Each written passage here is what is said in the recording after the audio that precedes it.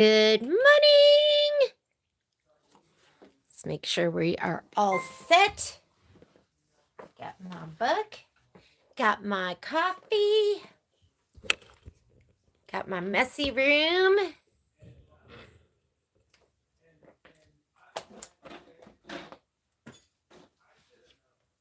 I'm just going to wait for some people to show up, and then we'll get started. My spatula. Hope everyone is doing well this morning. We are stitching out Kimberbell's Sippin On Sunshine. You guys wanted to get the borders. I was gonna say, you want to get the not fun stuff done first, which I totally get. So that's what we are doing. We are doing the not fun first, which for most people is the borders. I'm going to continue to try and clean up my room, which is a mess. Good morning. Okay, while you guys are getting ready, we have 4 more minutes. I did a little prep video, and I think I posted it last night. I'm sorry, nothing gets done really, really early just because I'm so busy. I'm flying by the seat of my pants, folks. But we're going to start with filler blocks. So if you are not prepped and you want to get prepped right now, you should have your 3 little bitty filler blocks, these 3. And then you should have these 3 4x4 filler blocks. Your batting that goes with it. I sent an email out with all this information. And then Graydon was over here last night. And I was like, Graydon, can you post this for me? So I had her put up, she showed me, and literally my brain will not remember. Like every time she shows me, it's multiple steps. If it was like 2 steps, I think I could figure it out. But it was like 5 steps. So after 2 steps, my brain shut off. It's like, I'm going to have you do it. So, we're going to do filler blocks. I'm using my 8x12 and I'm going to do 2 hoopings. Oh, you know what? Let me get this up on my computer. So if there's comments, I can actually see what you are saying. Live. Let me go to live.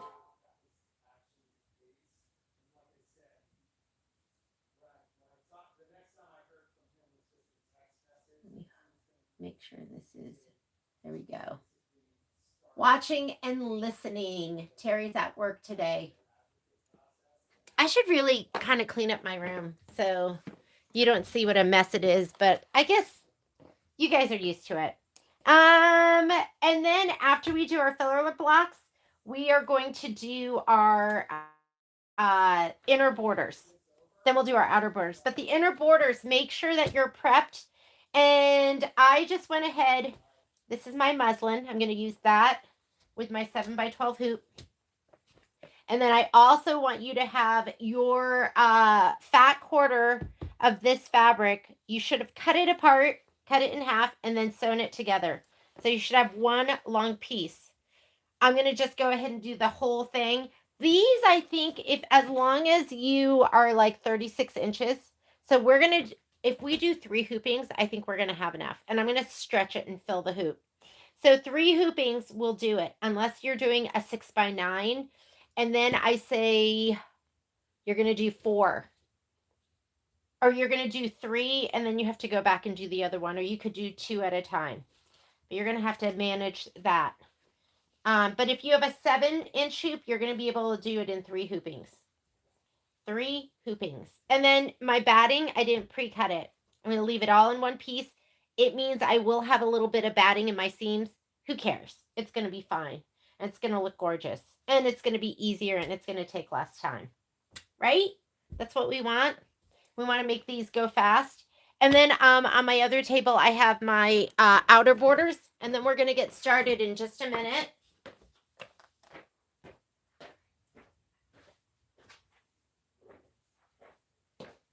Outer borders. It is a beautiful day here in Reno today. Patrick and I got up and went and walked the dogs this morning. So for your outer borders, your fabric came, it was 22, I think it was 22 and a half inches. What's 22 and a half inches? Is that like, I forget what that is. Anyways, 22 and a half inches, I cut it right in half. So I cut it, let's just say 11 inches. So two 11-inch strips. And then I went ahead and I sewed them together on the short end, just like I did with the, right here. I sewed it together on the short end.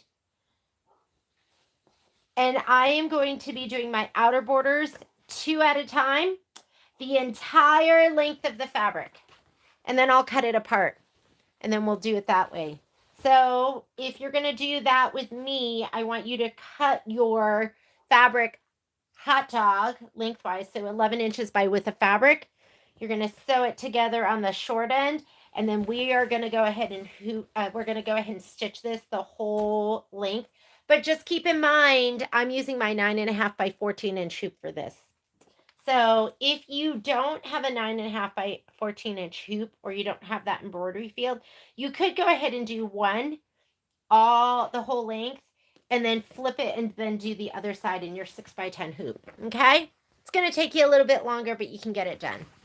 All right, I'm going to fold this up, put it to the side. It is time. Good morning. It took me all day to kind of get everything together for you. I did have a short break in the middle of the day and went and did Easter with good friends of ours. And then I came back and finished it up. So I'm going to put this to the side for right now because we're not going to be using that. And I kept my batting all in one piece. I actually cut it 10 inches. I put on the spreadsheet 11 inches to give you a little more room. But that'll give me, a little more than 1/4 of an inch on every side. And I'm going to put this to the side. And I'm going to put this here. And then when I can't find anything, remind me. That's where I put it. I'll be like, oh my God. When I'm filming, sometimes I'll get into a panic. Because I'm like, oh my God, they're watching and I don't know what I'm doing and I can't find my stuff. So filler blocks first. How is everyone? Anyone have any questions? I think a bunch of you are at work today. What is the name of fabric that came in 1/4 instead of 1/4 yard? That's 8261P. And I think it's like Doodle Floral or something like that. But if you look at your book, it's going to be right here, and it's going to be the one for your inner border. And it says 8261P. So that's the fabric that you're going to prep. Okay.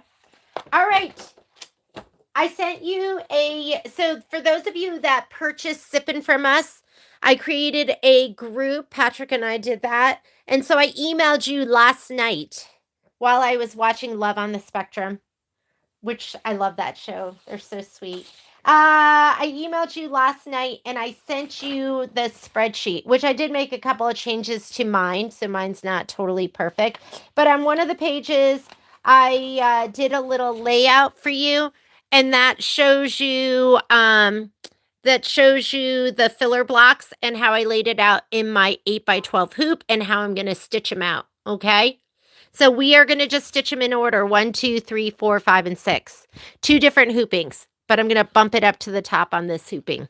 So I'm already hooped up. I found this old icky piece of muslin in my, I have a thing over there of muslin, in my scrap muslin, and we're going to use that. It has some stitching on it. I don't care. I'm just using it as my base. I'm hooped up and ready to go. If you're not hooped up, get hooped up. You're going to need, if you're going to do this, you could maybe squeeze it in a 7 by 12, but those pieces are going to be abutting. So you don't want that. You don't want it accidentally to get stitched down. You're going to have to manage it. And that's why I went to my 8 by 12 hoop. And I love this hoop. This used to be my favorite hoop until I got my 7 by 12 magnetic hoop. And I find I can fit most things in there. But my 8x12, that's what I used to use all the time. So let's go over to the machine. Let's load our design and let's get stitching. I anticipate that we'll be able to get through our filler blocks and our borders. I don't think we'll get to the, so on our agenda, I also asked you guys to be ready to stitch out the dimensional embellishments, because I want all this stuff done. So when we get to our stitching, all these are parts A of the flower one, the basket one, and section one, or that's actually just in section 2. I wanted to get it all done so we can just grab and go and we have those ready. We don't have to wait for anything to dry. Whatever we don't get done today is your homework for the next class. So let's go on in here. I am going to go, I brought everything in via design database transfer, so I'm going to go right here. And how are you doing? Are you good? What page is the filler blocks on? So if you look at your spreadsheet, and I don't even have this in order, filler blocks are all on page 72. And you know what's really handy too? If you go, when you print out your background quilting, this comes in your background quilting. This is your quilting design guide. So this is in there, and then this shows you each section with what design you need for which pattern. Okay, so I always print this out too. I will end up putting this into my book. I just printed it out the other night. So, but your spreadsheet should have everything on it. We are doing these filler blocks. And then it's going to also have the which pattern and what size that you have to do it in. So if we go to page 72, and not only did I do that for you, but I also did put the exact layout. But if you go to page 72, this one is filler block 1, filler block 2, 3, 4, 5, and 6. So they're all on page 72. So you can pick the right one. So you know what fabric to lay down. All right? I know. I had to get it done for Trish. Trish asked every day when it would be done. I was like, the night before. Okay, I'm going to go in here. That's where my designs are when I transfer them via design database transfer. Let me get you a little bit of a better view. Let's go ahead and we're going to load them in order. So you want outdoors 6. So outdoors 6 is going to be, I don't know why they call it outdoors 6, but it's the one with the little basket. So go ahead and load that one. The ones you're going to have, these are the ones that we're loading. This one is the outdoors one with the basket, and the cloud one is the weather. So let's load this one first. Go ahead and set it. Choose your hoop size. I'm doing 8x12. So I have 7x12 here. I've got more room, so you want to load that 8x12. Hopefully you have that hoop size. If you don't have it, you should get it. That's a good size to have. And I'm just going to, I always tell people, finger for general placement and then arrows for precision. So we'll go back and we'll place it precisely with the arrows.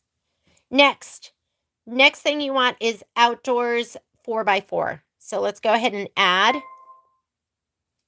We're going to go back here to the pocket. And you can always watch this later. This will be up later. And here's the 4x4.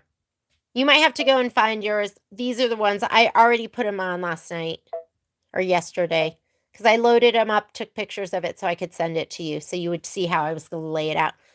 Finger for general placement. Arrows we'll use later on.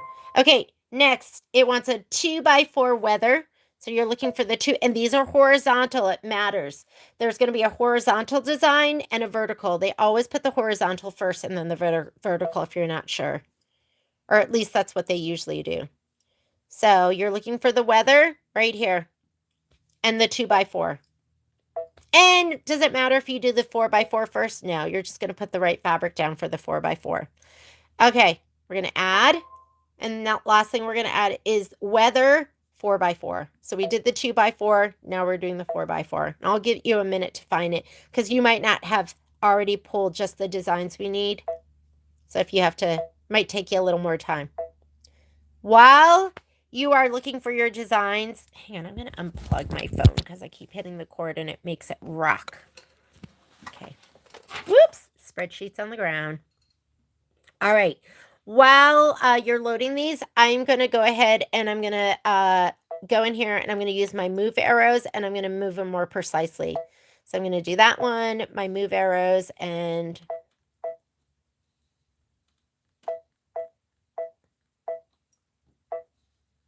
so I'm just going to make sure they're inside my box and just going to space them. Okay. Hope everyone had a wonderful Easter.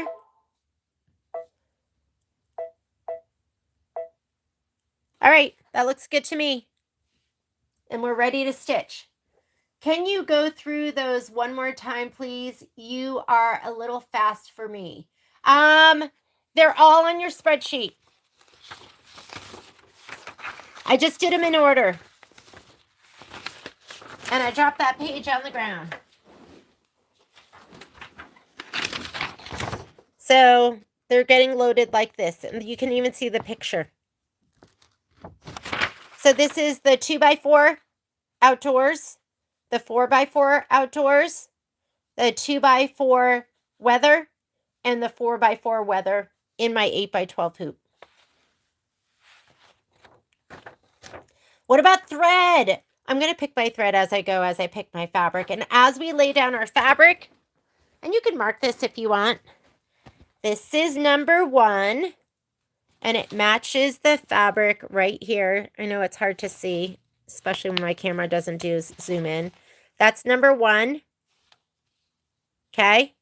Number 2 is, what is number 2? Okay, number 2 is this one. I'm just looking at my picture right here. Here's number 2. Number 3, that's easy because there's only these 2 left. So this is going to be 3 and 6. So 1, 2, 3. What's 4? 4. This is 4. Okay, these are going to be, and in order from left to right. 1, 2, 3, 4. All right, that's what we're going to be laying down. All right. Yeah. Why didn't you print it out? I mean, I sent it to you at like 10 o'clock. I know. Sorry. Some of you probably haven't even noticed that I sent it to you last night. All right.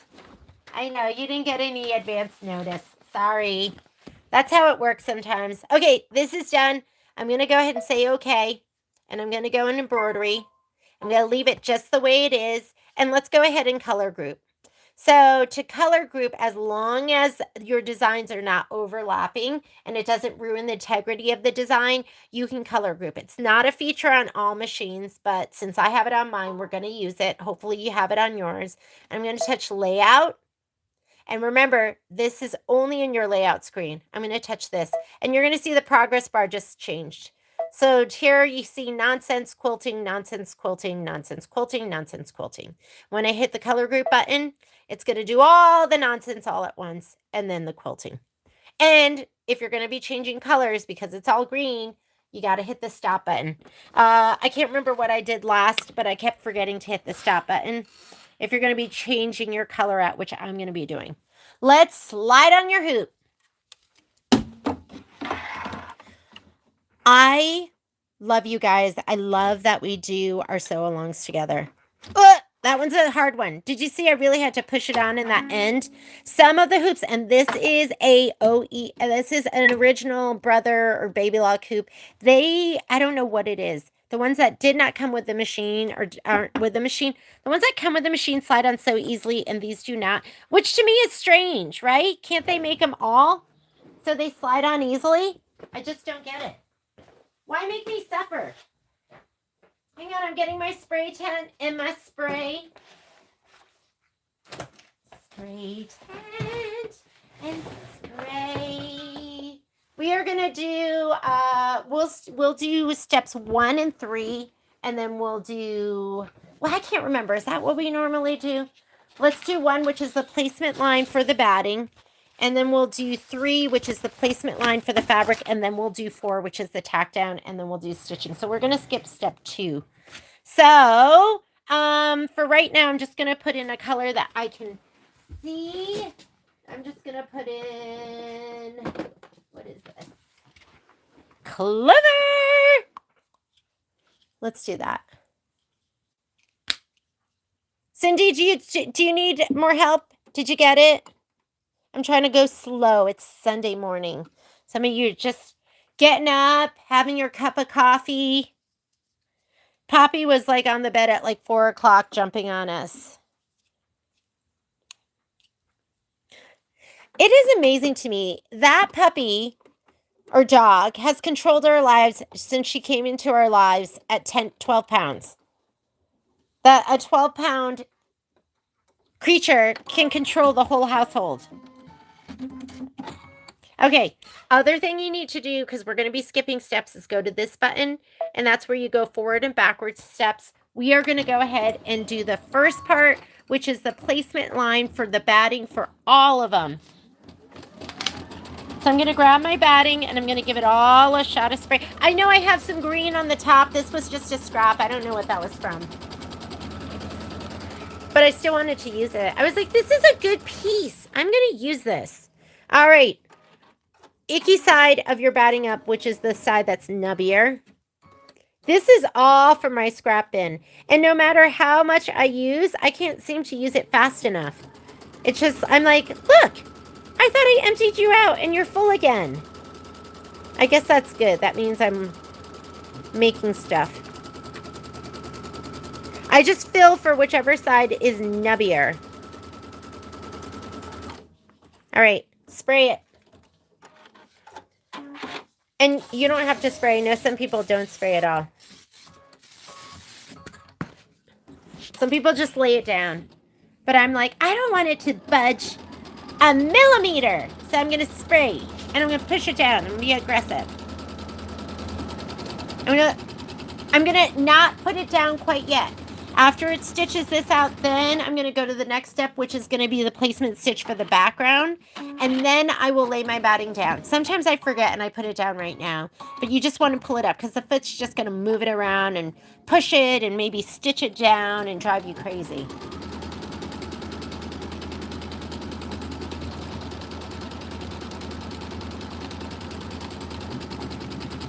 Don't worry. Just take your time. If you're a little bit behind Cindy, just stitch out these 4. And when I move on to the border, because I'm going to do the other 2, and you can get caught up and you can do like the other 2 later and do the border. So don't worry, you're fine. All right. I'm going to skip the next step. I know that looks weird, but this is from something else. You're just looking at these boxes right here. So I'm going to come over here. And I'm going to skip the next step. Remember, there's 4 of these here, so you're going to have to push it 4 times. The other thing you can do is you can touch right in the progress bar. So I'm going to touch in the very end, but I'm still in the gold. I'm going to go to the next step. Now I'm in the next set of placement lines. So this is the placement line for your background fabric, and I like to do this so I can make sure my fabric is outside of this line on all sides. The filler blocks, you cut them a little bit bigger. They're cut a little bit bigger now.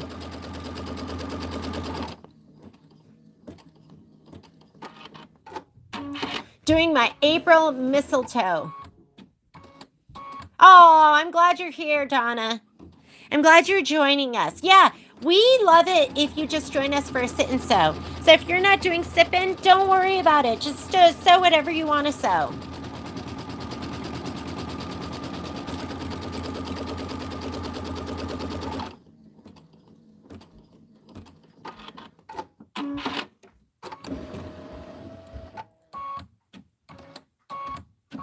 And then we'll hoop up. We'll do the other 2. That way our filler blocks are all done. There were only 6 filler blocks in this whole quilt. I am so excited to stitch this. As I was going through and creating this spreadsheet, I was like, oh, there's so many sweet parts of this. So I don't know. I always pick my favorite. I don't know. There's a lot of embellishments, so I think they're going to look really, really cute.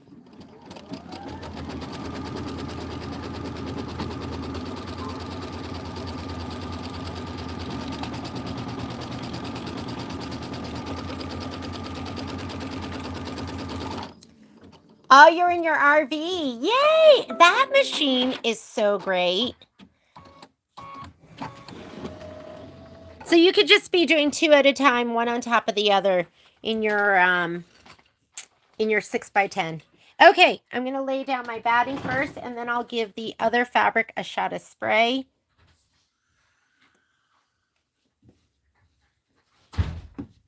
This is like super thin stuff. I don't know what this is. Maybe this is Kimberbell Project batting. I use whatever. It all comes out great.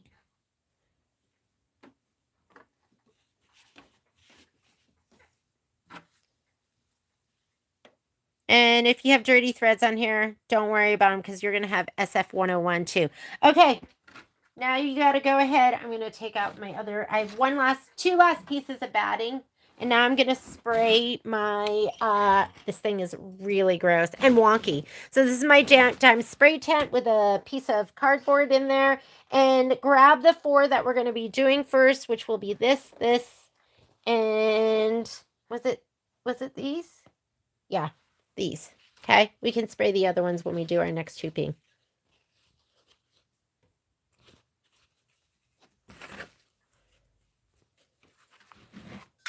And this is my KK100. I love this.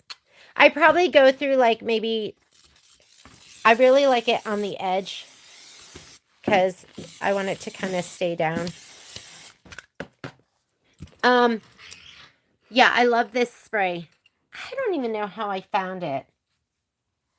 And you want to lay this. This is number 1. This one first. Just lay it down so you have about 1/4 of an inch all the way around. Number 2 is this one.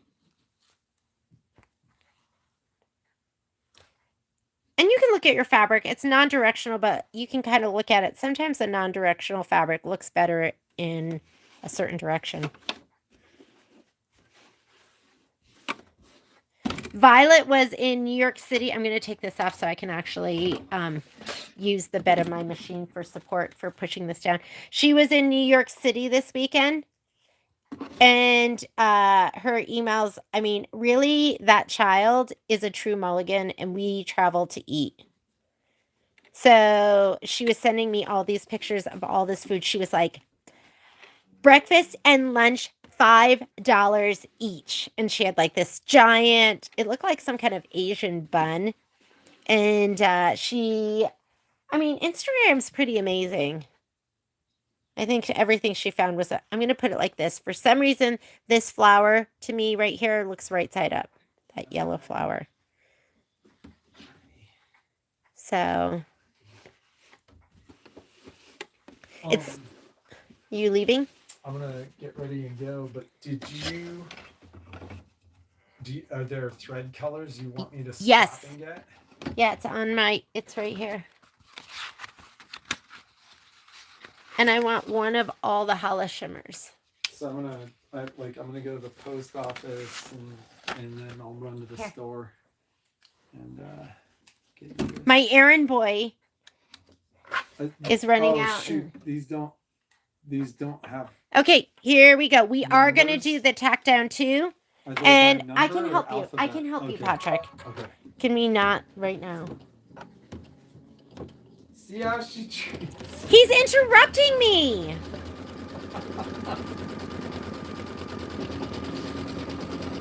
You guys are my focus right now. He's going on a bike ride and then he's going to run around the shop. So this is doing the tack down right now. Get your spatula set. We have them in stock. But these are the best. And I just want you to get in the habit of using them so you're not using your finger right near. Sometimes it's just too tempting. You're like, oh, I'm just going to grab that thread. And then needle through the finger. Patrick was making fun of me because I was making fun of him yesterday because he was talking to his friend. And he was like, I can't. Patrick, what were those 2 trails that you were riding that you were talking about yesterday? The Durker and the... There it is. There it is and the what? And the Ripper. So he was trying to meet his friend on the Dirtest and the Ripper. And so it's like, you'd be riding up the Dirtest and then down the Ripper, or down the Ripper and up the Dirtest. And so I started making fun of him. And then he started making fun of us. Like, so is. Like, that. Oh my God. Make sure you don't get your fingers under the needle now. Yeah, he was saying that. Make sure you don't get your fingers under the needle, because he listens to me and I'm like, don't put your finger under there. He was a jerk. And then he was making fun of me because I'm always like, don't sew your mat down. He wasn't making fun of you, actually. He was making fun of me. Okay, for this one, I'm going to put in my Aqua Hala Shimmer. You guys can pick whatever colors you want to put in.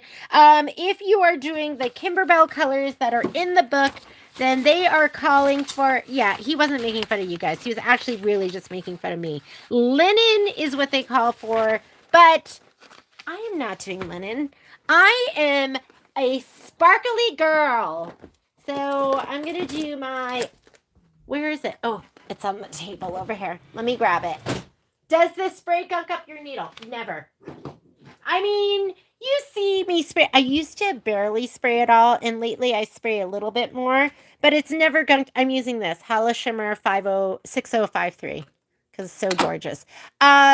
Now, I do often use Organ anti-glue needles. I don't even know what I have in here right now. I go between my anti-glue, my Organ anti-glue needle, and my 8012 Microtex needle. Those are my two favorite needles. And I use other needles too. I'll use like a top stitch needle, or I'll use a, I don't know. I use other needles, but those are the ones I like the best. This is really wrinkly here. I need to press that. Okay, I'm going to do this one first. The next color, I think I'm just going to put in my pinks.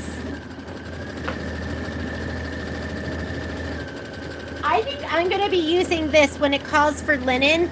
This is the light gold color 6008, and I love it because, oh, it's just a little bit of sparkle.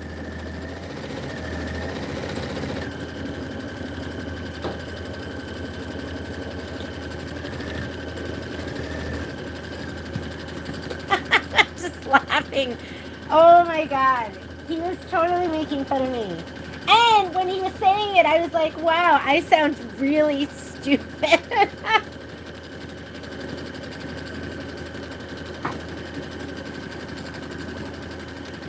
I was like, oh man, is that how I sound? Well, I just don't want you guys to, you know, get a needle through the finger. Whatever, don't pay attention to him.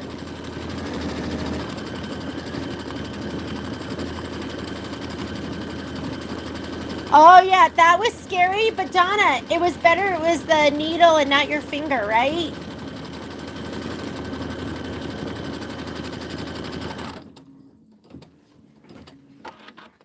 No, on Mondays I sent out an email, right? I think it said, did I mess it up? It said 10 a.m. Pacific Standard Time. Oop! Okay, see how I did that again? I don't want the pink, I don't want the, that here. Sorry, that was me talking and not paying attention. I'm gonna do, ooh, that looks so good. That looks so good. Sorry, I'm gonna pull these out really quickly. Did not want it over here. So this one calls for, if you are just doing the Kimberbell colors Tango, they want you to do this in Tango. This is where I need my rip and grip to grab that. I think for the most part, there might be one day that I have like a doctor's appointment or something, but we'll be at 10 o'clock, 10 a.m. Okay, we're just going to leave that. I'm going to put this in next. I think that's going to be gorge. 6033.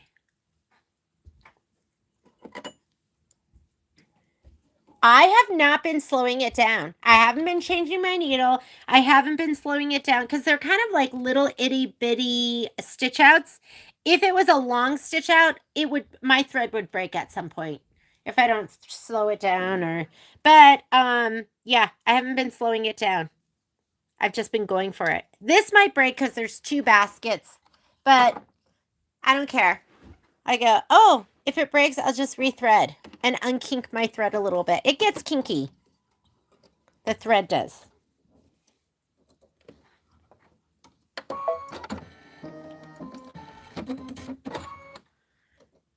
Oh, you've got to have a good threader. For me, like, I really don't feel like I need all the bells and whistles, but I got to have a good threader. And, oops, did you see that too? I didn't go back. I got to have a great threader, not a good threader, a great threader. And I need to go back to the beginning of that. There, we'll just take that out. To go to the beginning of that, I'm just going to go and hit this. There. And now we're back to the beginning. Great threader, and I need a cut button. I got to have a cut button.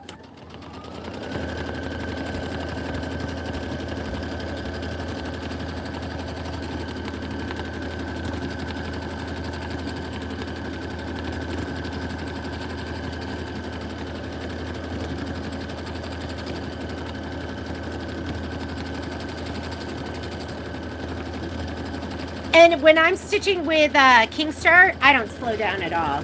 Kingstar is the best metallic thread. It's the best.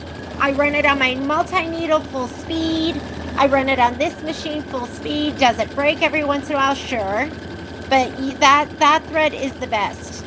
Hollis Shimmer, I'm just in love with because the shimmer and shine, and it's got glitter in it. So it makes it just a little more special.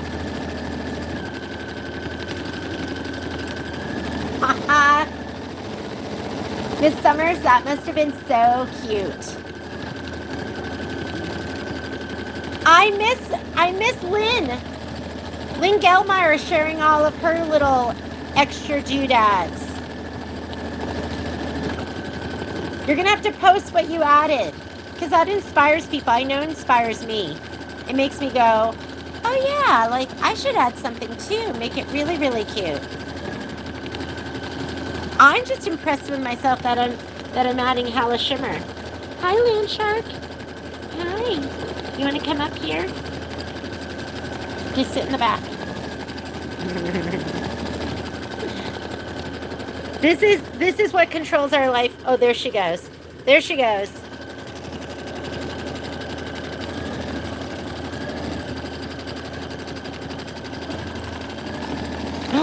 Oh my God, that looks so cute.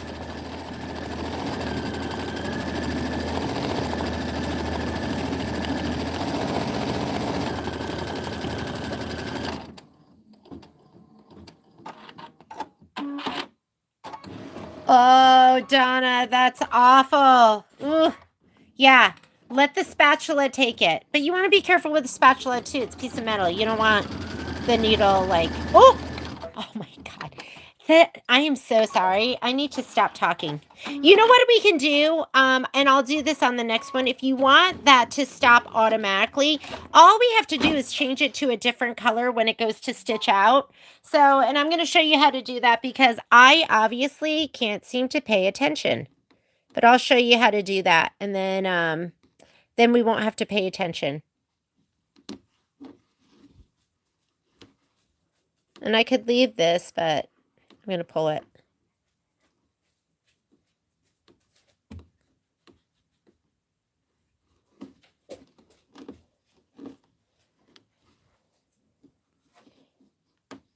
That'll probably be in the seam. Sorry.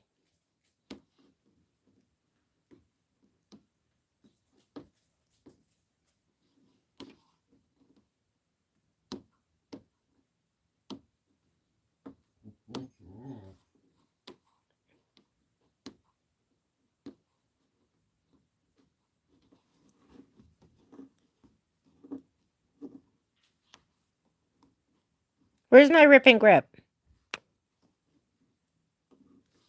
I'd have to get up to get it, so. Okay, that's good enough. I'm going to go ahead and put in, what should we use? Should I do that? Should I do my greens? Should I do my bright gold? Ooh, I'm going to go bright gold. Okay, here we go. And put my bright gold in for this. Aha, Tina. The bottom fabric is the only one that is actually in the hoop. Yes. Hi, Mita. We are doing everything is floated on top. For the most part, when we're doing this, we're floating it all. Yeah, I keep forgetting to change out my thread. Do you have a question, Patrick? I have been in the habit of misplacing my keys, which is making me so mad. That is so not you. I know. Okay, I'm going to hold this when I slide it on. You don't want to just push it on, especially for these where it kind of scoots a little bit. And remember, I want to go to the very beginning of this because I did start stitching it. That's going to go to the beginning of this one. I just put my gold in. We'll see how it looks. Hopefully it's super shimmery and glimmery. I was hoping it would look kind of yellow.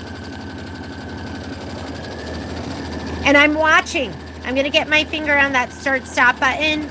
But when we load the next two, I'm going to show you how to just change it really quickly so you don't have to pay attention. Oh, these clouds are cute.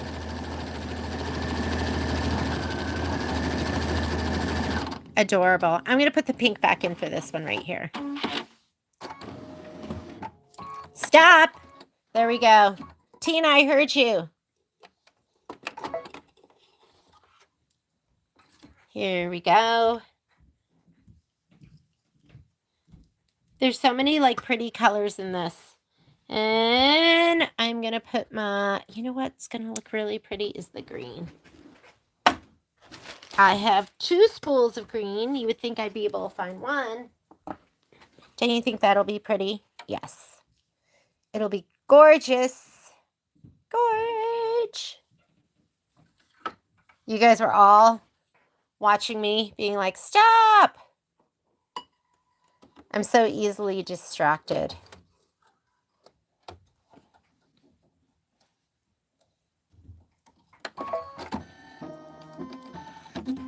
And the green will be really pretty.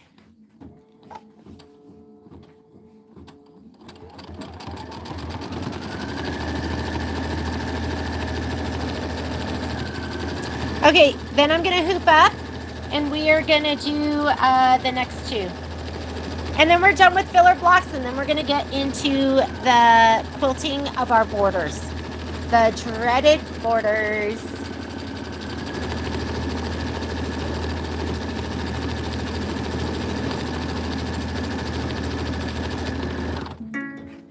And it broke. That's okay. Don't worry. Just rethread. Go back. How do you go back? That's why I like this on my screen. I leave it here and now I can go back 10. And I'm going to look and see if that is enough. It's maybe enough, but I'm going to go back another 3. You just want your stitches to be overlapping so they don't come undone.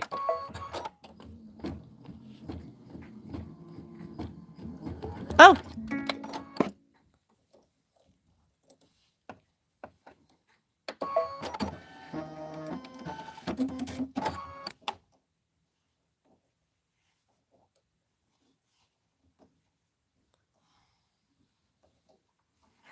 Is that my loop?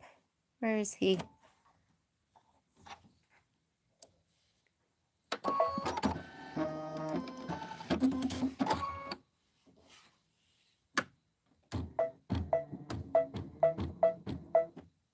There we go.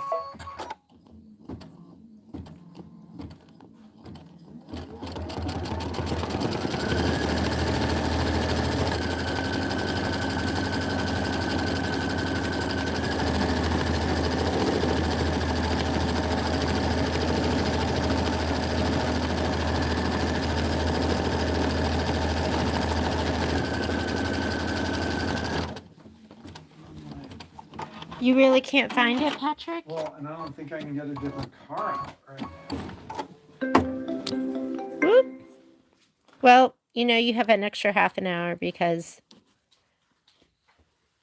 that's when you'll actually start. Okay, we are done. Let's go ahead and we're going to hoop up and do the next ones. I'm That last color I did. beside myself. Terry, do you like all those? Is that because you enjoy all the stitch removing? You're very sweet. All right, here we go. Let's hoop up again. Because it's real stitching. This is what happens when you guys are stitching too. You're like, oh, I forgot the color change. All right, here we go. Whoop. I am going to hoop up again. And I'm just going to pop this out. We'll go ahead and press this out later. I grabbed all my 12-inch.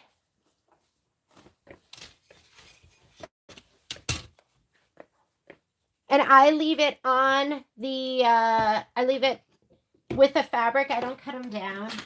I cut them down as I go. I'll grab a couple of clips. And I'm going to roll it up from one end. Just like it was a roll of stabilizer. When I do my stabilizer, I leave it on the roll too if I can. It's a little cumbersome. But like there's so much waste if you're just hooping right in the middle. If you're using a hoop like the 8x12, there's so much waste on the top and the bottom. And like, I just don't like wasting.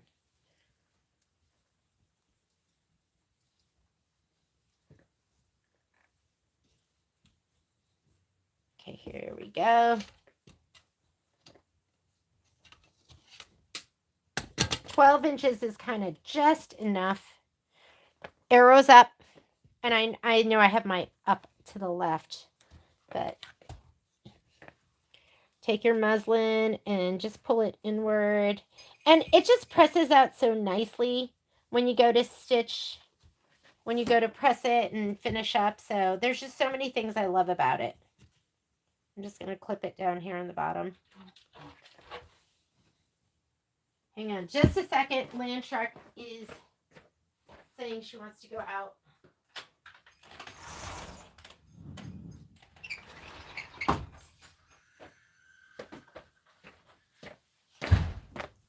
Okay, let's slide our hoop on, and then we're going to do the next two.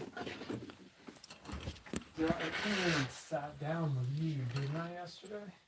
When's the last time you saw him? Last night? I mean, I drove home with him last night. I would help you look right now, but I can't. Okay, I'm going to go ahead and say okay. Patrick can't find his keys. We are doing 5 and 6. So there's a 4x4 horizontal and a 2x4 horizontal. Both of them are outdoors, so that's the one with the baskets. And it'll look like this right here.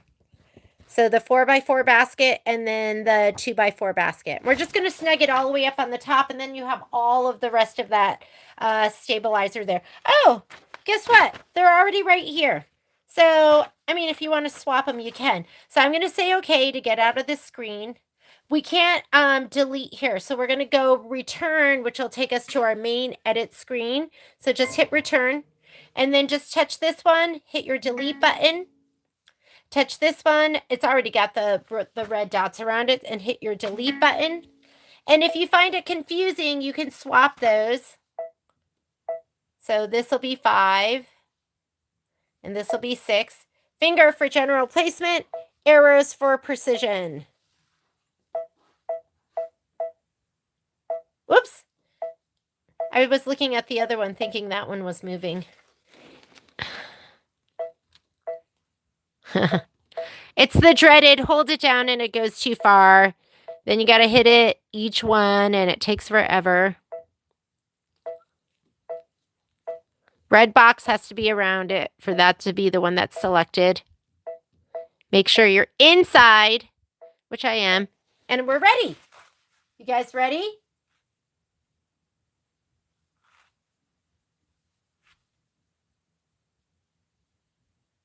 Oh, good. Yeah, I like to, you know what? That's why I did that prep video for you yesterday. I was like, I mean, I didn't show you sewing it together, but I just wanted, there's so many times I've watched videos or things I want to learn where there's like one thing that's left out. And I'm like, oh, that's the thing I'm not sure about.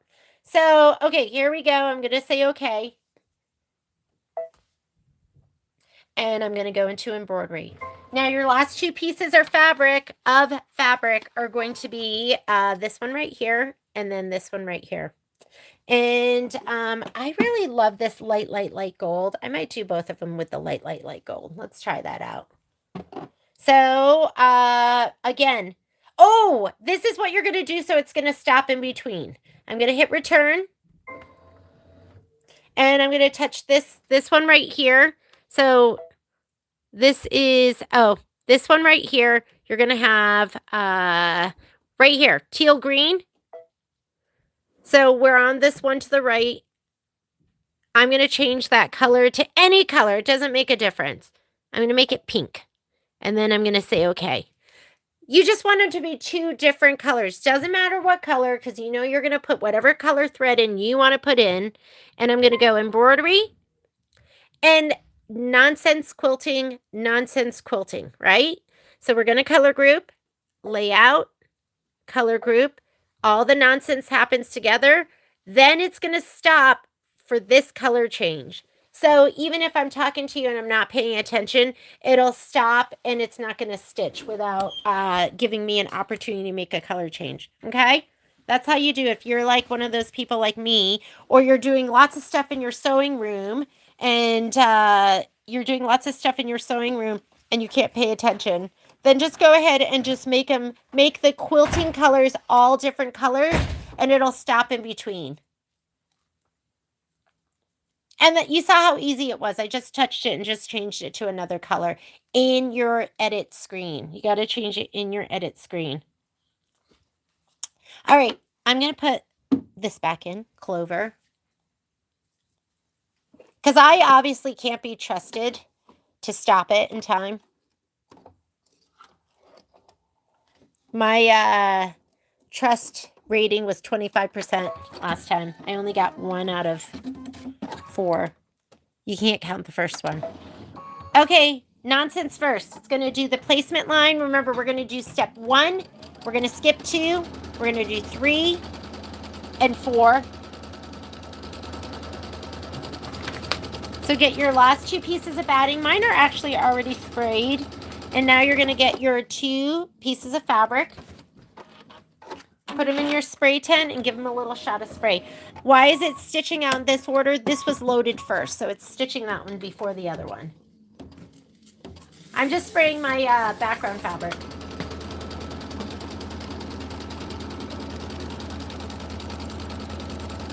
We sell the muslin in the store. This is muslin that I get from E.E. Shank, and I love it. And we sell it in white and the natural. I want you to skip the next step. And if there's something you want me to show you and you know I have time, I'll show it to you. You can always write it in the comments. So I'm going to go back here and I'm going to skip these 2 steps. There's only 2 of them, so I'm just going to hit this button to fast forward. That's 1. That's 2. Those were both tack downs for the batting. And we don't need that because we cut our batting to size.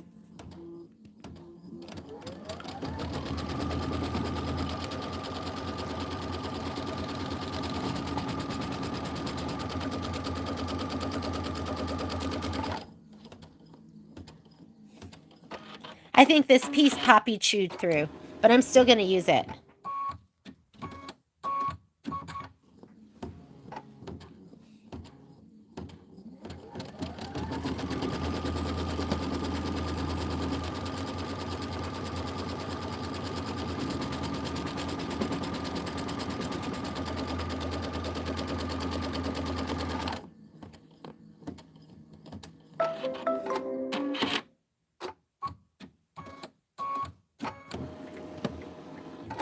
All right, so I'm going to put this piece down first.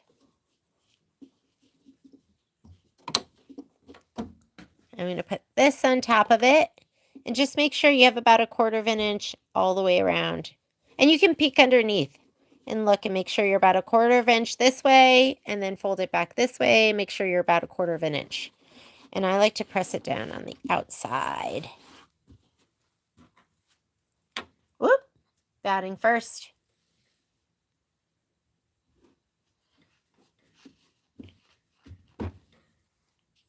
Adding first and then background fabric.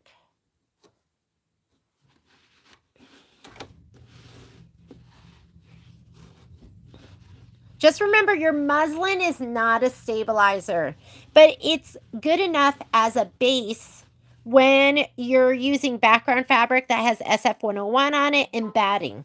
So that's when it's like, it's good enough. Okay. All right. It wants to do the tack down. I'm going to leave in my, clover thread, and I'm just going to make sure that the edges stay down.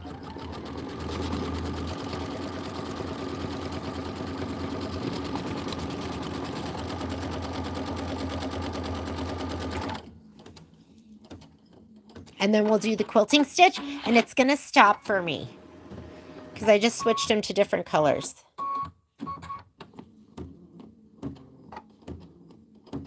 Mita, did you get prepped? You ready to go? And don't forget, I want you guys to do all the embellishments before we get together next week. Meaning the dragonfly wings, the 2 sets of dragonfly wings, I want you to have those done. I'm going to do the light gold this time. And you can just use the regular colors. If you want to use the colors that it calls for, I did put that in the spreadsheet. So right now for 5, it wants you to use mercury. That's interesting. And then for 6, it wants you to use clover. Mercury is like, it's like almost like a bluish gray. So I'm going to go ahead and I'm going to put in this Hala Shimmer. No, I'm going to use this. Let me put in my light gold. I was thinking I was going to use my light gold for all of the, where it calls for linen. It's just so pretty. It's like the lightest gold. Sorry if my camera's rocking a little bit. It's a filming arm, but it kind of is suspended. But if I touch it, it starts to get a little rock. Okay. Here we go. It's going to stitch out the basket.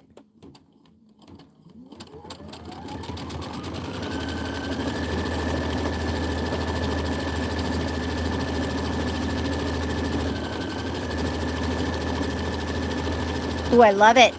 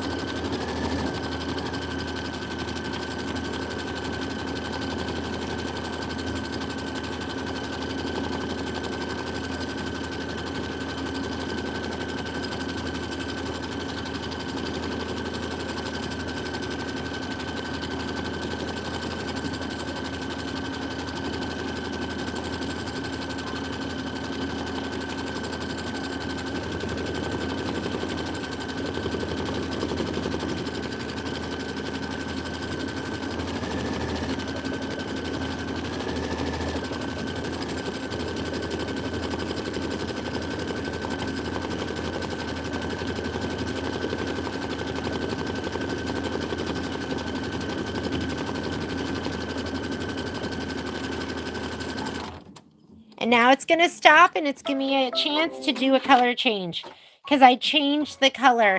I changed it so it's 2 different colors. So, like I said, if you feel like you're going to get distracted and you're not going to be able to stop it in time, just do a quick little color change. That is so cute. I love it. I'm going to put the green back in for this. This is color 6032.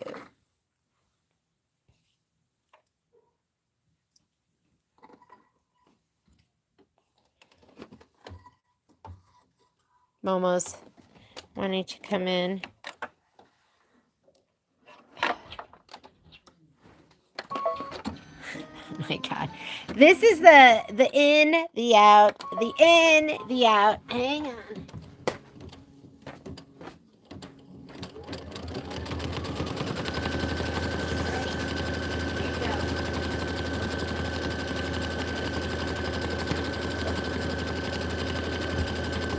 Love it. I love it.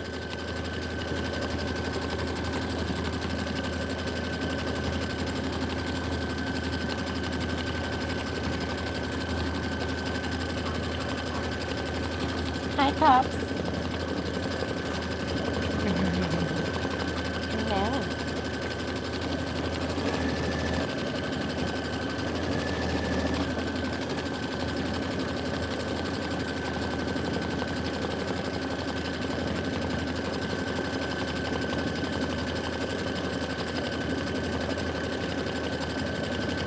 Sometimes I feel like I know nothing about computers, but I think it was Terry Whitmer that told me that you can watch YouTube videos and you can go into the settings and you can choose your speed, which I love. I absolutely love that.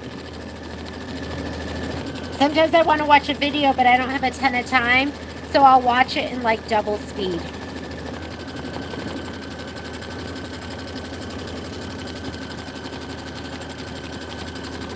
Thread's doing great. Got one more basket to stitch. Hi, Miss Rebecca.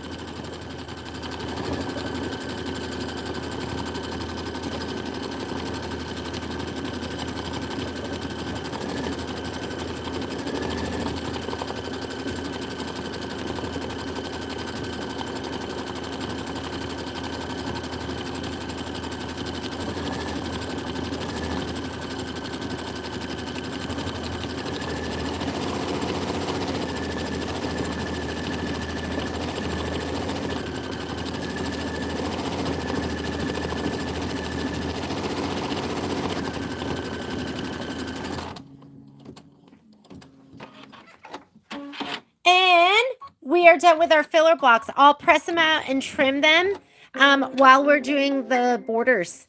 Isn't that cute? Love it. So there we go. There's our filler blocks. All right. We are going to do our inner borders first. So let's go ahead and let's hoop up for that. This is where I show you my skills of losing stuff and making a mess. Those are my biggest two skills in life. So sad. Too bad I couldn't have been an Adele or something like that. That might have been more fun.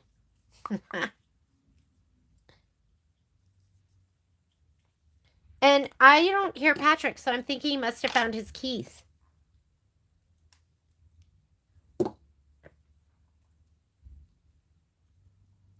All right, I'm going to be using my 7x12 magnetic hoop. And I love, love, love this hoop. They're pricey. So we will have a brother sale this year. And when we do the brother sale, what we do is we give you 20% off.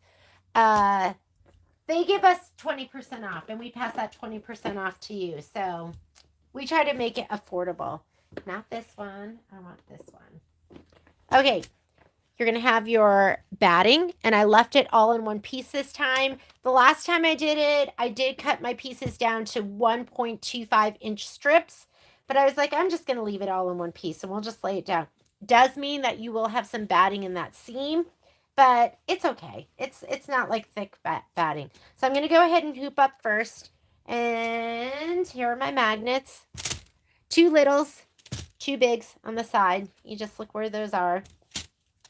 You could use any 7-inch or wider hoop. You could do all 4 in as you go. And then if you don't have that, you can do 3. If you do 3, I think you could do the whole thing, do the whole length, and then maybe cut off the length on 3 of them and then sew them together, which means you'll have some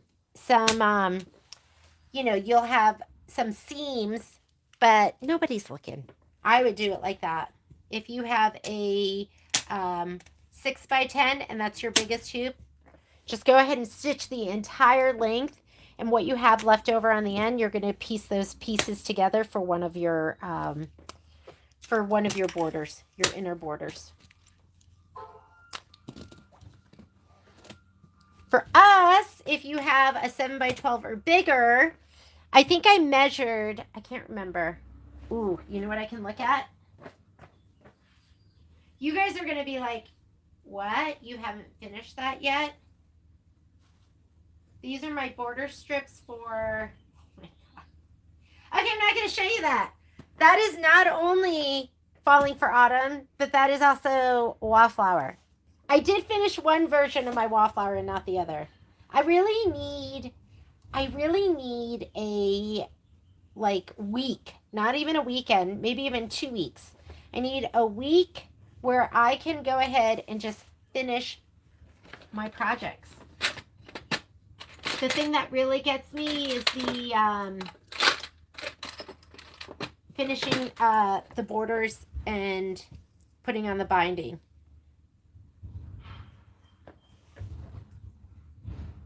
All right.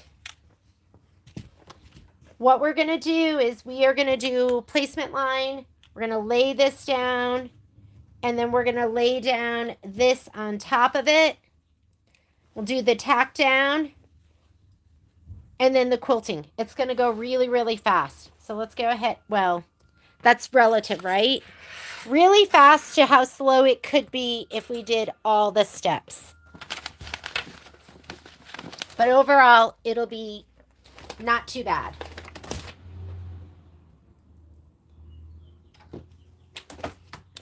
Okay, I'm going to slide my hoop on.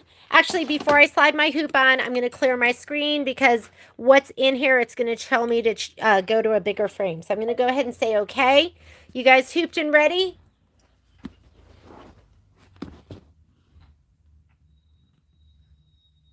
Can do that. Okay. Whoops. Sorry. We're going to go home. Home will clear the screen.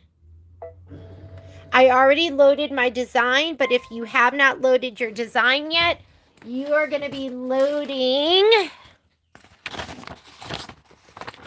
borders, inner borders. Where are we? Section 2.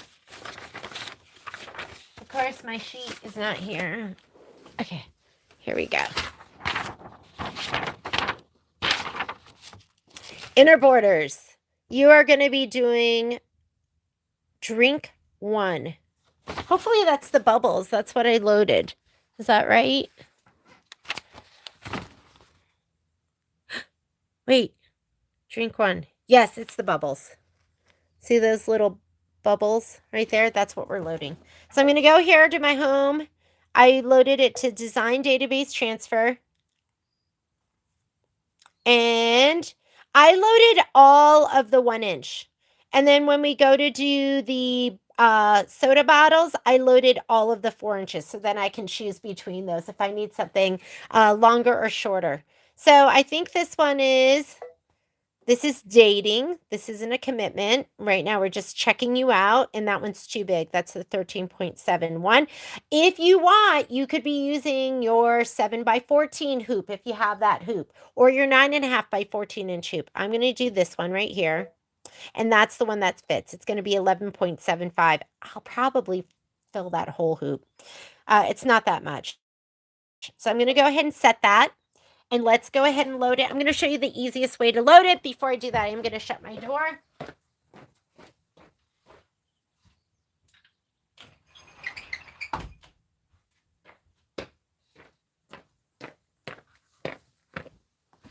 Okay. Load the first one. Go to your edit button. Go to your move keys. And just use your left arrow and move it over. Make sure you have the right hoop selected. I don't think I changed my hoop selection to my 7x12. So let's go here to go to the settings button. And I'm still on 8x12. So let me go ahead and change that to 7x12. Okay. You want the right outline. If I had done it to the 8x12, it would have been outside my embroidery field and I would have been confused. Okay. Finger for general placement, arrows for precision. I'm going to get it all the way over because it's going to be a snug fit. You can, by all means, use your 8x12. That would be a great hoop to use. I think I'm right on that line. All right, next thing you're going to do, I'm going to say okay to get out of this screen. We're going to make a copy. That's the easiest way. Instead of hitting add, finding it, doing all of that, just make a copy. It's always going to bring it in a little bit down and a little bit to the right. I want that centered though. So I'm going to go to my move keys. I'm going to hit the center button. Oh, and I didn't make it any bigger. We'll just leave it. It's fine. 11.75 is really close. And I'm going to scoot it over. Let's talk about your background screen. I prefer a white screen with the red mark to mark the center. But if you want, and sometimes times like this where I am really kind of paying attention to the spacing, I might go to my settings button and I might go to my grids, and these are your choices. I almost always leave it here because I feel like it looks busy when I have all the grid marks. You might like it where it has quadrants. You might like it where it doesn't even have the red centering mark, or you might use the 1 inch or 3/8 inch. I'm going to choose the 1 inch for this, just so I can pay attention to my spacing and make sure it's nice and even. All right, I'm going to say okay to get out of that screen. And now I'm going to make another copy. I'm going to go to the move keys. I'm going to center it. And then I'm going to scoot it to the right. So now I know everything is equally spaced up and down.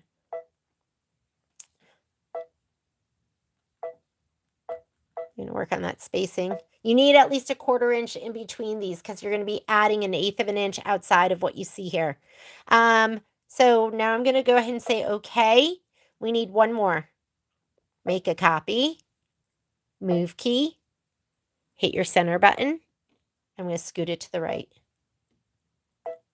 Okay, and then I'll work on my spacing. But if that's too many lines for you, go ahead and just change it back.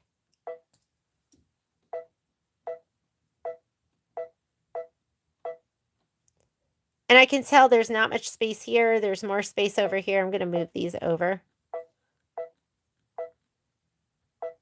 And that looks pretty even to me when I look at my spacing. And I could zoom in and really look at it, but that looks pretty even.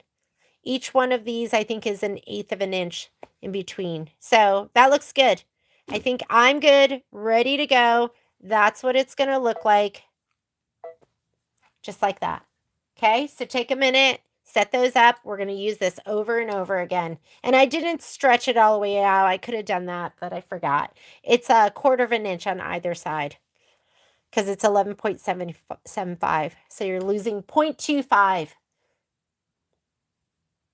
And now we're ready. I did put something in my notes because I forget.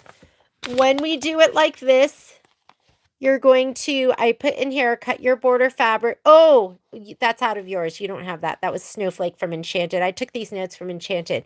So you're going to do 9 inches by width of fabric, and your muslin's 11 inches. If you're using the 8x12, you're going to use the 12-inch muslin. And we're going to load the design, which we just did. We loaded the 1 by 12 inches, which is really the 1 by 11.75.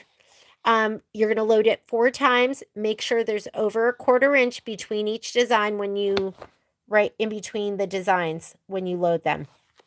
And then I wrote in here, I'm going to stretch my design to fill my hoop from top to bottom. I didn't do that. I forgot. If you do that, you want to do it with the very first one before you start making copies. Or do the placement stitch for the batting. Lay down your batting strips.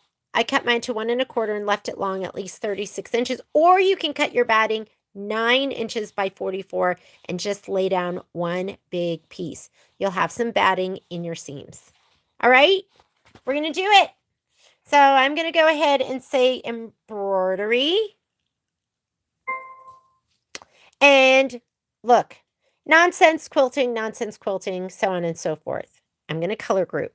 So I'm going to go layout, and we're doing the same color quilting in all of these. So don't worry about changing that. There's my color group button, and we're ready to go. Let's go ahead and put the hoop on. That one slides on so nicely. And the first thing it wants to do is it wants to do the placement stitch for the batting. Quite honestly, if we do the placement stitch for the leftmost batting strip and the rightmost, we're good, because then you know where to lay down your batting. Should I show you how to just do that and then skip ahead? Hang on, putting away my thread. It is asking for tango thread for this, so a color that just kind of blends in. I think I'll do my pink Hala shimmer. So, let me grab a thread color. If you want, you can do this. It'll blend in perfectly. It's going to be Bubbles. It's fizzy drink bubbles. Actually, I'm not going to do this because it's going to do the tack down, and I want to see that for when we trim. Pick a color that's going to contrast. I'll go Buttercup. Contrasting color. Is anyone stitching with me? Who's stitching?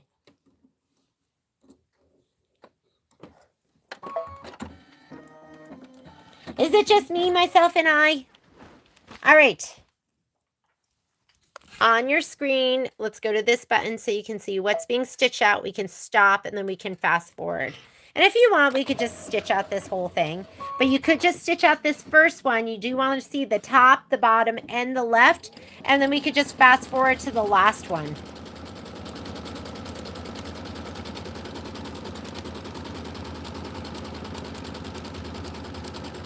Ah, you started with the blocks? Hi, Miss Virginia. The blocks are the fun part, right? We're getting this out of the way. Not that this isn't fun. Oh my God, I'm having so much fun. Ha ha. Just tell yourselves you love it.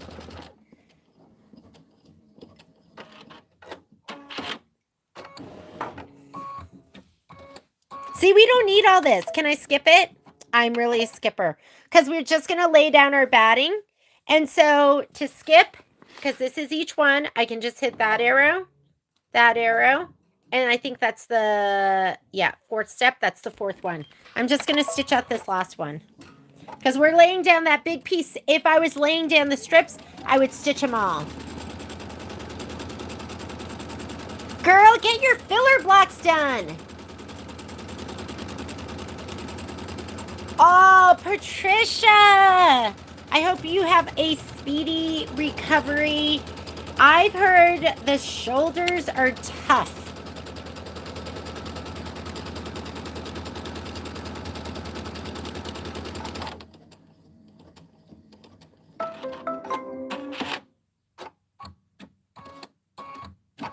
Susan, you're gonna have to post a picture of that quilt.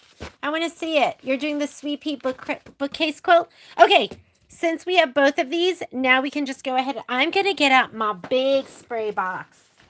I have a spray box. It's a snap hoop box, but this is what I use when I'm like, I need more space to spray.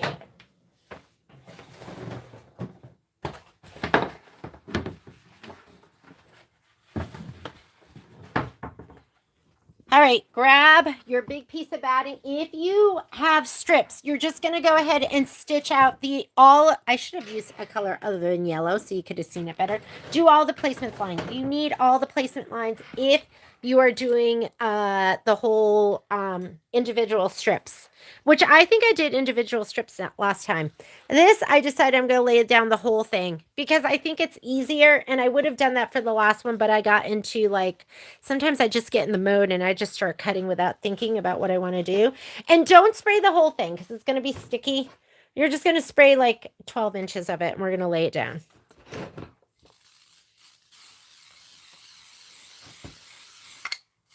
Okay, we're ready.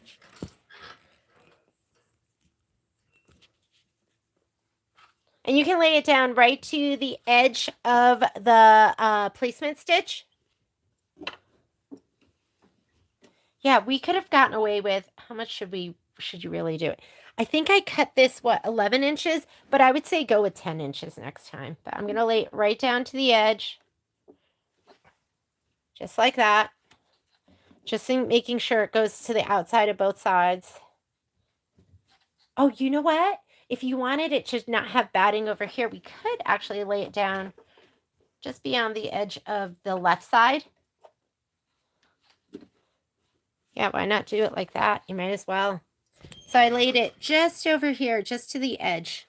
Okay, a little bit, I'm like 1/8 of an inch over that edge. Okay, just like that.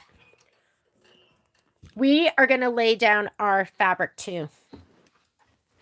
We're going to lay down our fabric and we're going to do the tack down. So I'm going to go ahead and give this a shot of spray. This, you want it to be just, I do have my selvage up here. Beyond the selvage, I'm going to lay it down like that much above the edge. So you're going to go a little bit beyond the edge, okay? Maybe the edge, the fabric up here, not including the selvage. So I'm going to go ahead and give this a little shot of spray. And then we'll do our tack down in the quilting stitch. Done. Yes, it is going to be that easy.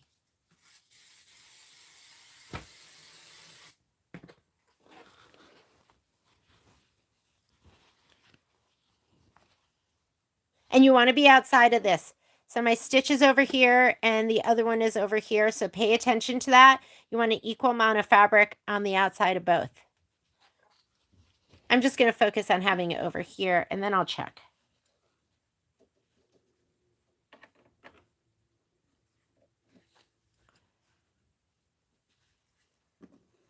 Right there. So there's my placement line. I'm outside of that.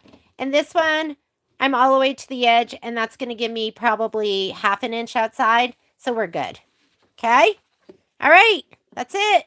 We're going to lay it down. You could center this top one if you want. You could center them both. Centering them both will make it easier. All right. I'm going to do my tack down. You guys lay down. Just center them both. Center your batting and then center your background fabric. That'll make it easier. Don't do what I just did. I'm confusing you. All right. We're skipping this. That is the tack down for the batting because we're not going to trim anything. We're just going to have a little bit of batting in the seam allowance. I'm totally good with that. If you feel like you do want to trim, I would pre-cut the strips. And then this is going to be the placement stitch for your background fabric. We don't need that either. And then we're going to do the yellow, which is going to be the tack down. Okay. I'm still in the blue. I need to get to the yellow. So I'm going to fast forward by hitting the button here. Still blue. There. Now we have the yellow. Okay. You're going to do all of the tack downs. You need these. And then we'll do the quilting stitch. Get your spatula so you're not tempted to reach in there. Where's mine?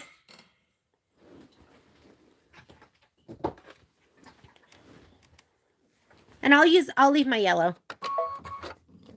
You're going to be trimming 1/8 of an inch outside of this tack down.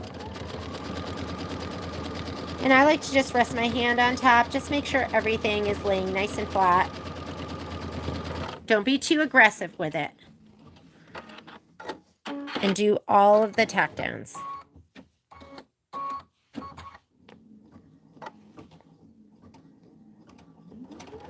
I like to tickle my fabric.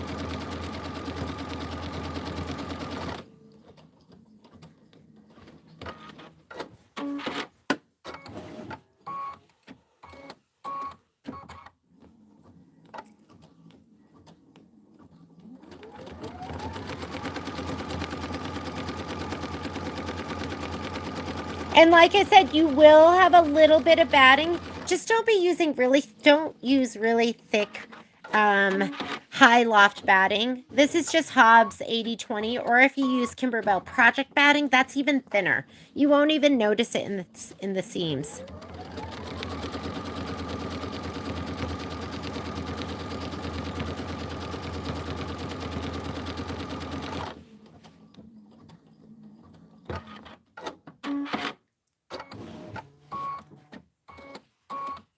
What's the wonky house, Trish? And we're going to do 3 hoopings and we'll be done with these. Not bad, right? Not bad for the dreaded inner borders. The hardest part's going to be the rehooping, and that's not a big deal.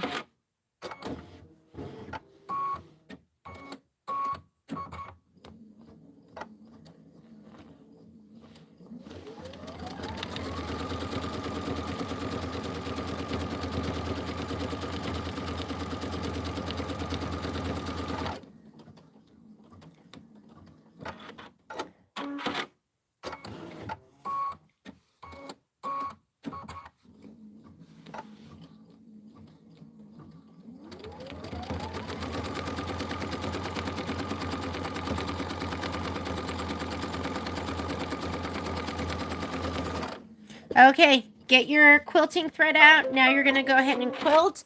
It calls for Tango. That's the color it calls for. I'm going to go ahead and do, oh my God, that yellow looks so good on there. I feel like my pink might be too pink. My pink's pretty pink. I think I'm just going to use the Tango for this. So I'm going to go ahead and put in the Tango.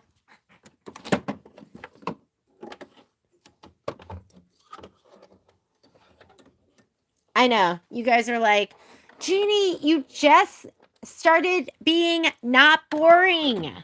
Why Tango? I know. I'm just going to put it in. Because I feel like my pink is too pink, and then I go, should I do gold? Should I do a wild and crazy color? I'm just going to go Tango. And that's, it's going to be 4 minutes of quilting. It's 1 minute for each one. And then we're going to rehoop. Gloria's using Kingstar. Which Kingstar are you using, Gloria?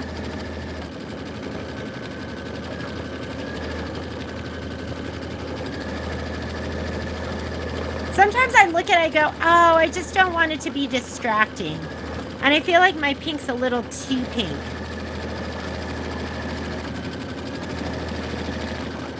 We are going to line it up with the placement lines. We're going to go ahead and we'll do all of the placement lines. And we're going to be using our trimmer by George.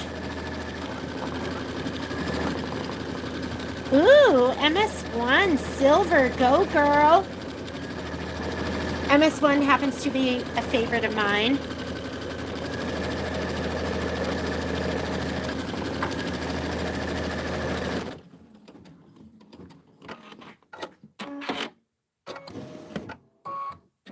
So pretty. So pretty.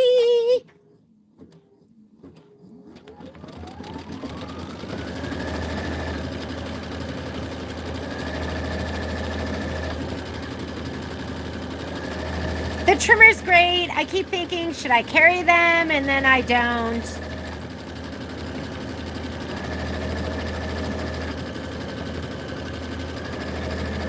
So yeah, you can buy the trimmers directly from Hoop Sisters.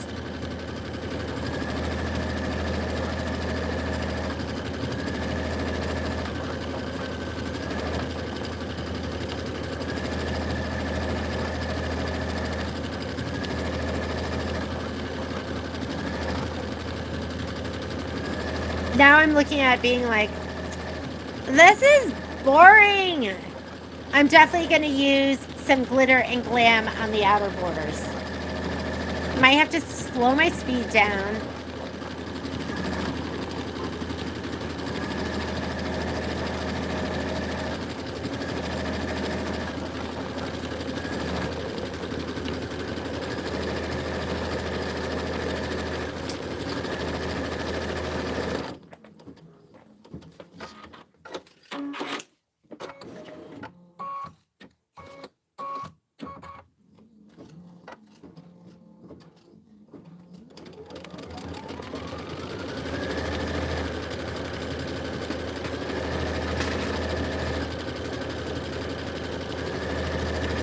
I should be pressing and trimming my, I should be pressing and trimming. Oh my goodness, I have not finished my, my wallflower co. I did, that's a lie, I did one version, but I haven't finished the official one. And then, over here I have, we could just go, it would take a while, but we could just go through and look at all of my unfinished stuff. It would probably give you anxiety. You'd be like, I can't believe she has all of that and she hasn't finished it yet. That's why I like to take it and put it in a drawer. A drawer that I don't look in. And I forget all about it. And then sometimes I open it and I go, oh my God, I forgot all about this. And then I shut the drawer again.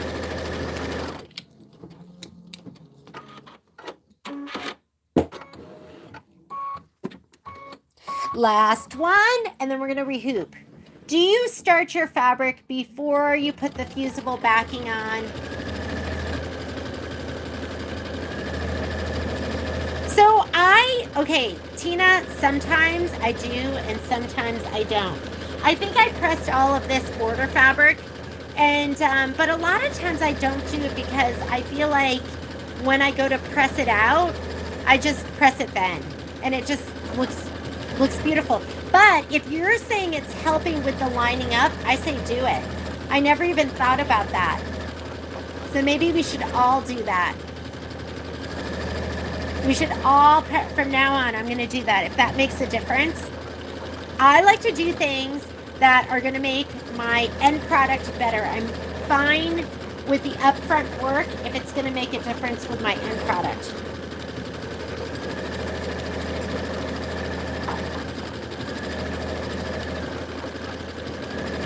I store mine at the store, and that's where I hang it all. Where do you guys store your stuff? We have crates that are organized, that are like labeled by the holiday. So cute. Look at the bubbles. Is that adorable? Oh my God, I love it. I love it. And we are done with one hooping. Let's come on over here. I'm going to trim it up. Let's hope the camera doesn't fall. Trimmer by George, where are you? There you are. Oh my God. My manservant this morning was like, oh, you don't like your coffee? I'll never make you coffee again. I drink my coffee all day. And I was like, so Tammy, are you on here? Tammy H. Tammy sent me this like coffee. I haven't called you yet. I'm so sorry. But I was like, I was like, have you prepared my new coffee mug to Patrick? I just like to talk to him like that just to get him all riled up. I was like, have you washed it yet and prepared it for me? He was like, no, because I have to program it. And like, so anyways,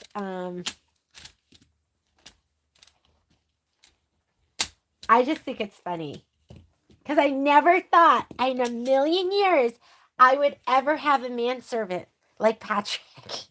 But he was born that way. He's a giver. All right, here we go. Here we go. I'm going to move my matty mats. I always work on 2 mats because I press onto my, the steam goes through. So you never want to just put 1 mat down. It'll go right through. It'll warp your mat.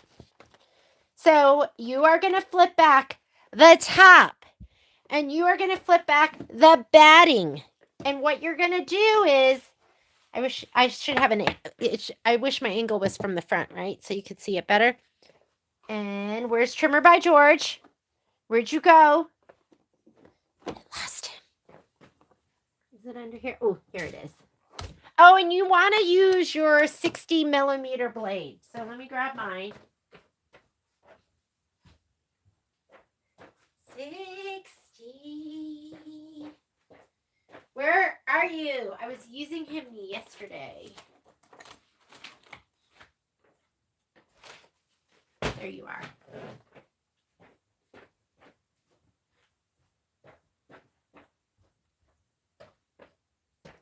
I wonder if you could do your 45. But see, here's this lip here. So it has to go above that.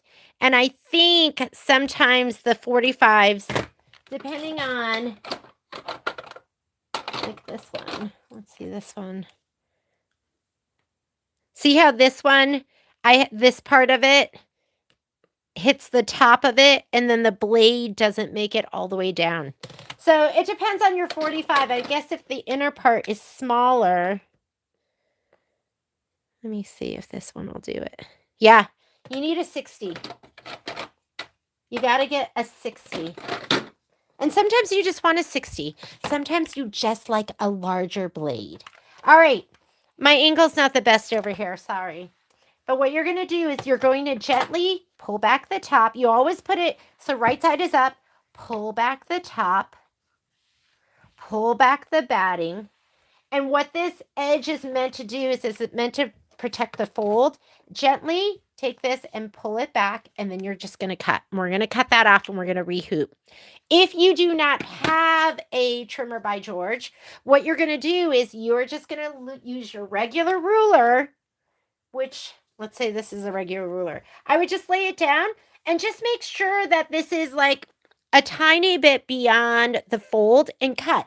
Don't be fold greedy. Don't be so greedy that you have to get right to the fold. If you leave 1/8 of an inch or you leave 1/4 of an inch, that's fine. Trimmer by George is just going to protect that fold.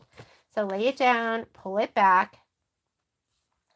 I have still cut the fold because I'm so aggressive, because I'm pulling this back so hard that the fold goes under. All right, and then you're just going to cut.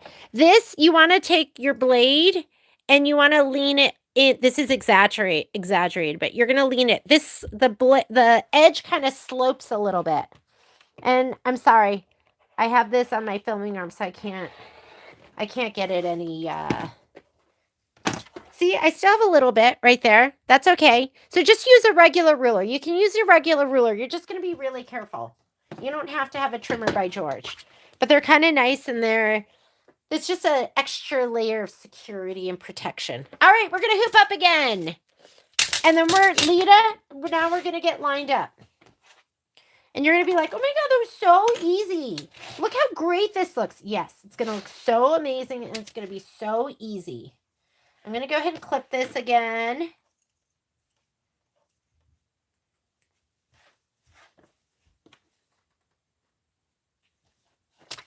Here we go. Let me get my magnets. 2 littles on the top, 2 littles on the bottom.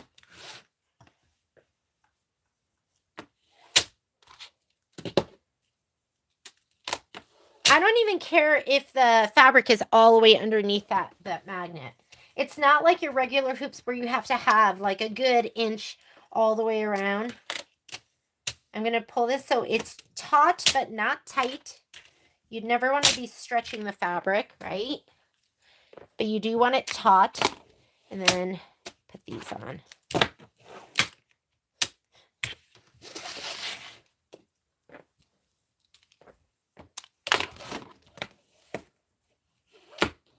Oop, where are the magnets? There they are. Whoop. Okay. Okay, next set. Let's go ahead and put this onto the machine. What we're going to do, and I'll do my stitch in a color we can see better. Let's do this pink. We are going to do the placement for the whole thing. And then we're going to go ahead and we're going to lay this down. And you are just going to lay it down like this. And you're going to peek underneath. And you're going to make sure the lines here line up with the lines here. And then we're going to fold it down. Okay.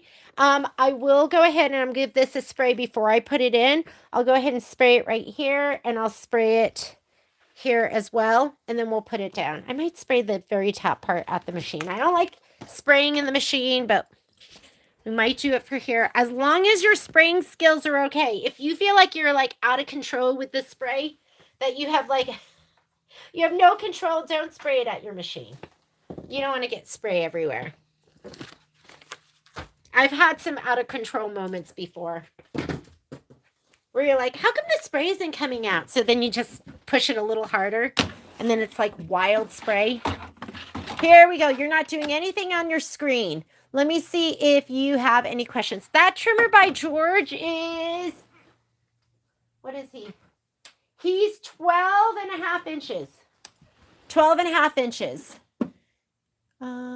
Yes, you can get rid of the batting in your seams with the trimmer by George for all of your border strips. I'm too lazy to do that, so I'm just going to go ahead and I will just leave it in there. Where does everyone store boxes marked by the month? How long my Martelli trimmer works? Okay, nice.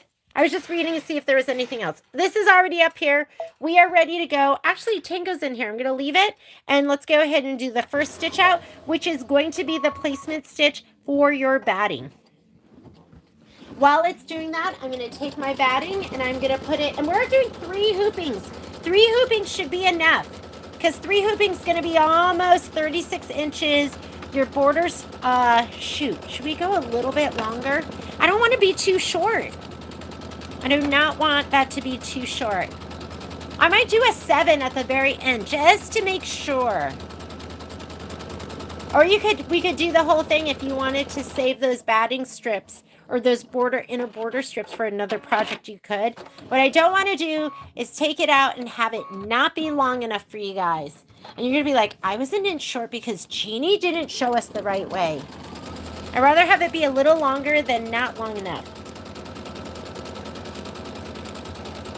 Because it's a 40-inch, it's 40 by 40. And your outers are, whoop! Sorry, this got caught and snapped off. Ooh, he broke. Wow. Let me get that off of there.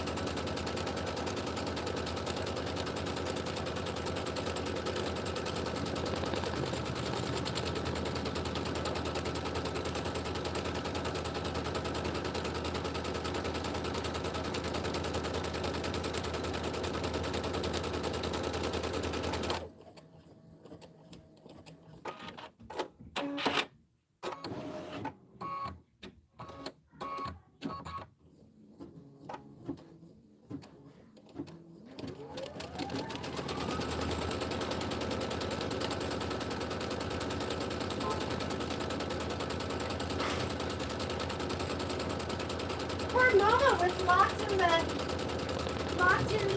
bedroom. I thought he was outside and I went to go get him. Oh, you know what I think we did? I think we stitched out, is this in my instructions? I think we stitched out one, did we do 3 so it had all the lines? I think we can do it just like this. Let me lay it down on the top and just make sure this looks right. And then we will lay it down. I'm just going to fold this back. My poor baby was like, I thought he was outside. And I opened the door and he didn't come. And I was like, oh, okay, he must want to stay outside. And then I just heard him barking and I went looking for him. And he was nowhere to be seen. Because Patrick had locked him in the bedroom. Okay, so you can peek under here and just make sure everything is aligned. And you're going to have to pay attention because it's in white. But you're going to see this is your batting line right here. And that's what we're going to line up with the line that was just stitched. So if we get that right there. And then you're going to have to pull it back a little bit and make sure it's in line. And I know you're having trouble seeing the white one, but that is what you're going to line up. Once it's all in line, we'll just fold the batting forward. We'll pull the fabric forward, and then we're going to stitch out again. Okay? So, you know what would be good? That might make it a little easier for you to see is if we change our, I'm going to change my, I'm not going to go to a super dark color, but I'm going to do gray in my bobbin. And that way, when we fold it to the underside, always evolving. We're always evolving, changing things that are going to make it, that will make it better. I'm going to put a lead gray bobbin in. I'm not going to do red and I'm not going to do black because I feel like that's so high contrast and sometimes you get a pin dot of those colors. But I think this darker gray, this medium gray will show up pretty well. And then it'll make it easier to lay down. You'll be able to see it as I do it too. Wrong end. Grab the wrong one. I miss my Filtech bobbins. I have been using my dime bobbins, but the Filtech ones, they're the best. The dime ones are great. They stitch out. There's not as much thread on there. They're a little bit fluffier. Okay, you ready? I'm going to go ahead and give this a little shot of spray, and then we'll flip it forward. I'm going to lay this one down later. I'll give this a little shot of spray too, but afterwards.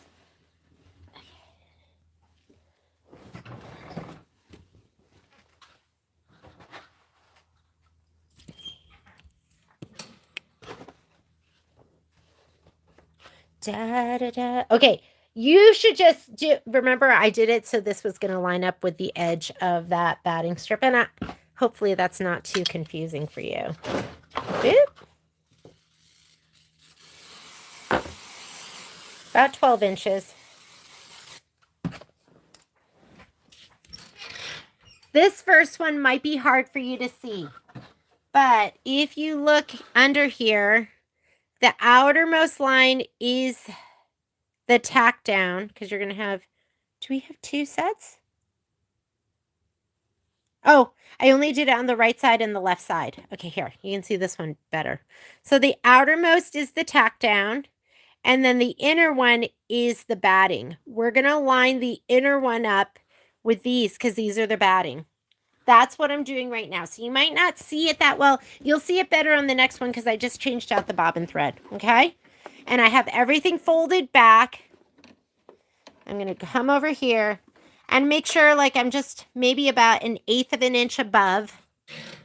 And I'm going to just fold it back. You're only really going to be able to see it right here on the leftmost one and the rightmost one.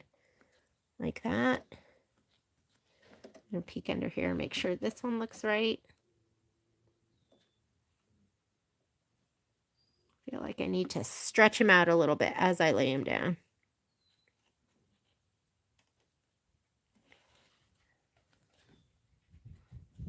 Okay, here we go. This is the awkward part.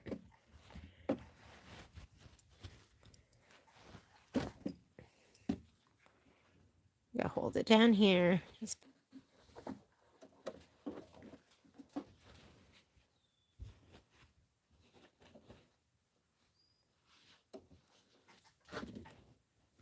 and we can shift it a little bit, top and bottom.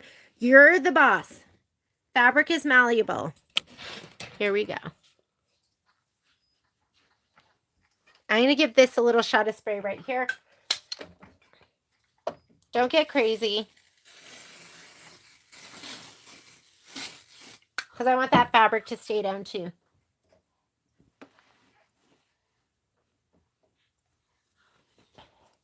And I might shift it a little bit.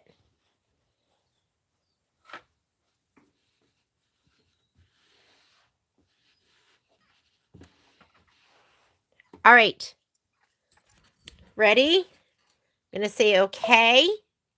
I'm going to go, we're going to skip this. This is the batting tack down. I don't need any of that. I don't want this. This is the background placement, and that is going to be the background tack down. That's where I want to get to. I want to get to that blue right, the yellow right here. So I'm going to touch in here, the blue, and then I'm going to fast forward. Fast forward until I'm in the gold. And I'm just looking here for the gold. There we go. You can look at your needle and see if we are on, and I am not on. So if I hand roll, because that should be in line with the other yellow stitching that I have, I'm probably over, I don't know. I'm going to just manually lift it. And I'm going to hand roll so it comes down a little bit so I can see. And I'm probably 1/8 of an inch over. And I can see it right back there. You might not be able to see it. I'm going to put my needle up, foot up. I'm just going to kind of lift it a little bit. Because once it starts stitching, it's going to be fine.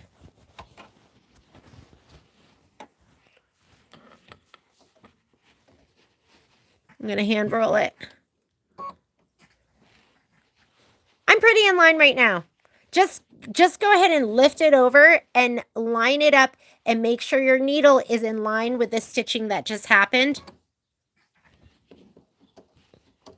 You have that big old piece of batting underneath. You have this big old piece of fabric, so you can just lift it. And I think I'm good. Oh, that looks perfect.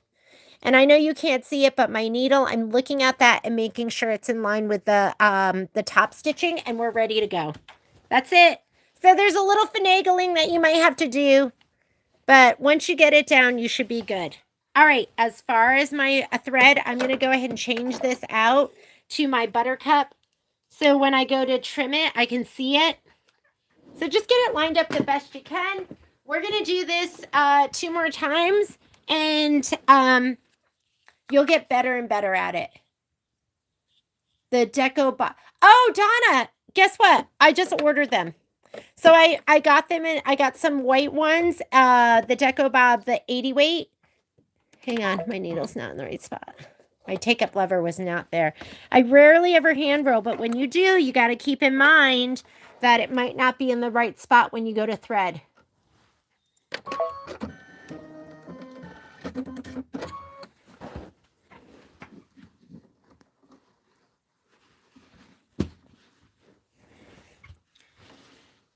I want that join to be decent. I'm just going to fluff it up a little bit. We should be good to go. All right. And this is our tack down.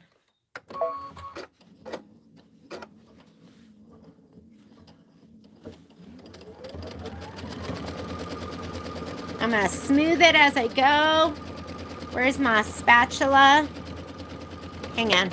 I want my spatula.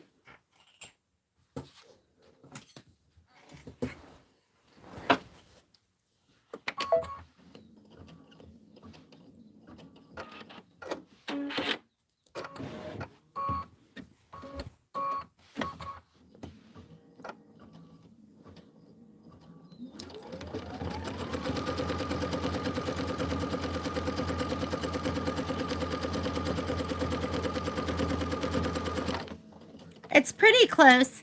Do you see? It's pretty close. I'm off like a 1/16 of an inch. That's it.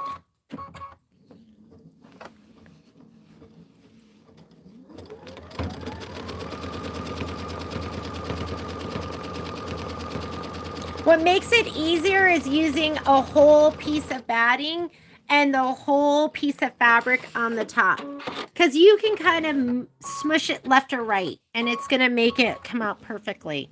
You can kind of lift it up. Sorry. I'm going to come in from this angle.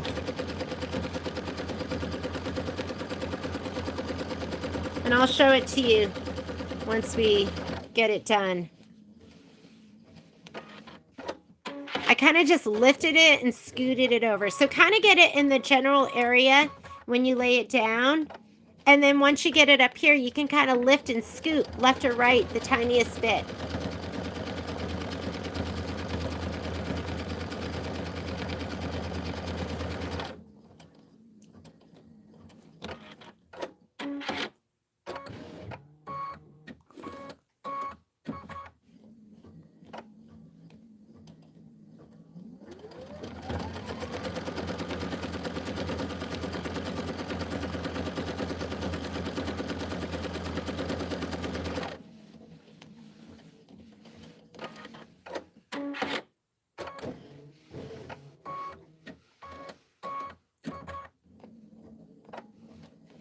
And then we're going to go and we're going to do the outer borders. Oh my goodness, it's going to be so awesome. Mama, were you locked upstairs? Are you okay? Come here. Come here. Oh, yes. Yes, you're a good boy. Yes, you're a good boy.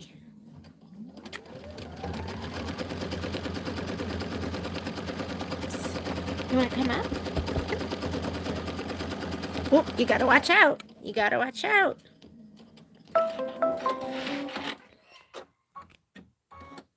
Okay, let's put our tango in. Watch your head, buddy. It makes it hard to, you guys know how it is. Those of you that have pets, they like to sit on your project. They want to sit on your lap.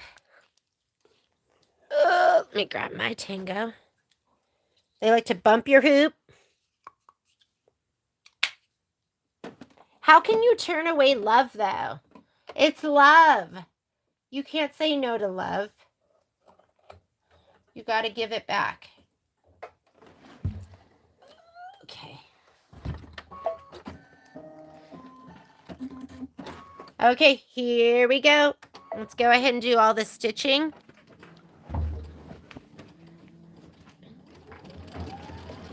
And then let's rehoop.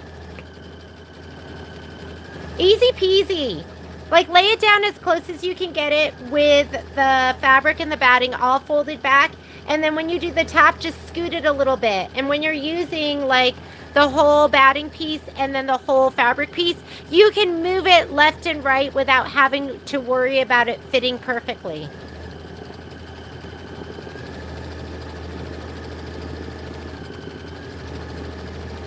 I'm getting my kisses.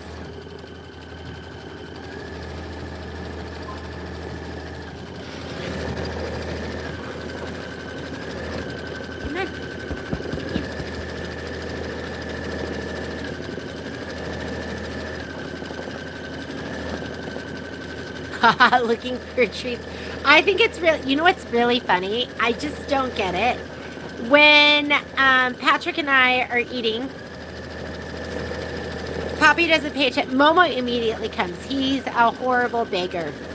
Poppy doesn't really bake because Poppy goes, I'll take what I want later when nobody's looking. If Momo is chewing, like, I could eat something like a piece of bread and give him, if I'm chewing, but from anywhere in the house, if she hears him chewing, then she comes. And I don't get it because he'll chew really quietly. Right, Momo? You chew quietly. But Poppy knows. Yeah, she knows.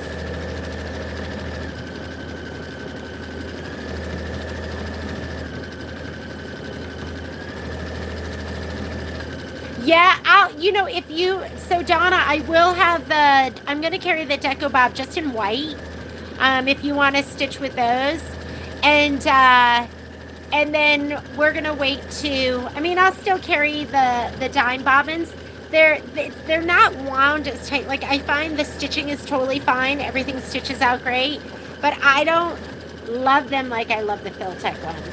I just use them right now. I've been using them. They're totally fine, but I totally see what you're saying. Hello, Miss Penny. Okay, you gotta move.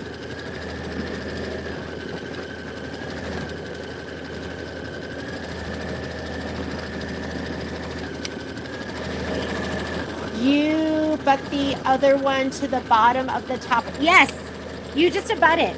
So when you're done, let me show you. I should be like not sitting here. I'm totally sitting here just like spacing out. This is what it's going to look like. Let me move this out of the way. Let me put this back, although we're going to be cutting again. You're going to cut the muslin off each time and rehoop. But the top stays in one piece. So this is what the back looks like when you're done.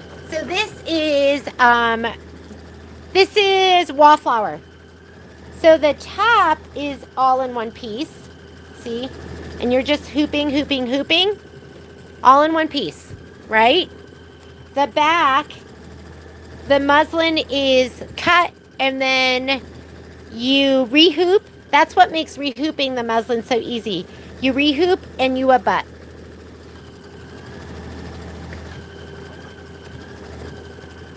We'll do it again. Don't worry. You're going to get plenty of it. While that's going on, why don't I go ahead and heat up my iron and we'll cut the filler blocks. So here are the filler blocks. Here's 4 of them. My other 2 are right here.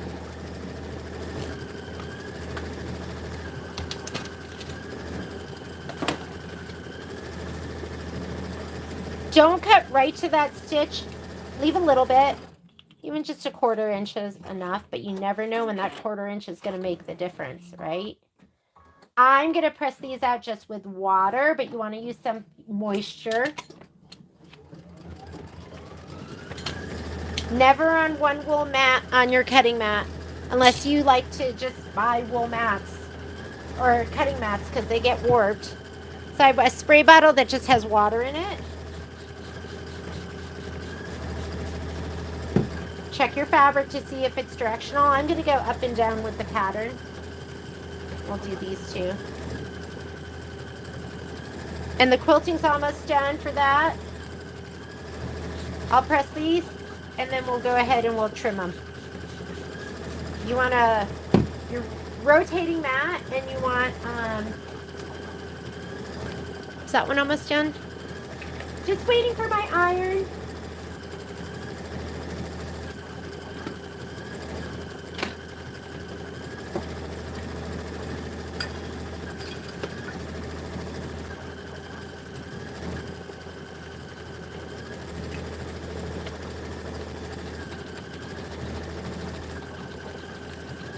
You want them flat. And then you trim. Don't trim first. Trim after.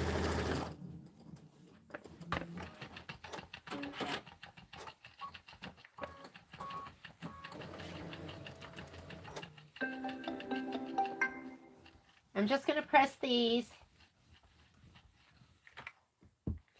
Press them till they're dry. Press them till they're flat. And then you're going to, let me do the other two. And then we're going to muslin. So cute. Oh, I love it. All right, let's move these. Keep my trimmer by George. Get your 60 millimeter. So now we have 2 sections done. Okay, there's my first section. There's my second section. Top and batting stay all in one piece. All right, we're going to take off our magnets. Leave it right side up. How you guys doing?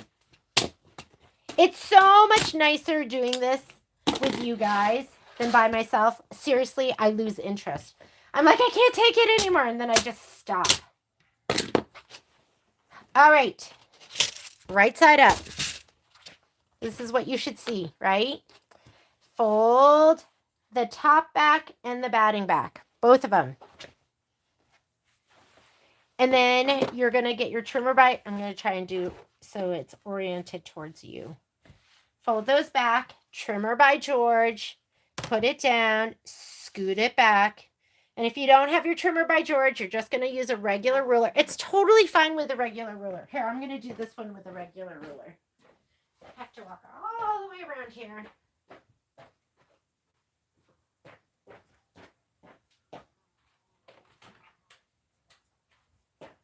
Oh!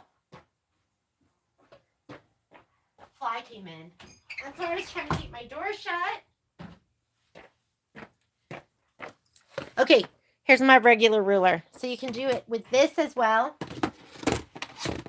Sorry, my camera's at an angle over there, so you would just go ahead and lay this down. Make sure there's a little bit of ruler hanging over the edge. And just turn it towards me. And then you're going to just cut. If it feels thick and you're like, wait a minute, that doesn't feel right, it probably isn't right, right? So I just did it just like that without my trimmer by George. So you don't have to have the trimmer by George. What it really helps, like if you want to cut out all the batting here, you can just fold this back. So now I'm just folding the top layer back, like before we sew this. And then you could take your trimmer by George, put it here, and then trim away the batting and the muslin. Okay, so it is really, really nice. All right, we're ready to go again. We've done 2 hoopings. We have another hooping to go. Let me grab my hoop.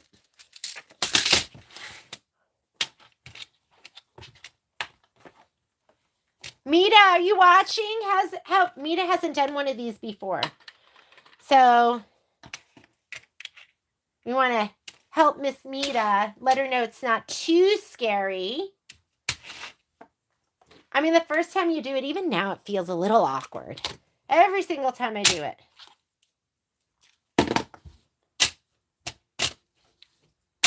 Do you hear that? It's a fly in my space. I'm going to go ahead and push this down. If you are not doing the 7x12, just do your 8x12. Or your 9.5 by 14, whichever one you want. But 8x12 is totally reasonable to do it in there too, because we are cutting the muslin or you're if you're using no-show mesh, it makes it easy. What would be hard is I try to keep everything in one piece. My muslin, my batting, my background fabric. That's more challenging. This is pretty easy.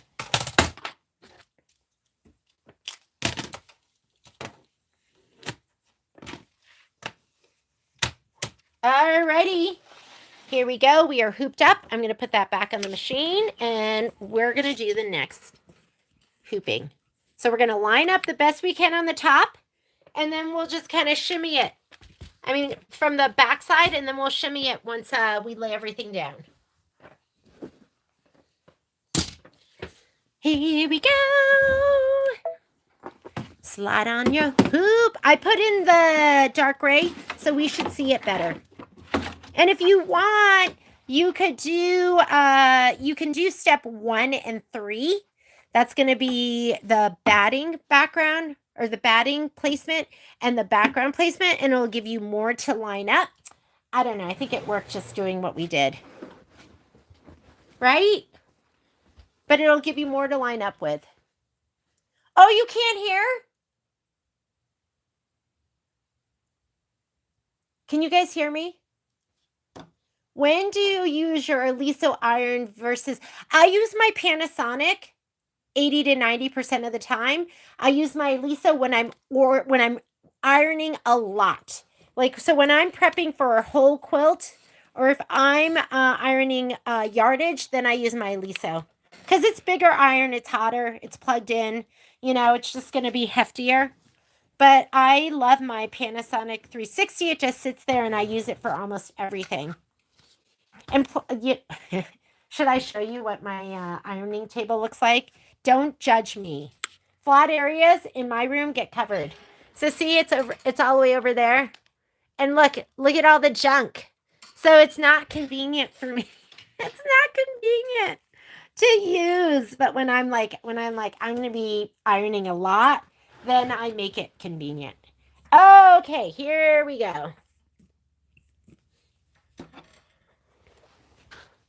I'm going to go ahead and you lay this down right side up, flip it back. Flip it back, and we're going to go ahead and just spray like right here.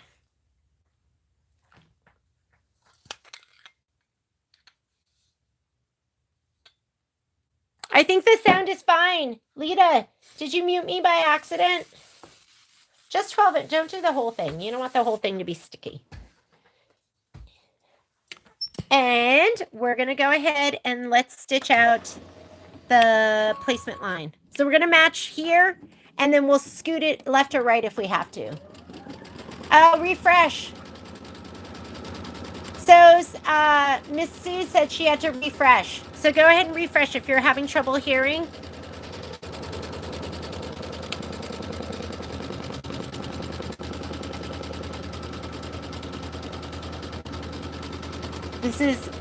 This is what I try to do. However, I stress about it all.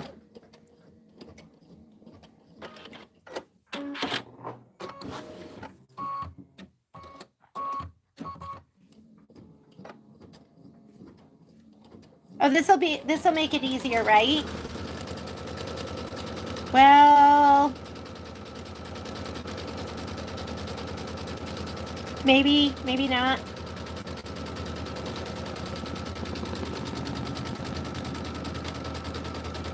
And then we'll do the outer borders. The outer borders, it's going to be, we're going to have to do, I think, 7 hoopings.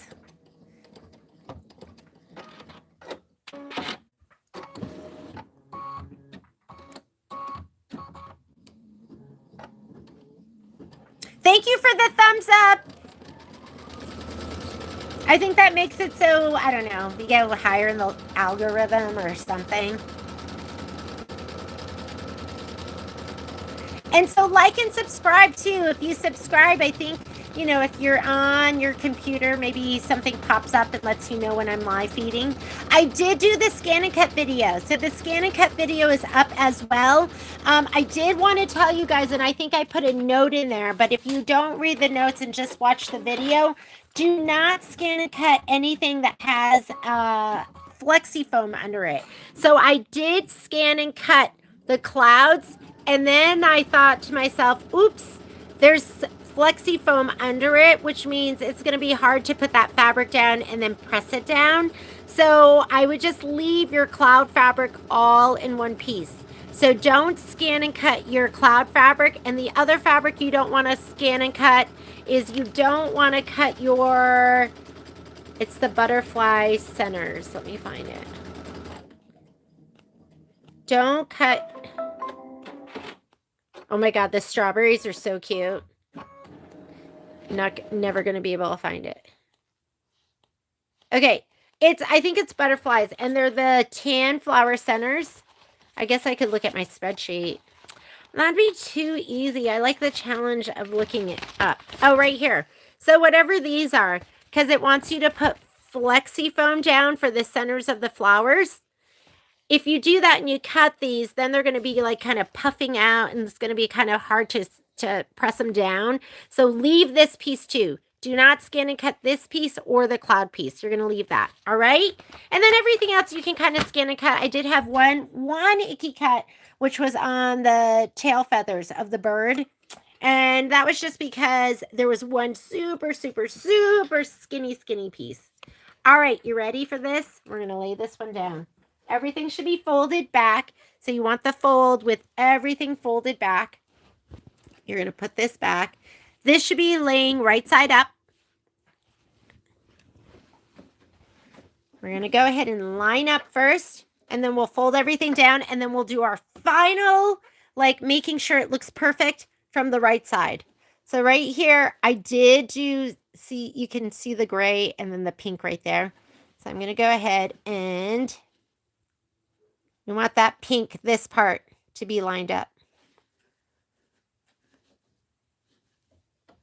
I'm just going to get it lined up on this side, all right? And then I'm going to pull this forward, and then we'll do it from the front because we'll be pretty close. That's it. When will you know the extra colors of thread that will be needed? I will know when my rep sends it to me, which I've asked her for, and she'll send it to me as soon as it's available. But I am guessing probably sometime this month, hopefully. We are behind with thread because these darn companies, they're always changing their websites, right? So Hab and Dash, which puts out Philtech, they moved warehouses on March 17th. So they're a little bit behind. I think we're pretty caught up. There might be a couple of you that are waiting for some thread kits. There's a couple of you out there. So I say, like, for automakers, order your thread now. Now, just get it now. Get everything you need now. So you're not waiting. I'm not waiting. I'm not stressing because it's out of my control. Okay, I'm going to lay this down first. I'm going to give it a little shot of spray here, lay my fabric down, and then we'll kind of lift and adjust left or right if we need to, because everything's in one piece. You don't have to worry about the little strips. So it's just nice to leave it all in one piece.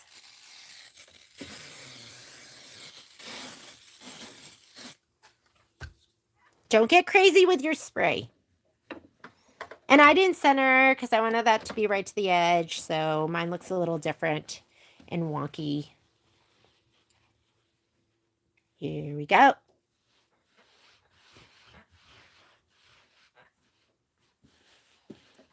Okay, I'm going to kind of push it down, but I'm going to adjust right now. So we're going to go ahead. We're going to skip some steps.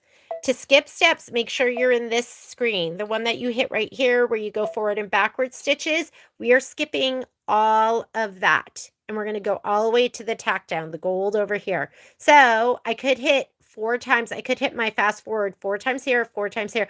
This time, let's hit the yellow. We'll touch in the yellow. I'm in the yellow, but am I in the first yellow? I don't know, so I'm going to go back. I'm still in the yellow. I'm still in the yellow. Up, blue. So I went back too far. I'm going to go forward, and now I'm in the yellow. So you can do whatever you want. I prefer to hit before and fast forward too, but you could hit in the middle of the yellow and go back. All right. Are we lined up? Ooh. Ooh, I look like I'm totally lined up. All right, I'm going to hand roll.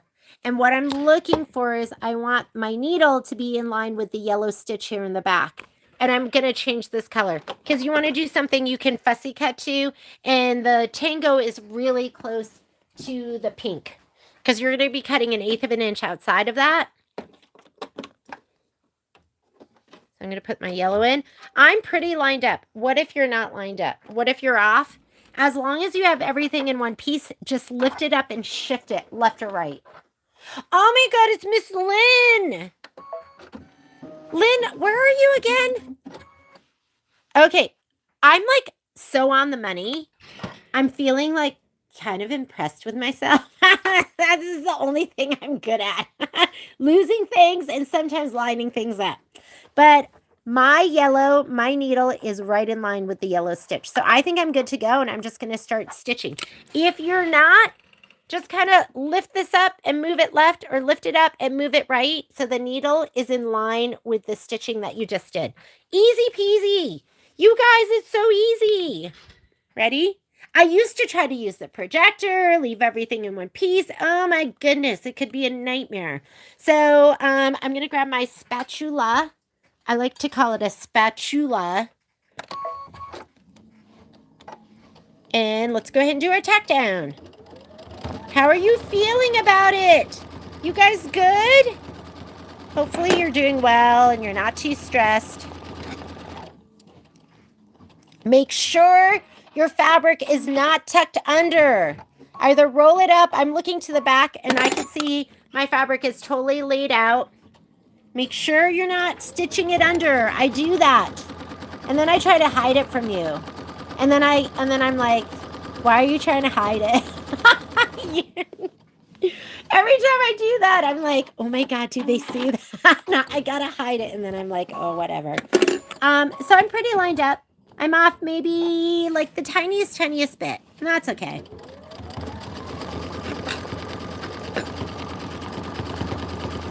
I want to be perfect for you, but I'm so not perfect.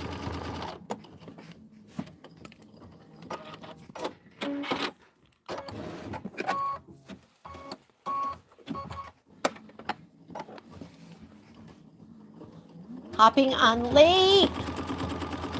Oh, if you're not hearing, refresh. Get off and refresh. There were people that said they couldn't hear and they just had to hop off and back on again. Not sure what's going on.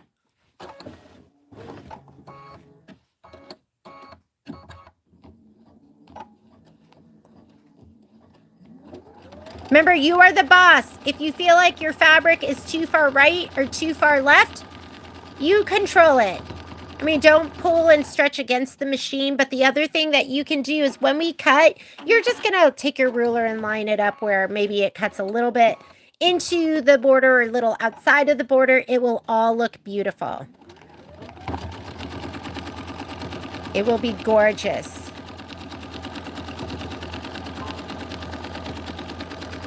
And again, make sure it's not folded under.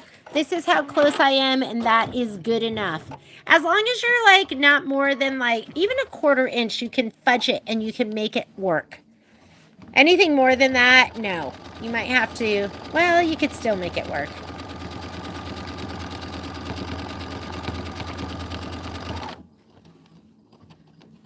When will you know? Oh, that was the extra color. Yeah. Whenever she sends it to me, I'll let you know as soon as I know. Oh, I'm so sorry you're not well, Susan. Yeah, there are some summer colds going around. Okay, put in your quilting color.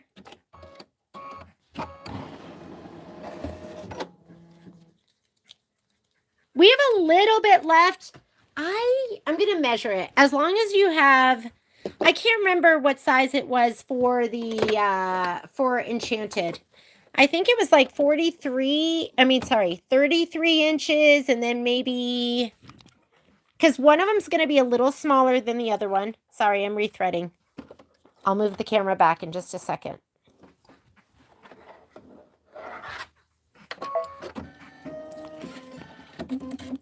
Okay, quilt away. And while it's quilting, as long as I can trust it back here, we'll go ahead and we'll do some trimming. Because how much fabric is left here? I gained a little bit because there was a little bit of space in between mine. And I'm feeling like I don't want to do the rest of this. I'm going to measure it.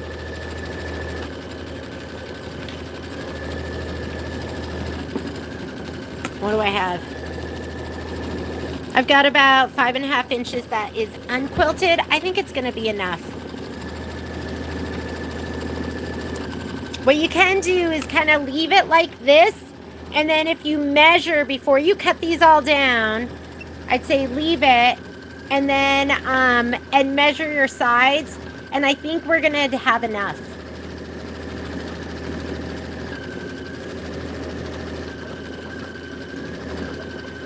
Yeah, I have no idea what the colors are. I've asked for them, and I was told they're not out yet. Oh, it's Wisconsin. Wisconsin, Wisconsin.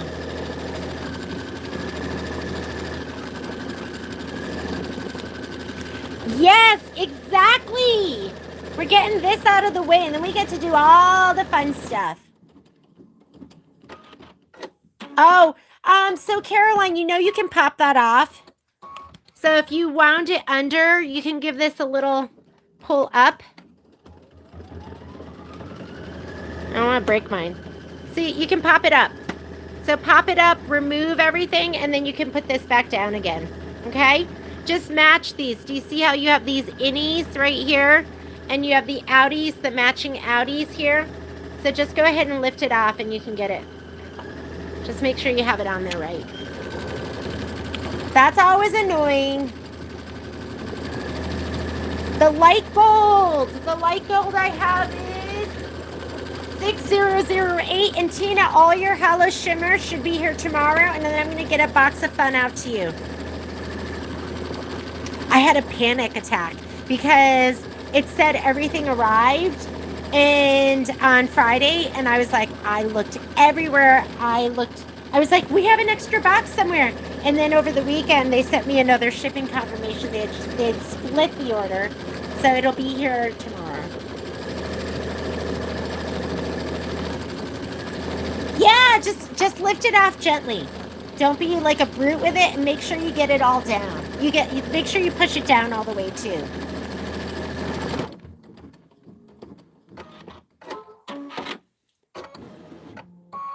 Oh my goodness, looks so good. Why am I sitting here?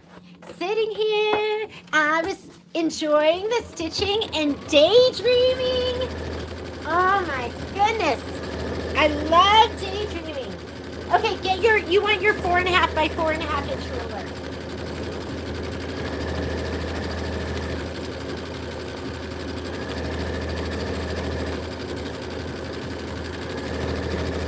If I can find mine.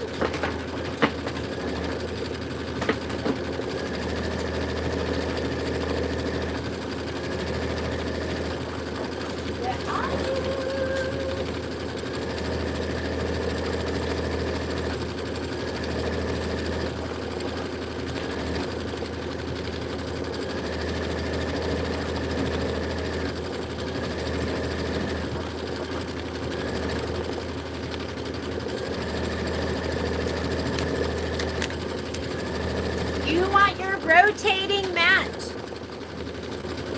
Am I shouting at you guys? I have my headset on. So I think, and even like with my headset on, I'm like, is it the sound going through my phone or is it going through my headset? I don't know. So I'm like shouting because I'm an idiot. I don't know. Okay, here we go. While we're waiting for this, I love my creative grids. My creative grids are my favorite, but I do like my Quilter Select. Some people love Quilter Select more. What I love about Quilter Select is they're super gummy and they don't budge. What I don't like about Quilter Select is they're super gummy and they don't budge. So sometimes I want to just nudge, but it grips. It grips. Let me see if I can see through it too.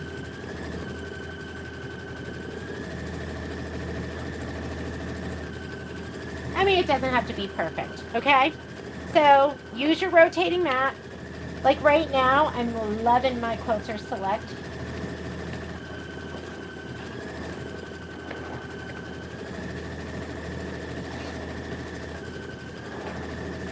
Sometimes I like just a regular ruler. I like my pop rulers when I'm fussy cutting my block, right? But in this, okay, is that like so cute? Oh my, is this fabric so sweet? It's so sweet. Let's go ahead and trim them all. And if it makes it easier for you, cut them apart.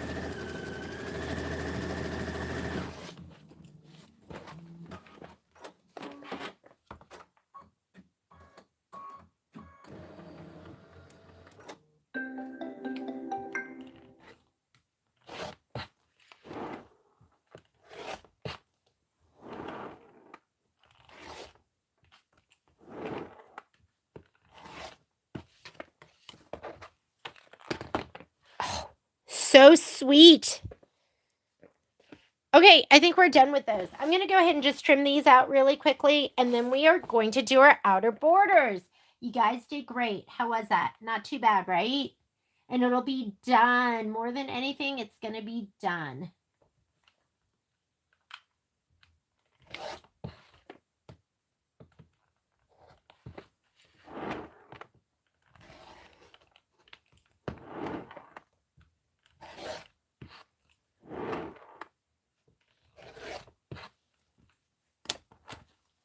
I just got to show you each one because it's so adorable.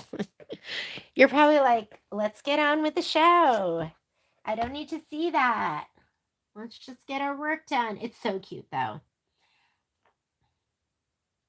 Judy, if you're watching this, I think you have to do Sippin. It's going to be so cute. Judy was on the fence. I dare you to resist. No, I'm just kidding with you. Just kidding. I feel like I can resist, and then I start stitching them out, and I'm like, all right, Kimberbell, you've done it again. Kimberbell just has it going on. I feel like I just love their design. I love Kimberbell. I love you, Kimberbell.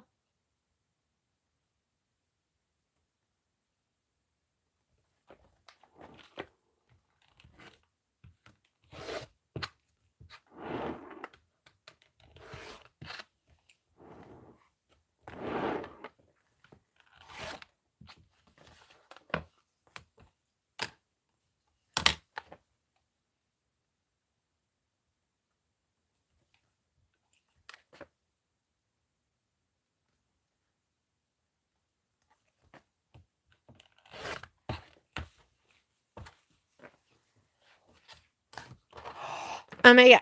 I'm sorry. I have to show it to you. It's too cute. Too cute. It is too cute.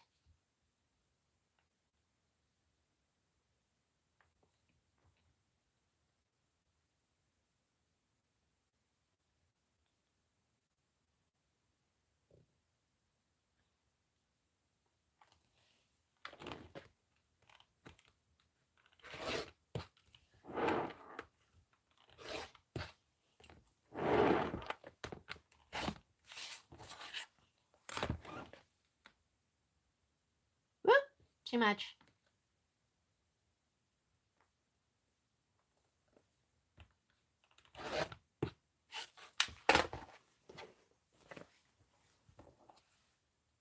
So this is the gold. This is the brighter gold, and this is the lighter gold. I don't know if you can see a difference. Do you see it? I think they're both gorgeous. All right.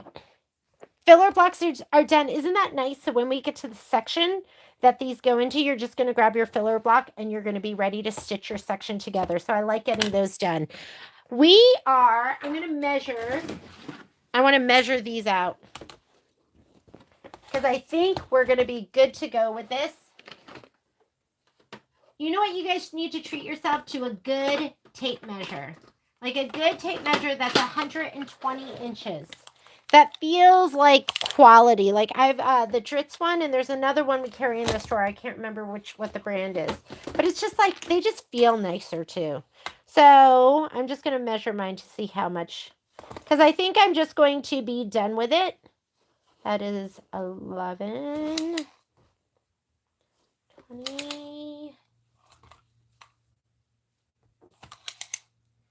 I'm at 35 inches. I think that's enough. So what I'm going to do, because quite honestly, 35 inches, 35 inches. Because one side of the thing is going to be, I think it was 33 inches. I was listening to my video for Enchanted. I'm going to be done with this. I'm not going to cut it. I'm going to leave it just the way it is. So if I need to hoop more, I can hoop it up again. But why stitch out more if we don't have to? Mine is 35 inches. I can always just take ½ an inch on either side and sew that in. But before I cut it apart, I'm going to make sure. Because the last thing I want to do is be an inch short. That would just SUCK. So I'm going to just leave it. And like I said, if I need an extra ½ an inch, I have a ½ an inch here and a ½ an inch on the other side. I just can't remember exactly how long those borders had to be. So I'm going to be done with this. I've got 35 inches from the start of my stitching to the end of my stitching. And the rest of it, I'm going to leave on there. The fabric, the batting, and the muslin. So if I need to stitch more, I can. And then I'll figure it out after we do this one, and I'll put it in the notes. And then we'll have it forever. For every 40-inch quilt, we'll know exactly how big. Because they always do the borders the same. All right, you guys ready for outer borders? Let's do it. I'm going to tidy up really quickly. Let's go ahead and clean up just the tiniest bit. Where should I put this?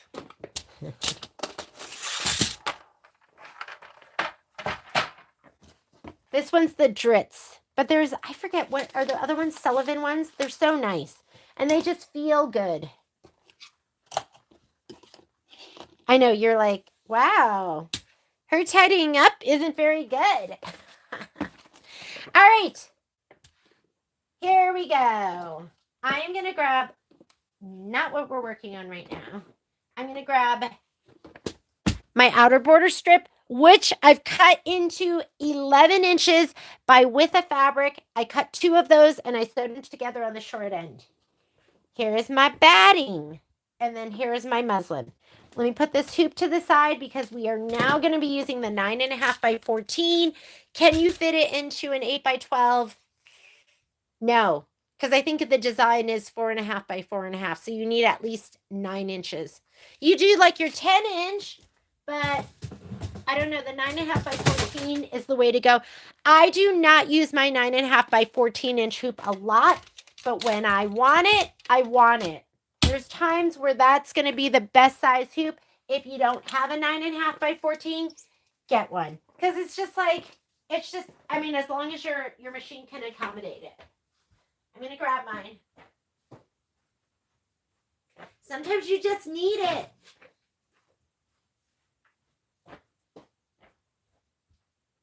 Where are my babies? I got to let them in. Okay, it's a big one. It came with like the Destiny and the Dream machine. But if you have the Luminaire or the Solarius or the Radiance or Avenir, it did not come with that. If you want a price, let me know. I'll give you a special price. We'll do something. It's not going to be as good as the brother sale until we have a brother sale again.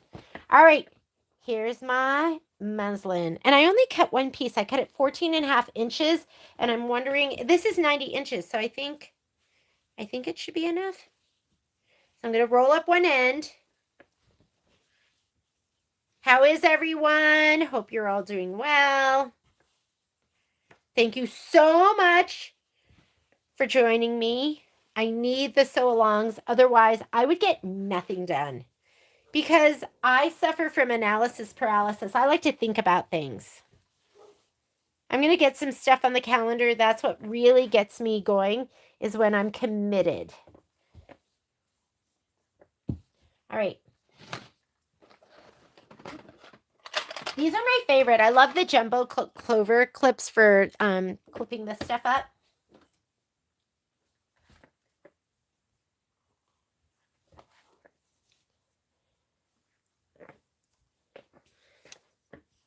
And remember, I have my top of my hoop to the left, but this arrows, that means top of your hoop. I have it oriented so my top is to the left. So, okay, I like to get my hoop in, and then I will hand tighten. Ooh, that's pretty tight. Pull inward so everything is nice and taut.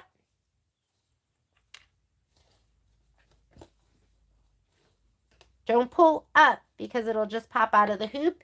And then you can get your hoop tightener. Where's my hoop tightener? I cleaned up and now I can't see. This is like, this would be on my top. This would be in my top 3 things that I have to have. I use it as my screwdriver for everything because it's round. The screw goes in it and it doesn't slide off. So now you can just slip it on this and just tighten it. Mine's pretty snug. I'm not going to tighten it anymore. But you got to get one of these. It's the advanced screwdriver. It's C-NADS. The letter C, N-A-D-S. NADS. Okay, let's put it on the machine. We're going to do exactly what we did before, except this time we're going to be using this, and I'm going to do this thread right here, which I'm sure is going to break and give me a little bit of grief, but I'm going to use it anyways because it's gorgeous. It's so beautiful. It is like your high maintenance boyfriend who's kind of a pain in the butt, but he is so good looking. That's Patrick. No, I'm just kidding. I'm just kidding. Yes, he is. Patrick is so good looking, but he's not a pain in the butt. He's the love of my life. All right, here we go. You ready to load it up? Let me see if you guys had any questions while I was gone. Looks really in fabrics. I'm glad you're learning.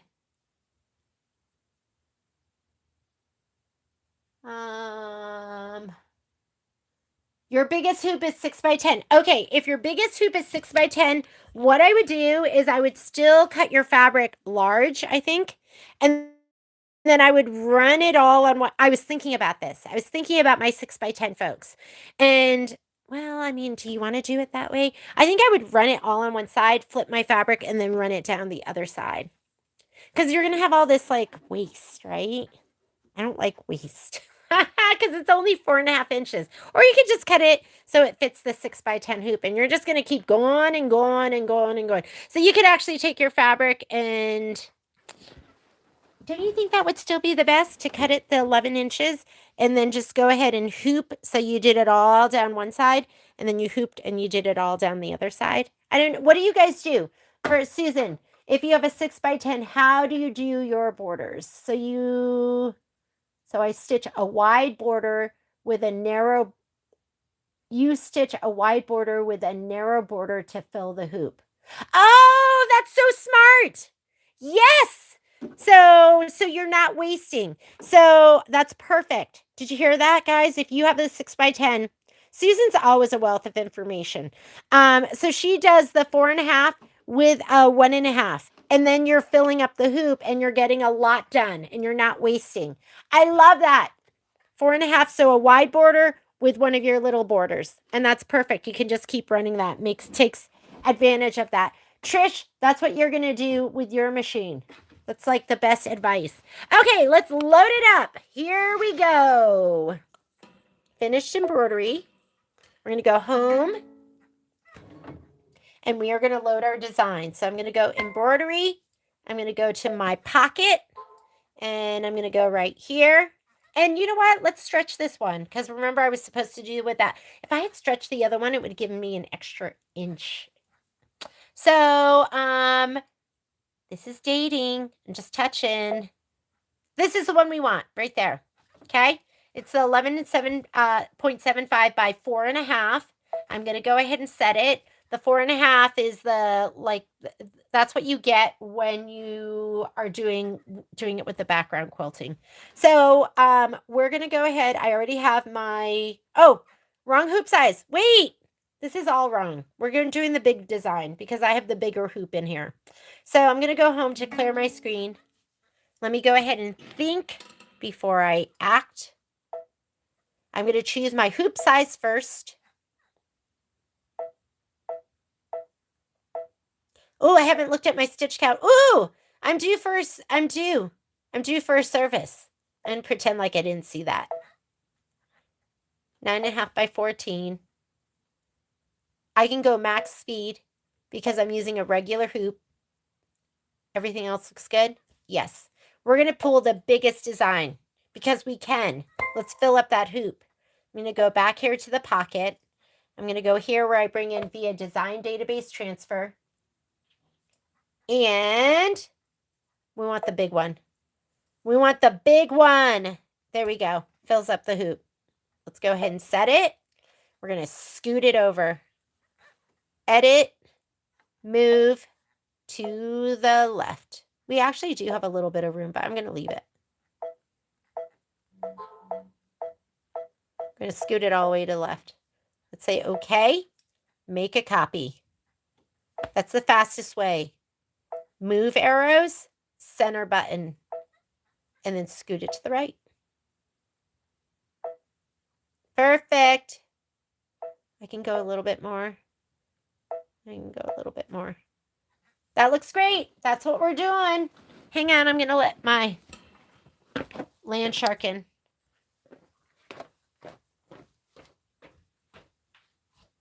Oh, I have 2 land sharks. Come on in.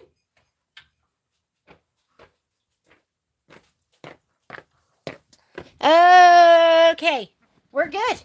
You need 1/4 of an inch. That'll be 1/4 of an inch in between the two. And I'm going to go ahead and say, okay. Should we stretch it? Should I stretch it? I'm not going to stretch it. And we're done here. We're going to touch embroidery. And we're going to do just what we did before. I think it's 7 hoopings. 7 hoopings gonna do it for us. So let's go layout. Let's color group. So remember, nonsense quilting, nonsense quilting. Okay, hang on.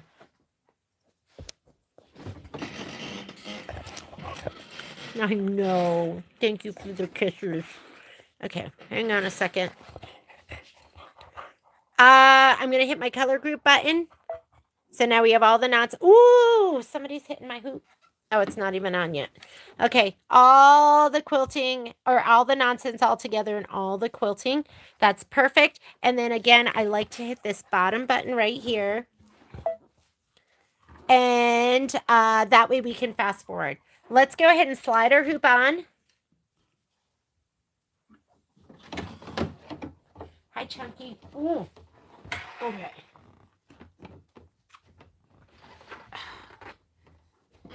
Hugging Poppy while I'm doing this. There we go. Carriage is going to move. And let's do our placement stitch first, okay? Let me see. Am I forgetting anything? I don't think so. Placement stitch, do it in a color you can see. Whoop! Yes! For this 6x10. Hey, Poppy, can you lay down?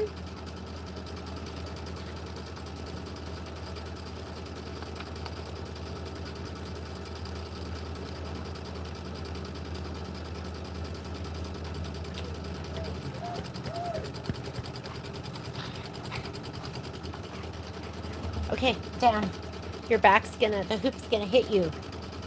And then you're gonna knock me off of calibration. Oh, Poppy. Oh, God. You gotta oh my God. You gotta lay down. You're hitting my hoop. Okay, hang on. Let me see if I can.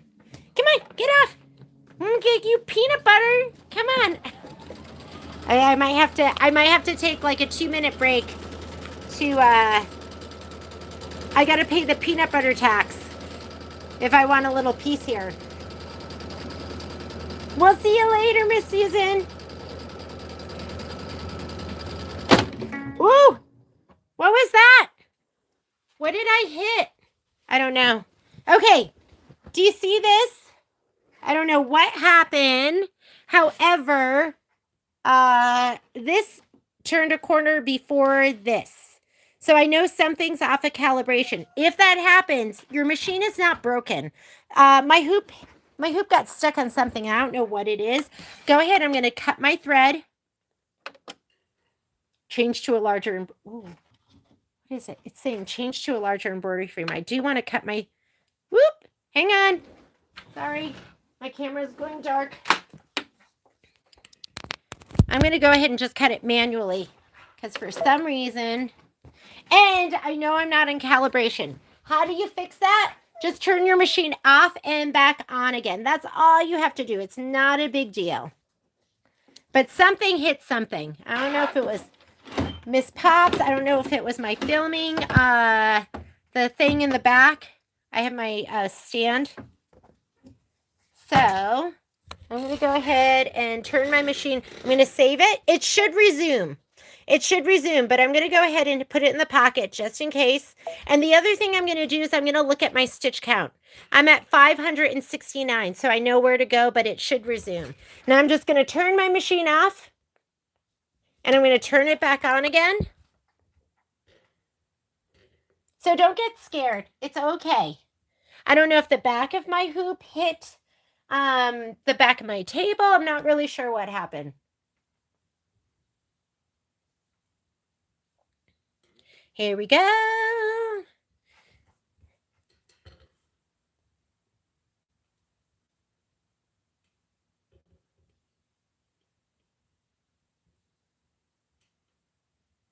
All right.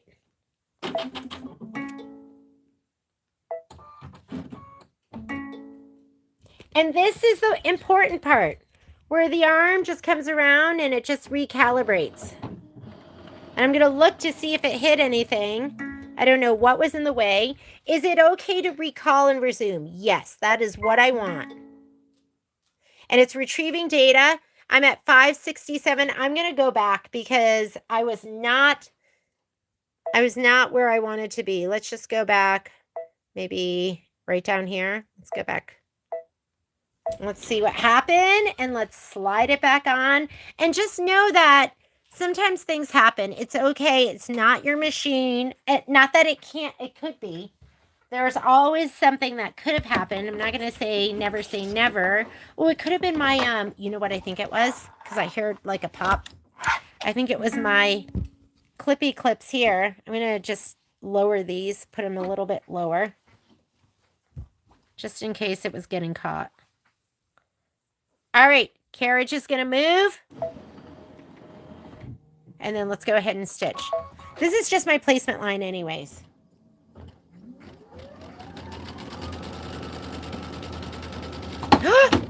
What am I hitting? Sorry, I got to look under here. Okay, something is going on. Oh, guys, look. The corner of my hoop is hitting this. And that is holding my computer. So guess what? We got to start it over again. So, because anytime you impede the movement of your hoop, just assume you've knocked it off calibration. Here we go again. Now I figured out what was going on. And it couldn't move. So give me a second. Take a little break. This is an important lesson though. Like, because people think that something is wrong with their machine because it's not stitching where it's supposed to be stitching. If you hold the hoop in a place where it cannot move where it wants to go, then it knocks your design off calibration. And all it takes to recalibrate is turning it off and back on again. And I think people get really, really scared because we're filling up this whole hoop.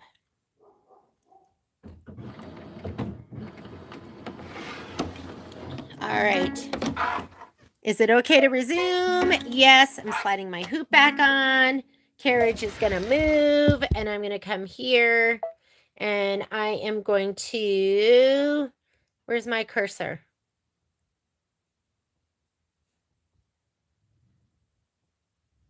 I don't know why. Let's see. Let's get -10. Okay, here we go. Let's try it again. And I'm going to be looking up at the very top. Right there. That's where I've been hitting. There, we're good. And everything's in line now.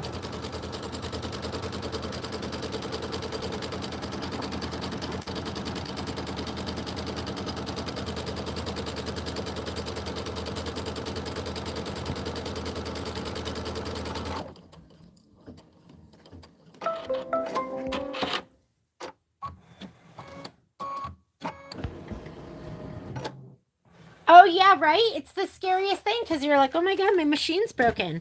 Like, why else would it not be stitching where it's supposed to be stitching? All right, here we go. Let's spray. Spray our batting. Spray our background. So when I was growing up, we had a record player. This is what, like in the 70s, late 70s. We had a record player, and I don't know why I would be hanging out in our scary basement listening to it. Wrong side. Find the wrong side.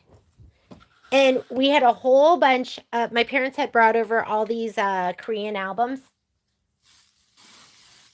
Just 12 inches. Or 14 inches you want to spray. And we're going to lay that down. And so when we would have, like, back then, the Korean community, I grew up in Connecticut, was really small. So everyone knew everyone. And I'm going to just lay this. I'm going to center it. 10 inches was perfect. You don't need any more than 10 inches. I did put 11 in there, but really 10 inches is fine. And so they would come over, like my parents would have like dinner parties, and they would come over, like New Year's was a big day, and everyone would celebrate all together. Now I'm going to get my other fabric. This one, I'm going to give it a little shot of spray. And it doesn't have to be 11 inches. It could be smaller than that. I think 10 inches would have worked out just fine. And they were these, I don't know, they would slow dance. Like they would, I guess my parents were probably in their late 30s. Their late 30s, early 40s. And so everyone they would do like the waltz. Wait, am I spraying the right side? Yes. Anyway, so those were the records that we had. And then we had one album that had just English-speaking songs. And I don't know why I'm even telling you this story or what made me even think of it. And I would listen to that album over and over and over again. I think maybe I was singing one of the songs. And to this day, it had like songs like She'll Be Coming Around the Mountain, and Itsy Bitsy Teeny Weeny Yellow Polka Dot Bikini. I think it's funny how those songs just stick in your head. All right, I'm going to go up probably about 1/2 inch, not including the selvage, above my batting. Had Que Sera Sera. I'm going to lay this down. Here we go. And we are ready, off to the races. Let's go ahead and we're going to skip some steps. I'm going to skip all of that. I'm calling this nonsense. That grouping of deep gold and that grouping of sky blue. And we're going to go right to, so I'm going to touch in the blue so I don't overshoot. And I'm going to hit my fast forward. And then there we are with the yellow tack down. So I'm going to do both of those. And do a color you can see. I still have Tango in there, so I'm going to just leave Tango. Hi, Momo. So I think I had one of those songs in my head. I was just thinking about that. Hi, buddy. You need mama?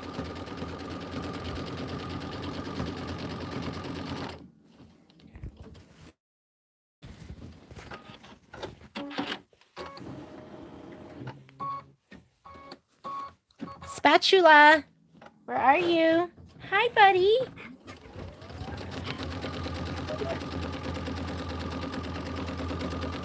Da da da da da da da da da. Yellow polka dot bikini. Oh, here it is. That she wore for the first time today.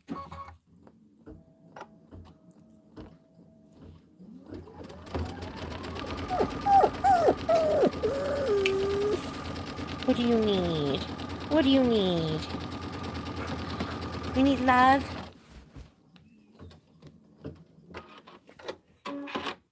Tickle your fabric. Make sure it's nice and taut.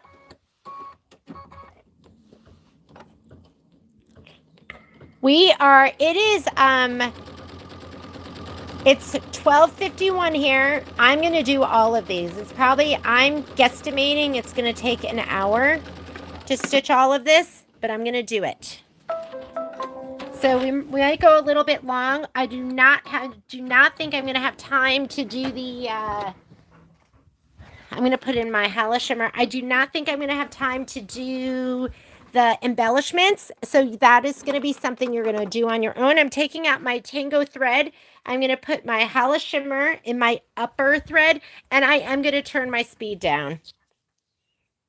Just because it can get finicky. It's going to be a lot of stitching.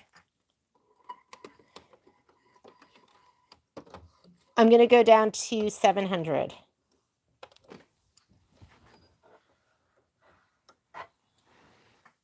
Hi, Miss Linda. Good to see you. There should be a take your machine to work day, right? Be like, I can work and stitch. You're like, I just hit the start button. That's it. Wouldn't that be funny? We all just took our machines to work. And we are off to the races.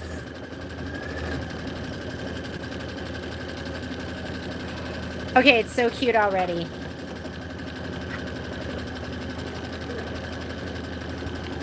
You know what Momo's saying? He's saying, you promised me peanut butter. But this is the kind of stitch out you can't leave. Oh, and I didn't even turn it down. Let's see how we do at full speed. I'm at 1050. 1,050 stitches per minute. I did not turn my speed down. Let's see how we do. I think if the thread breaks, I'm going to have to unkink it. As you stitch, it just gets kinkier and kinkier.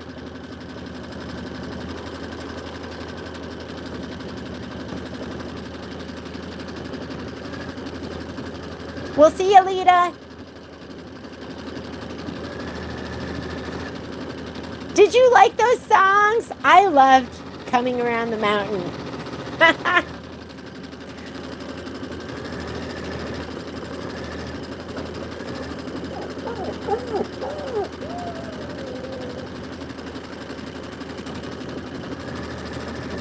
Tarpon Springs, Florida. Okay, let me get down low.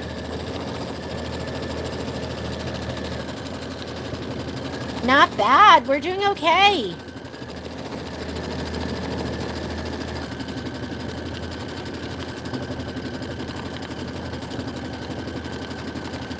Hi, buddy. Hi.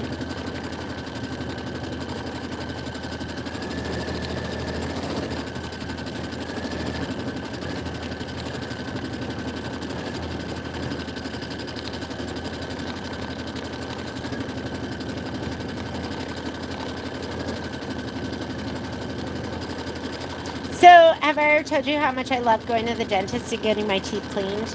It's like one of my favorite things. To me, that's like as good as getting a massage.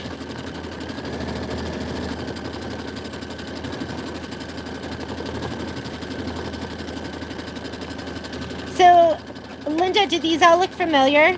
Because I think these are like dental tools. We have that set and the probe set, and somebody's like, that's totally a dental tool set. What did you... I didn't even slow it down, Trish. I just hit start, and then I was like, oh, I forgot to slow it down. Let's see how it goes. So I slowed it down to nothing. I mean, meaning there was no slowing down at all.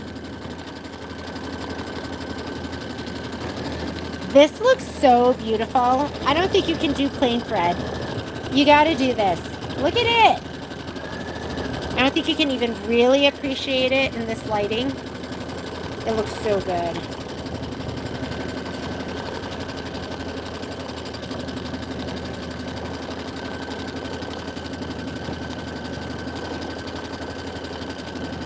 Really? That's so crazy.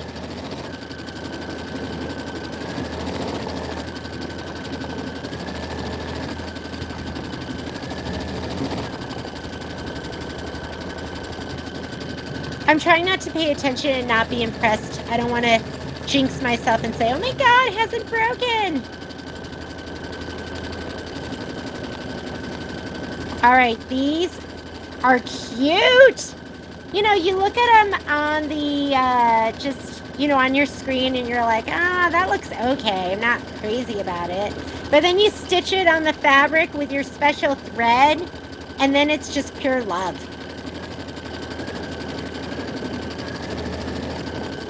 When it cuts and goes to the other side, I'm going to take my thread out and I'm going to pull my fingers down on the thread to kind of unkink it, and then I'll let it stitch out the other side.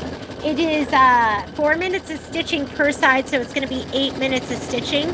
I think we'll get really fast.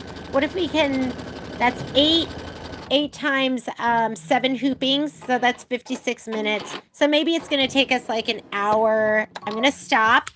Because look at the thread. Can you see just the way it's kind of, it is kinking. And so I'm going to take it out. You never want to pull it back here. So here we don't pull it back. So I'm going to go ahead and take it out right here. And you unthread it. So you unthread it. Make sure the foot is up. This says my foot is down. So I'm going to put my foot up. And then the tension disc here opens up. Okay. So, but see how it's coiling on itself? And that's just going to mean it's going to break at some point. So I'm going to go ahead and just take my hand and just pull it down. See how kinky it is right here? I'm just going to pull it down and make it lay flat. And then I'll put it back in again. But I think it's worth it to do that.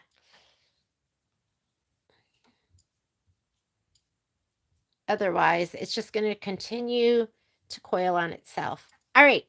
So that's good. Let's thread her up again. We'll do the other 4 minutes and then we'll rehoop.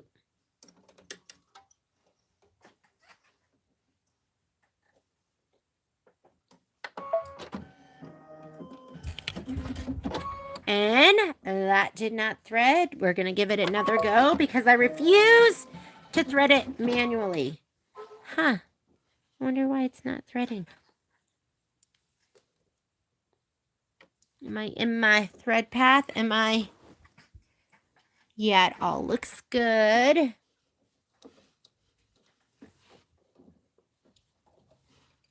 More time.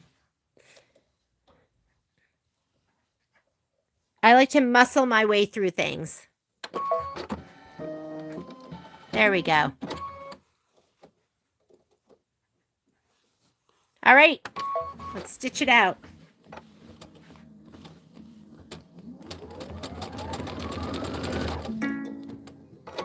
What didn't it like? We're gonna try it again because it looks like it's all staying. Okay, I'm gonna cut. I'm gonna rethread it from the top to the bottom.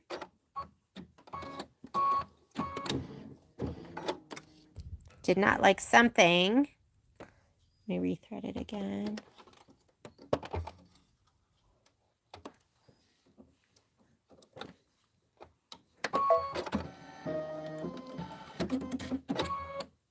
I'll go back 10 stitches and hopefully it likes it now.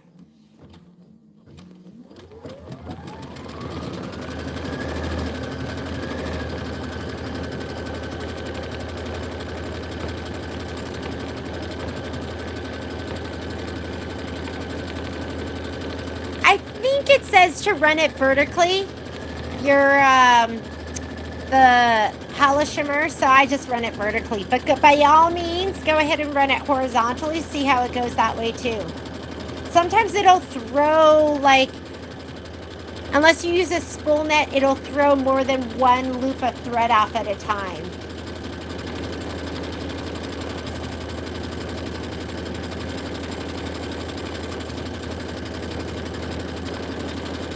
Yeah, we don't have a variety pack, but just go in and pick your favorite colors, and I'll put it together for you.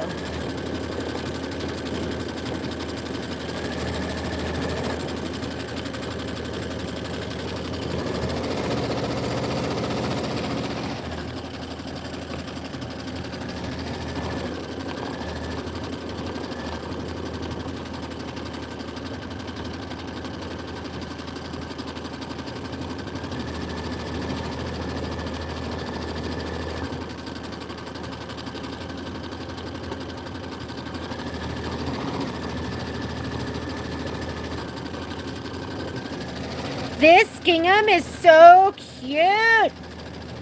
I'm a huge gingham fan.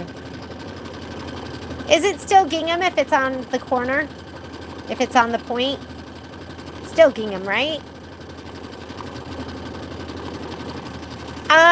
I mean, this color right now I'm using is, I think it's light green or lime green. I love the golds. I love the silver. I love the multi. I mean, if you want, I could tell me how many you want, but I'd just be picking out my favorites. Oh my God, this one. This one was amazing and enchanted. What is this? 6053. I love this one.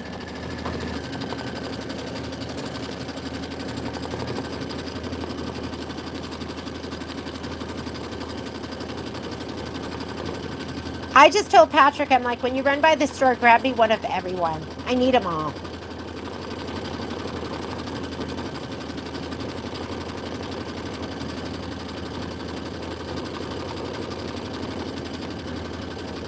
The red is amazing. Oh my God, the lavender, so beautiful.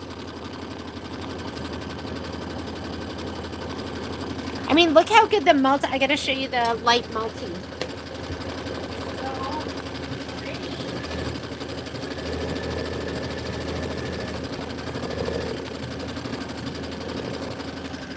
This is the light multi. Isn't that fun? It's so pretty. I think, what is this one? Yeah, this is all light multi. So that's one of my favorites. I did red. Maybe it's in my other one. What else do I have that I just stitched out today? So right now I'm using the light green, which is 6032. This is the light green in here too. So the light green is, I don't know if you can tell. It's kind of hard to see. This one is the gold. Gold is gorgeous. And this one is the light gold, which is so pretty too. Here's that aqua that I just showed you. So I guess just get them all. Here is the pink. Oh my God. I love it. I used the red in mistletoe, and it was so cute. So get them all because you're going to want to use them all. We'll see you later, Miss Linda. I know, they're so cute. I think there's probably about like 20 colors. So maybe treat yourself to like 10 at a time. They're like they're $4.99 each, and we just have them on sale for $4.50. All right, guess what? We are ready to rehoop. Get your trimmer by George, your cutting mat, your 60 millimeter. And let's slide it off. That's 1 down, 6 to go.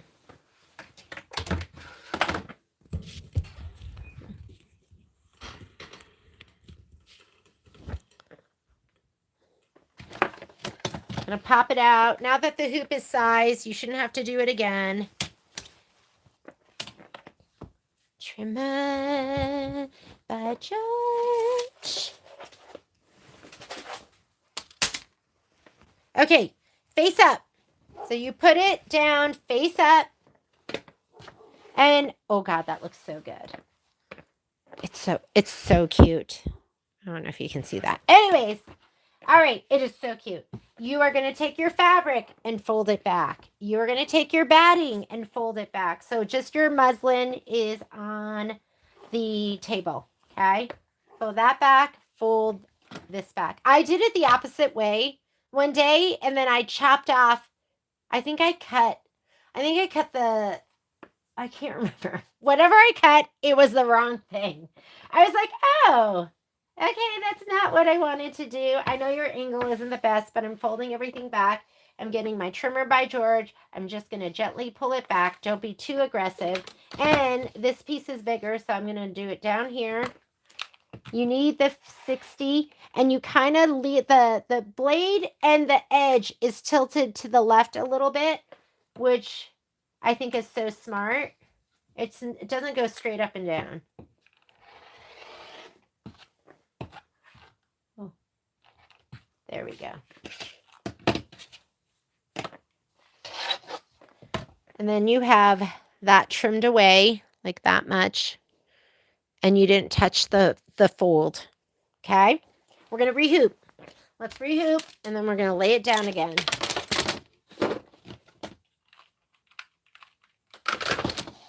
You guys have an okay angle? I think you have an okay angle.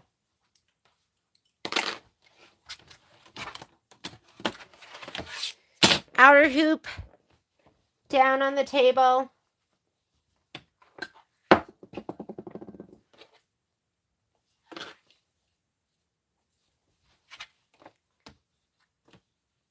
And I cut this 14 and a half inches wide. You can do 15 inches if you want, but look at 14 and a half is plenty. I think 14 would be fine too. Okay, pull inward. Make sure it's nice and smooth. Inward. Right here on the corners is the hardest because it's gummy there. And I'm hooped and ready to go. I'm going to go ahead and slide that on my machine.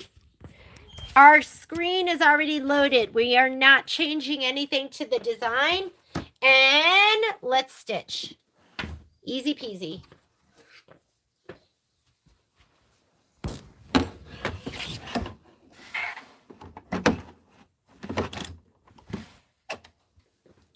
We are going to go ahead. I'm taking out my green thread. Don't pull back. Unthread it. Make sure your foot is up. And I'm going to put in my, what did we do? Tango? I think I did tango. Or pink or something.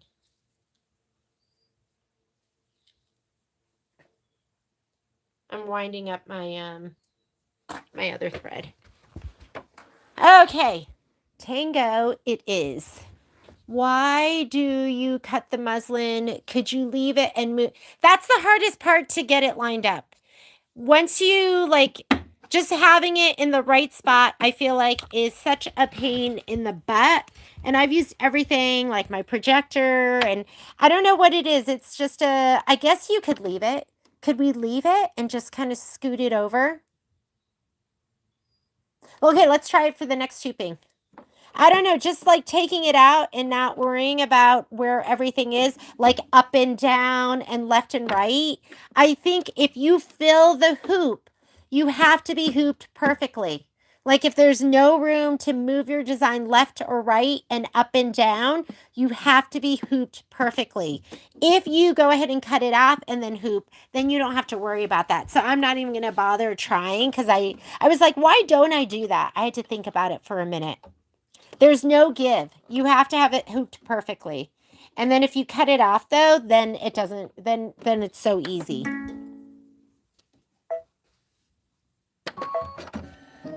I had to think about that, Trish. I was like, why? Why don't I do that? I couldn't remember. I tried for so long to just leave it.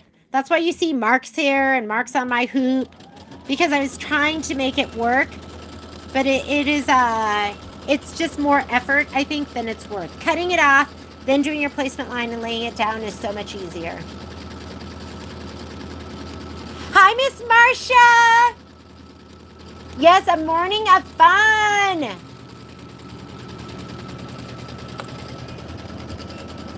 and a morning of being productive and a morning of getting our borders out of the way. I think that's the most important thing. Even if it wasn't fun, right? At least it'd be done. You're like, I did not enjoy that, but it's done. And then you'll be, I don't know about you, but sometimes borders hold me back. And I have some things that aren't finished because they're just waiting for the borders. I know that's not you because you guys are doers and finishers, Tina Chamberlain. It's me.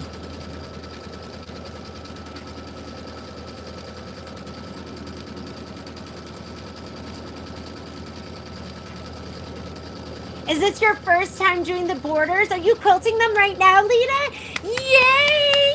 I'm excited. Trish says it's fun. It's not bad, right? It's not bad when we're stitching together.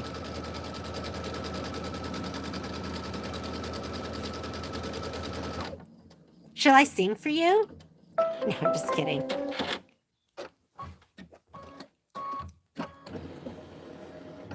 Okay, we're going to skip ahead. I wish they do an update that would clear that, because that to me, I don't need it. I don't even want the voice guidance. I want to just go to the next step. So I'm going to touch in the blue to skip all the other nonsense. And then I'm still in the blue, so I'm going to fast forward. Oh, there we go. My first yellow. That's what you want. I'm going to go ahead and spray my fabric, the batting. So when you put it, always put it down face up. Okay. I know that's a mess. You're like, that doesn't look face up. Okay, I'm getting to it. Face up. And then flip it all back. Flip your top back. I should probably fold that up. I anticipate a mess. And then we're going to fold this back too. That helps me just remember my orientation. And then I'm going to spray, you never want to spray the right side of your fabric, so I'm going to adjust that. I am going to spray like 14 inches, right? Where's my spray? 14 inches. Here we go. Ooh, ooh. Don't get crazy. Don't make it go everywhere. That's good. All right. We're going to take this and bring it to the machine just the way it is.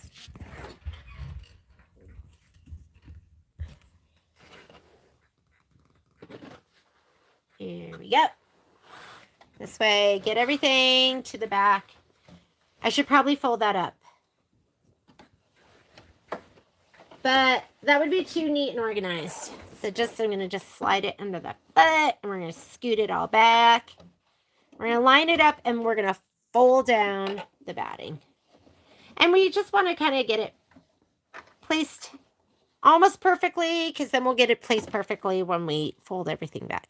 So I'm going to flip this back, and what I'm looking for is the inside line, not the outside. The outside is the tack down. The inside is the batting, and that's all we've done here. So we're going to line that up. Batting, batting. Oh my goodness, you look so good, batting. Right there and there. Back a little bit. I'm going to just hopefully assume that this one, I hate that word, assume, but that this is kind of lined up and kind of in this right spot. And then I'll flip it forward and I'll adjust it for the final time from the other side. Okay. So that looks pretty good. I'm going to fold this batting first. I cut my batting in two pieces that are 10 inches by 44. I want this later because and I'm holding this in place. And it's a little awkward. I get it. It's a little awkward right now. Sorry, I'm hitting my filming arm. Holding this down, bringing this forward. What am I caught on the foot? Okay. Okay. And I'm going to make sure my batting is going to the outside. That should be pretty good. I held this down while I folded it forward. Now I'm going to go ahead and just give this a little shot of spray so the fabric can stay down. And it's not going to be perfect. It's pretty gummy, so it doesn't have to be perfect. I'm going to bring the fabric forward. And then we're going to just, if we have to adjust, we'll just lift up and scoot because it's all in one piece. Make sure that doesn't go anywhere. Your, what you've just quilted, make sure that doesn't get folded under. Here we go. Okay, I'm going to make sure this is laid out nice and flat. Whoops, sorry. We're going to skip forward. Or actually, we're right where we want to be. Now we're going to look at the needle, and hopefully the needle is in line with the last pink quilting that we did. Here's my moment of truth. So I need it up and over to the left a little bit. I need to scoot it over. So you're not going to have the best angle for this, but I'm just going to kind of, and I don't even care if I like, if it's just the top part, because we're going to trim it all down. It'll look gorgeous. I think that's good.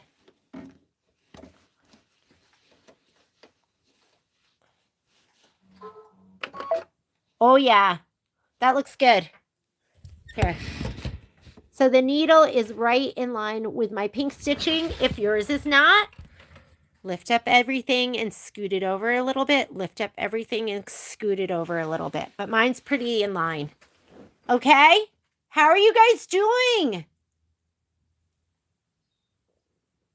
You guys doing okay? You're getting all your shots for it. Get them, girl! Get those shots! Okay, here we go. You ready? Do I need to scoot this over? I think we're good. All right, here we go. Spatula in hand, stitching, ready to go. And I'm about probably 1/4 of an inch back, maybe. I'm petting it and making sure it stays in line.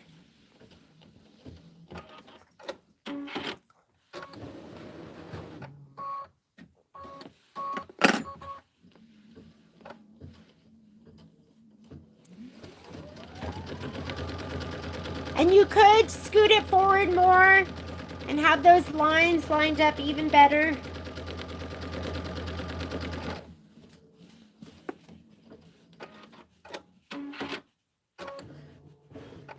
Hi, Momo. So I do have, see, there's a little bit of space in between, but that's okay.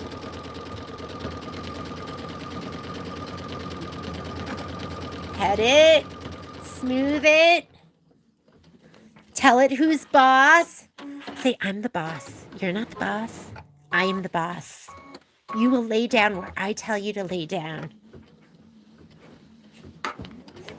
I talk to my fabric all the time. I explain to my fabric I am the boss, and my fabric will do what I want it to do.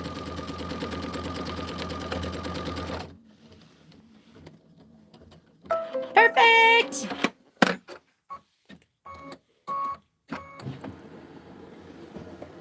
Here we go. I'm going to put in my other thread.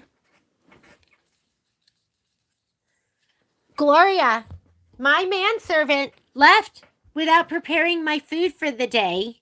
He's going to have a talking to when he gets back.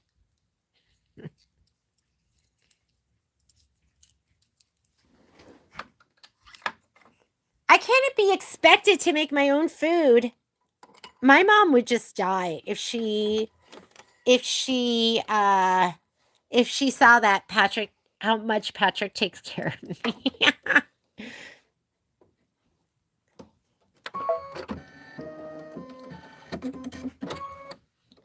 All right, here we go. I actually can't wait to be like a housewife again. Like, I love that. Someday.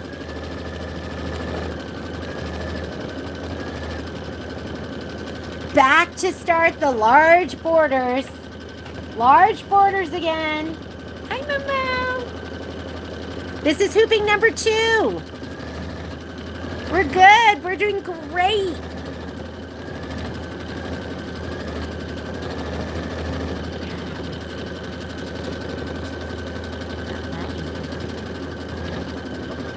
Haven't even slowed down my speed. We're at full speed. Oh, you need more? You need more love? Here you go.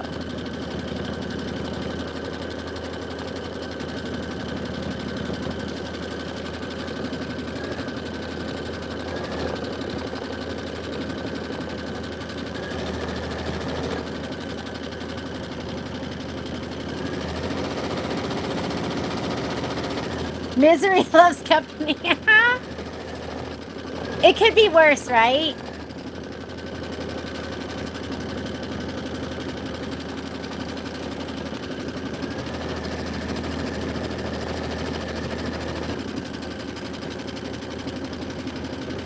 Tina, what do you glue down? Do you glue down your borders and your batting?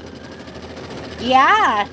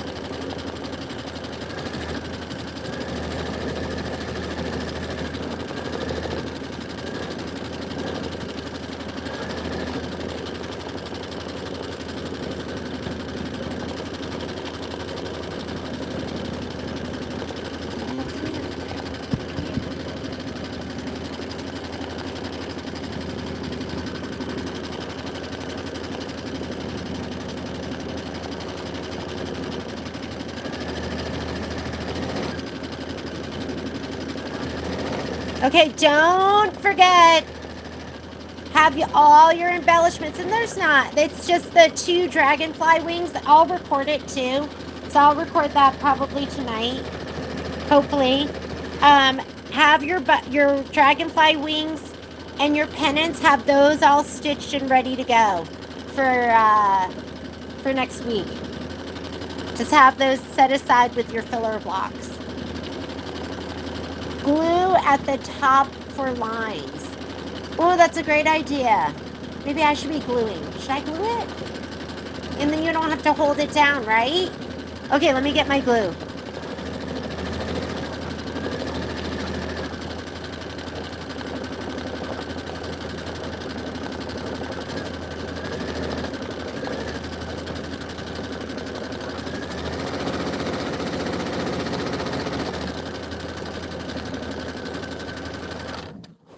Okay, that is so cute.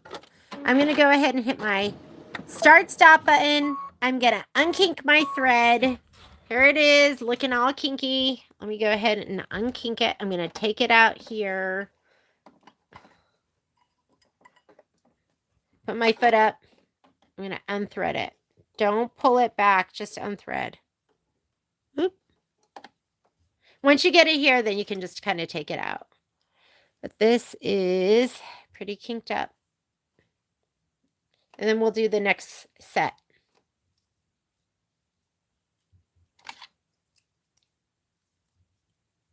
Of course, I have to do this because I can't waste.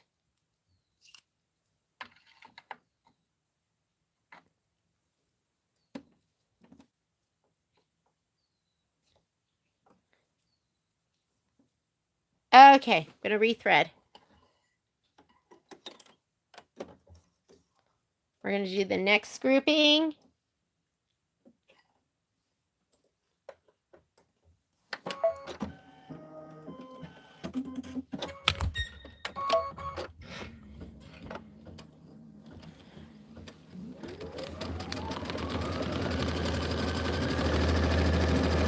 I mean, I don't have mine totally together, and maybe it's better that way if it's not going to match up perfectly. And once you sew it on, no one is going to be looking. Where's my glue stick? Do you use this one? Which one do you have, Tina? I'm going to use this one.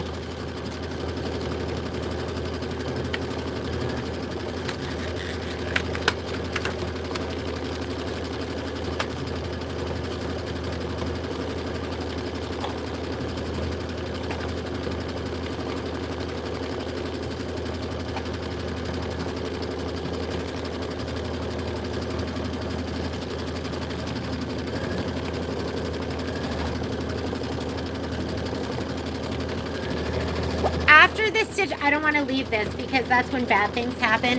After this stitch is out, I'm going to take like a 2-minute break to run to the ladies' room and to go pay the peanut butter tax to my dogs.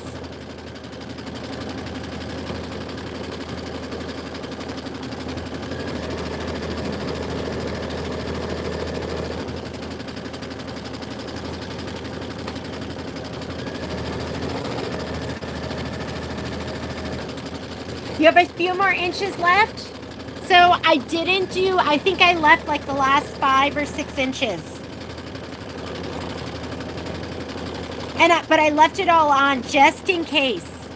I'm gonna wait to cut those down. And if I have to do one more hooping, I can do one more hooping.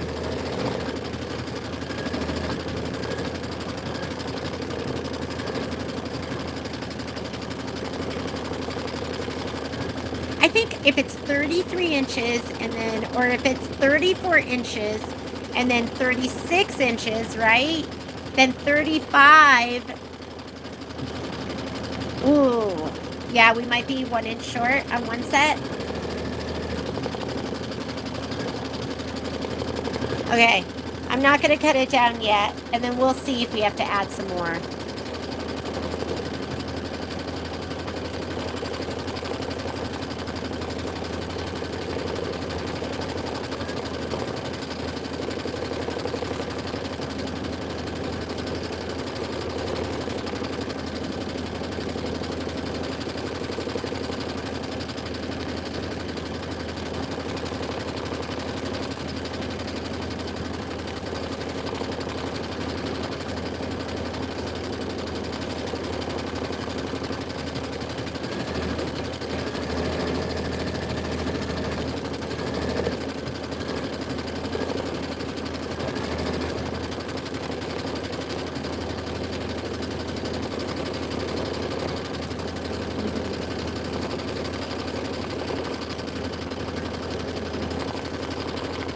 We were hugging up on Momo last night.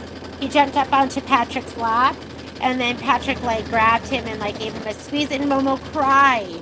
And so we were like, okay, what's going on? And then we thought, oh, it's his shoulder. And then he tried to pick him up and move him, and he cried again. So we got him down on the ground, and I was giving him hugs and kisses. And then we found he had like a little puncture wound, and we think it was Poppy because they took off running and before their walk, and he cried. And right, baby boy. So we cleaned it all up. It was just like through the skin a little bit. But my poor baby.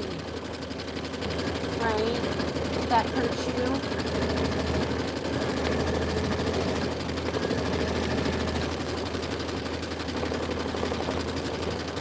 I don't think she did it on purpose. She's not a mean dog, but poor little Momo.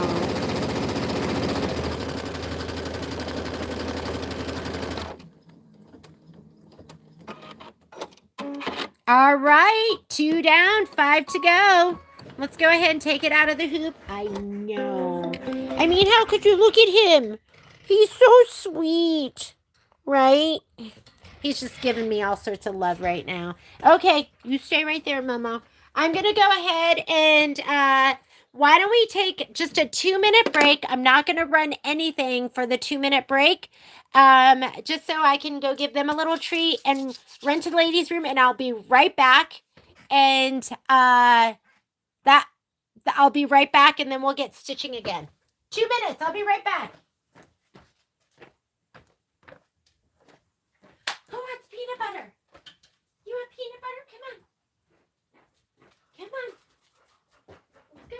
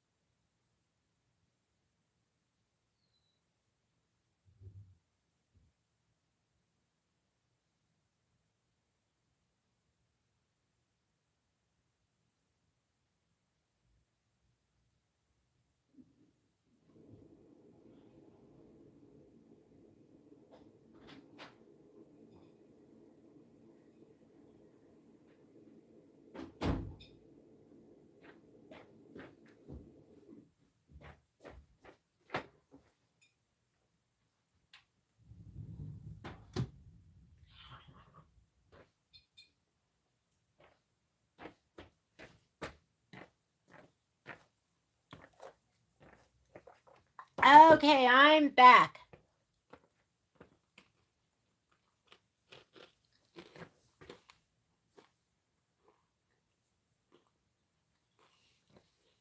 Okay, here I am, crunching on some pretzels. I'm going to take this out of the hoop. We're going to trim, and then we're going to rehoop again. Not too bad, right? You guys are doing great. Let's move this out. I'll use my regular ruler this time. Doesn't have to be the trimmer by George.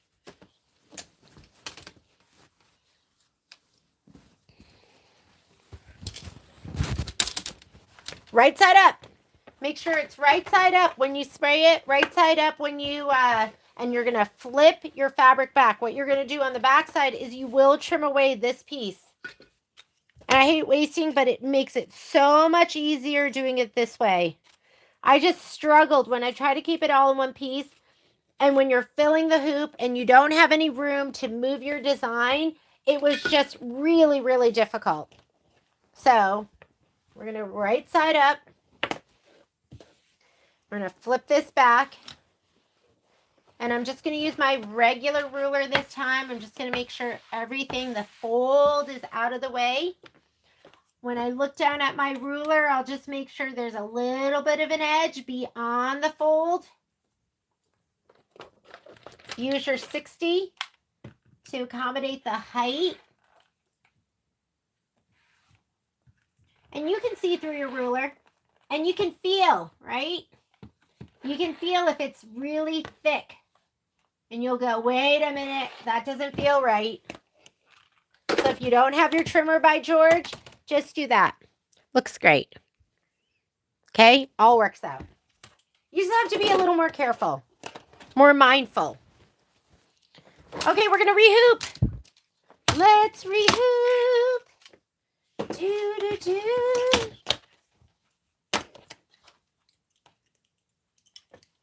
So you lose a little bit. You lose like what? That's like 3 inches or something like that. That's okay.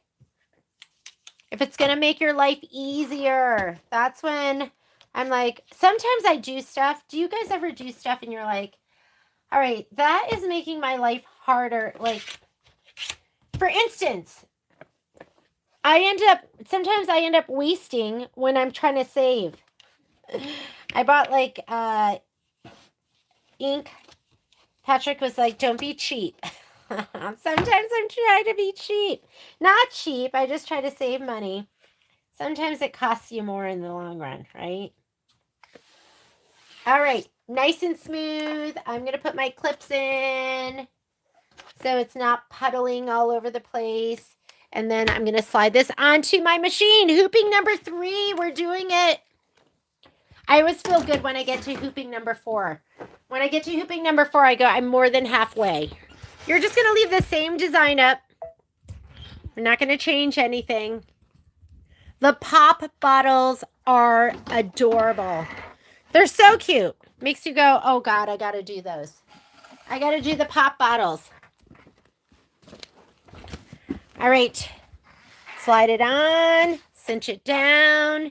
And I'm going to put my tango in.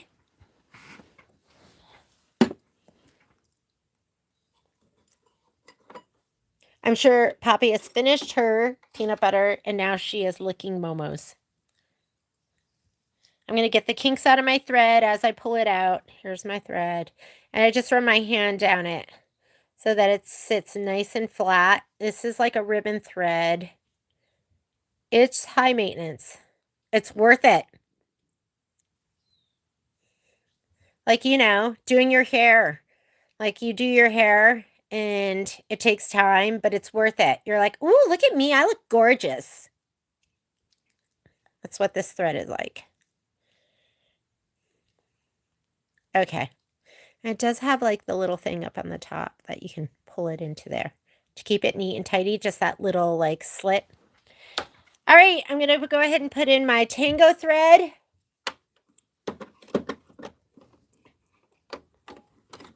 Aren't you going to feel so good when your borders are done and we get to the end and you're like, ooh, let me just slap those on. They're done. And everyone is going to have to do them. And you're going to be like, oh, I did mine first. I am done. While it's doing that, grab your spray box. Here we go. We're going to spray. Right side up. Have it right side up and you're going to flip it back. And then take the top and flip it back. I might have to, I have another piece of batting that I cut 11 inches. So I might have to go and get that. It's right here. I'm just going to abut them. And then it's going to get stitched down. I am not washing these. Mine are not being washed. Mine are just like decorative. If you're washing them, if you're going to wash, I would stitch this. I would use the Marty's fusible tape, and I would put that on the back with my other piece, and I would stitch it. Sorry, I'm waiting for this hooping to get done so I can move my my box forward. All right, I'm going to, have I been doing this right? I'm going to flip this back. Have I been doing this right? Yes, I have been. I'm going to fold that back and I'm going to spray the back of it. That's what I want it to spray. So you're going to put it right side up. You're going to flip back the background fabric and the batting we're going to spray right here. Did I do that last time or did I spray the top? I think I did this, right? You don't want to get it everywhere. Don't get it on the right side of your fabric. All right. So Tina was saying that she glue sticks it. We can do that. I can do that too. I like glue stick, Tina. So right here, am I going to glue it right there to hold it down? Or are we gluing here? I sprayed already. So are we just gluing right here just to hold it down?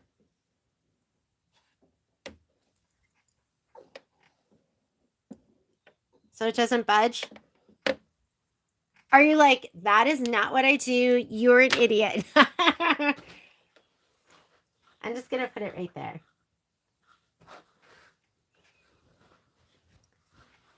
You like the larger spools? I know the larger spools are nice to work with.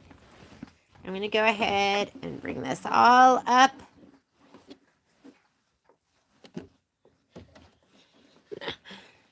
Did I just like smear my glue everywhere? Okay, here we go. I'm going to peek underneath. I'm going to make sure the inner line, which is the batting one, is lined up. Put my fabric right there. My fabric right here. Is that lined up? Yes. I don't want that down too far. Let's look at this one too.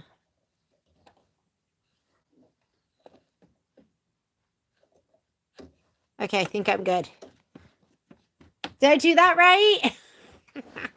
Now I'm going to bring this forward. I am going to put my hand here in case I get really aggressive and I start yanking. Was that the point? Did I totally miss the point? Are you doing glue on the muslin and then for the batting? Is that what's going on? And I'm gently going to bring this forward. I'm going to hold it right here just in case I start tugging.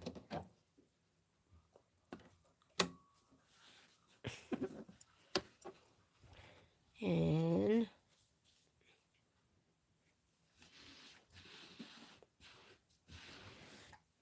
okay. Now I'm going to bring my fabric forward. Just making sure I wasn't too aggressive. Oh, and let's give this a little shot of spray right here.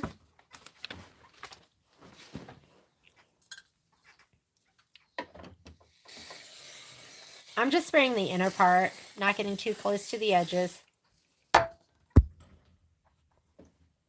My bottle's feeling a little light. I'm going to have to bring another one home. I'm going to bring this forward. I'm going to pat it down gently.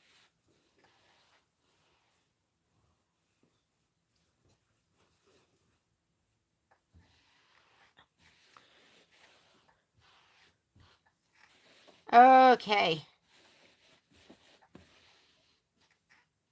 I am right in line.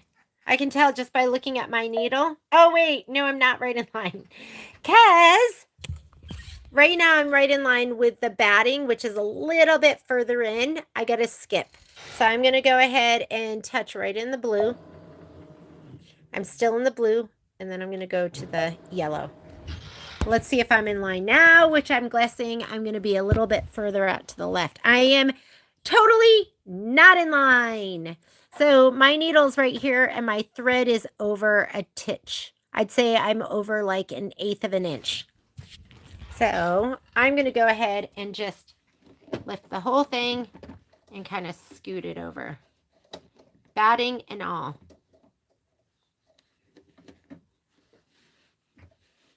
Okay, I was celebrating when I shouldn't have been celebrating. Yeah. And you can just kind of just scoot the whole thing. Now I think I'm right in line. Am I in line? I can't tell. Can't tell. I'm just looking at my needle and looking at the thread from before, and now I look like I'm right in line. Okay, I think I'm good to go. Maybe I'll hand roll. Let me see. Yes, looks good. Okay, so just scoot a little bit left to right. Make sure it's right in line, and let's get stitching. This is going to be my background tack down. Looking good. And stitch away. How does the Hollow Shimmer tolerate heat from the iron? Seems to be fine. I haven't had any issues. I don't really sit there and press my iron down on it a lot. And I usually press from the back side. So I press from the back side, and I press like a decent amount from the back side. And I've pressed from the front too, but I don't leave it there. I would definitely just barely leave it there, or use a pressing cloth. Or I use my, I am a big goddess sheet, Teflon sheet girl.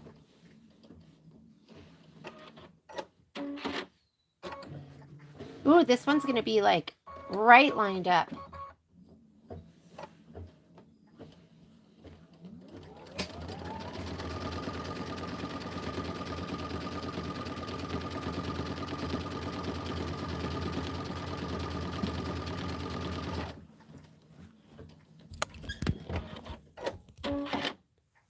Hi, Miss Judy. Miss Judy Carato. Miss Judy just did this incredible Amy Bradley quilt. You should have left it so we could show it off.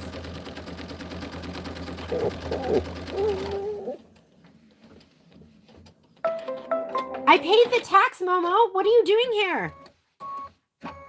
They want more. Now they want the cheese tax. Okay, ready? I'm going to change out my thread. I mean, I'm a little bit off. I'm a little bit to the right, here, and then over here.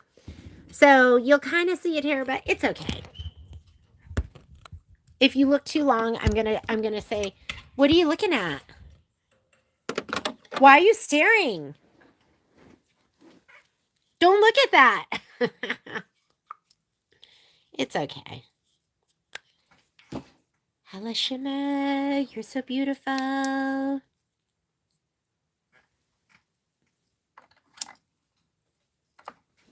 Yeah, and remember, I was going to turn it down to 700. I never did. And it's been fine. Knock on wood.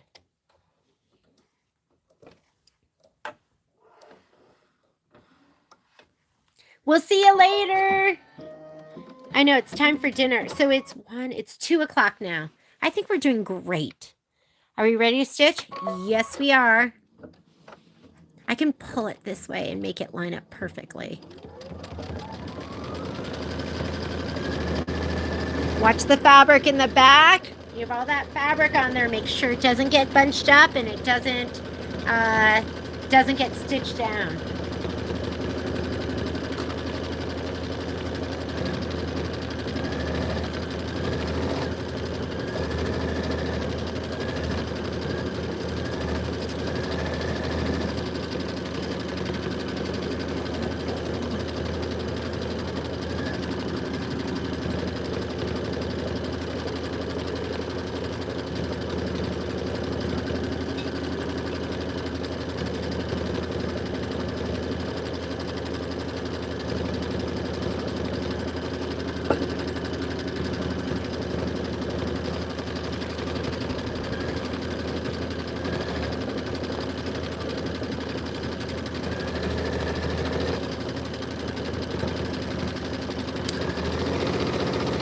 Guess what? This is number 3, which means next one we do is stitch out 4.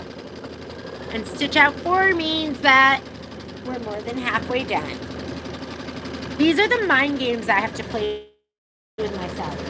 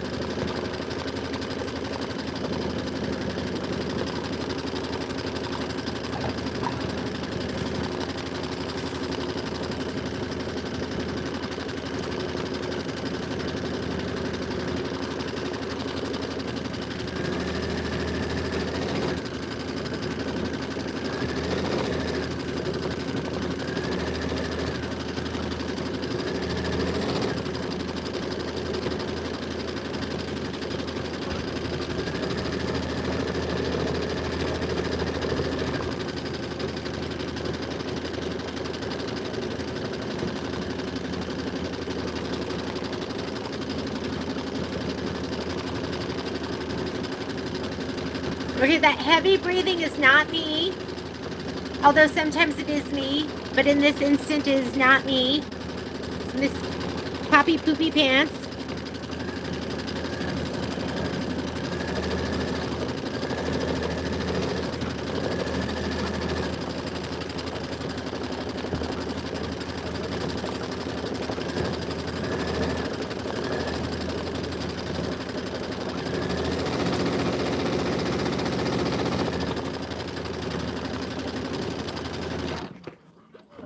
Looks good.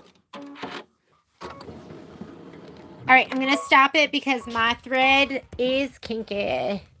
I'm going to undo this. Let's take this out. Put your foot up. You don't want to take your thread out with your foot. No, Poppy. She's trying to get to my pretzels. She's just using me. Patrick and she pretends she wants to cuddle, but then she's just trying to get to our food. Okay. All right, here we go.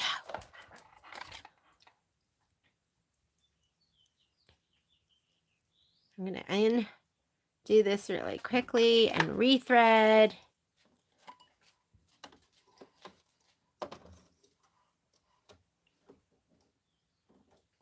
And let's stitch out the next one. I am not a total match, so I am going to, here we go. It is, I'd say like a 1/16 of an inch to the right, but when it's going to be spot on, wait, is it going to stitch the middle or, nope, it's going to stitch the left. I wonder if I can scoot that just a little bit, just for the very beginning. I think I did it.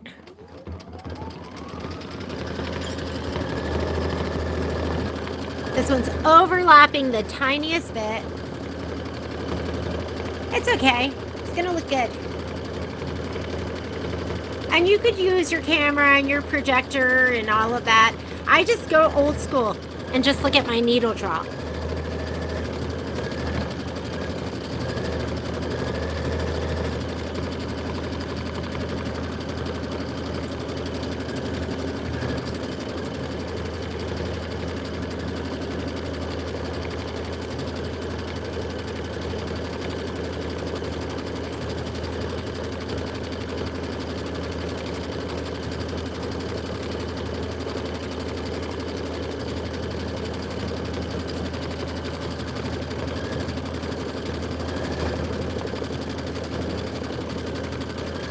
I'm just going to power through.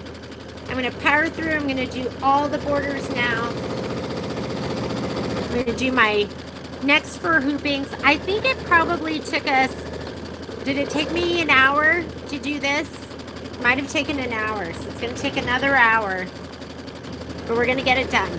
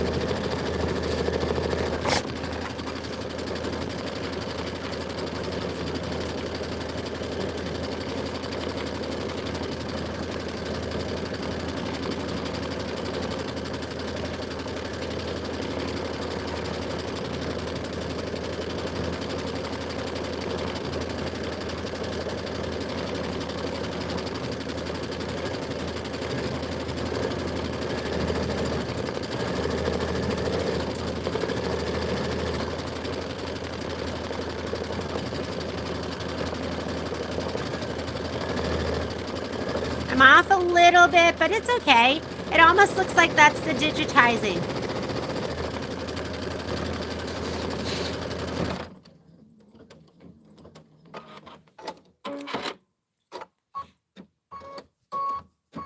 And I'm okay with those joints not being perfect. Here, I'll show you what I have. So this one looks like that.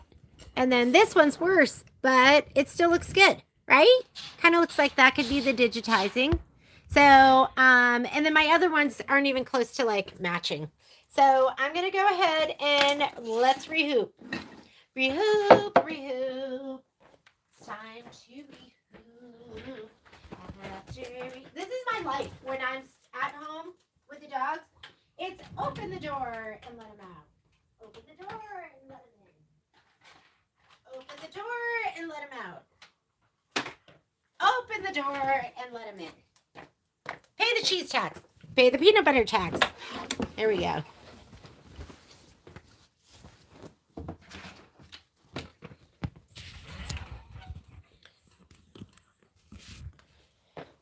All right.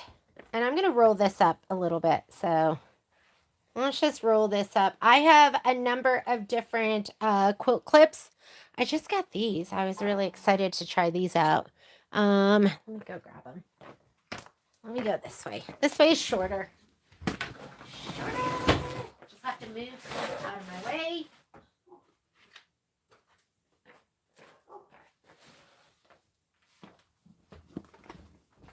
Jumbo quilting clamps. I was like, these look kind of cool. Let me try these. I'm always up for trying something new.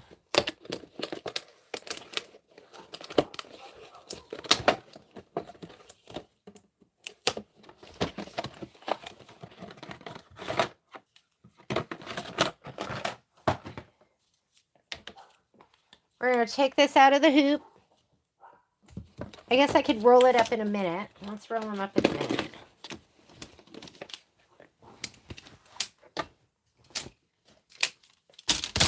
Okay. Lay it right side up. Fold back the top fabric. Fold back the batting. So I have just a little itty bitty bit left right here. I'm going to grab my, because I do have it, let's grab my trimmer by George. Yes, I'm making a magnificent mess. And just fold it back. Make sure everything is under there, that nothing is sticking out. And where's my 60?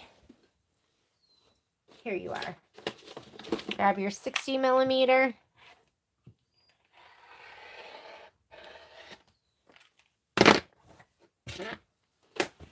And then you can cut these pieces off. You're not going to need those. This piece and this piece.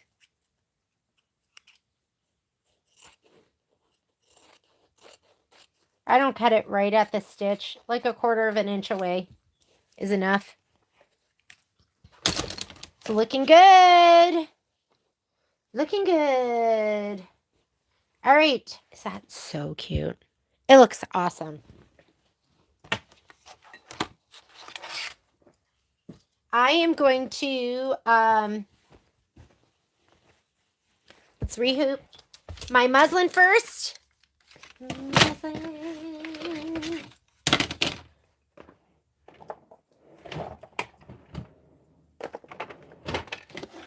How about we tidy up? And then we eat a pretzel. Is there anyone else who's addicted to Dots pretzels? And if you live here in the Reno area, Stella's. How good are the Stella ones? But if you fly in Southwest, those are the ones they give you. But that's from like Carson City. Those are so good. You know what gets me to not buy junk food anymore? Because I love junk food. Is the high prices. I'm like, $7 for a bag of pretzels. And then I don't buy it. Unless I'm at Costco. Because it's a big bag.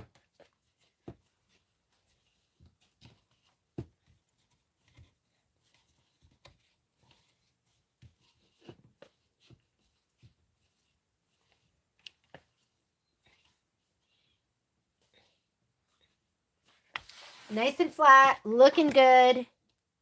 Okay, with this stuff, ooh, I wonder if it's going to make a difference. I won't fold up the whole thing.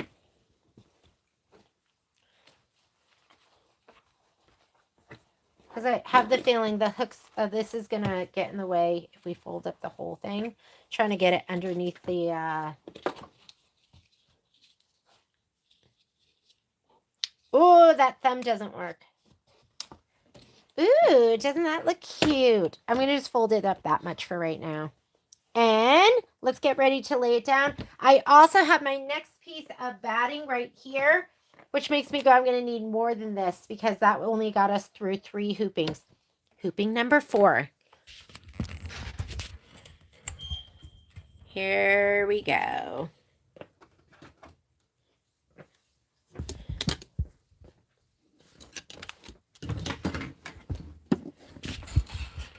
Let's take this out. The shimmer, you are beautiful, no matter what they say. I'm going to go ahead and just run my fingers down it to get those kinks out. Whoops. Well, I guess I won't know what color that is anymore. I'll just be like light green. The color just came off, the little sticker. Hello. Hi, Miss Becky. How are you? Yeah, we're doing our borders first.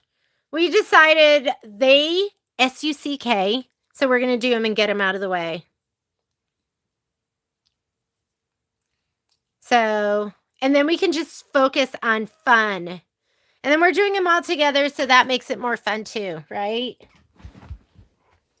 Yes, because misery loves company. All right, I am going to slide on my big, beautiful hoop. Here we go. Slide it on, and then we're going to continue on. Hold it here. And I'm putting on Tango. So do a color that you can see.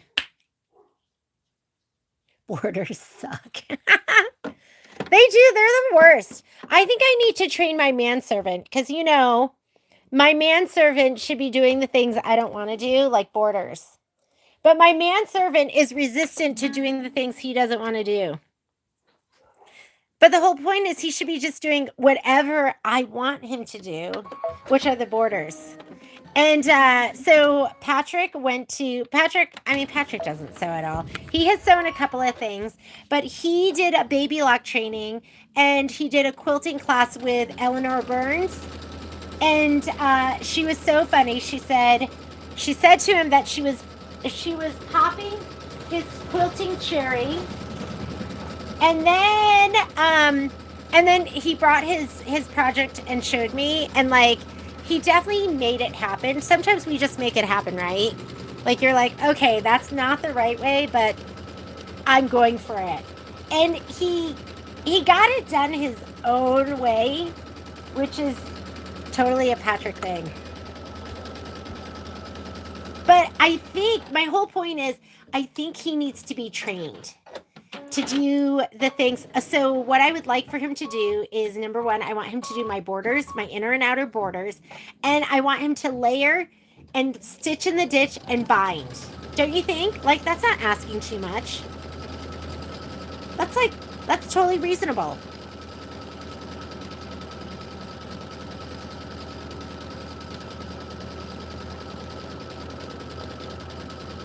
Da, da, da, da. It's not bad, right? Like, this isn't too bad. I've done borders so many different ways, just always trying to make it go faster and easier. And at this point, like, this to me, this is it. I don't know what other way to do it. So I tried to do them, Becky, and I tried to do 2 at a time, and number 1, I was totally cheap and I didn't buy really good magnets. Somebody's like, oh, just get them on Amazon. So I bought I was like, oh, these look exactly the same. Well, you know what? They weren't. And I think I needed to use the bigger ones. Like, I need to do it again. Can you do it again and do 2 at a time? That's what I was trying to accomplish. I was like, I need to be able to do 2 of these at a time. And I couldn't quite get there. And then because I was stupid, I didn't get the nice magnets. Okay, that's a me thing. And then I did buy the So Tight. I got the bigger ones. What am I doing over here? I'm talking and not thinking. Okay, right side up. Remember, you want this right side up. You're going to throw back the top. Because I watched your video and I was so impressed with it. I was like, oh my God, I want to do that. But I wanted to do it with 2. I wanted to do 2 at a time. And I couldn't. And then I did it. Well, no, I didn't do it. Then I tried to do my cheapy magnets. And that did not pay off. I was like, oh, look at me making this really difficult. Okay, back side, not the front side like I was just about to do. And that's just a little itty bitty piece. If you're going to wash this, I would secure it with more than just spray. That's Patrick. Hang on, let me tell him. Not now.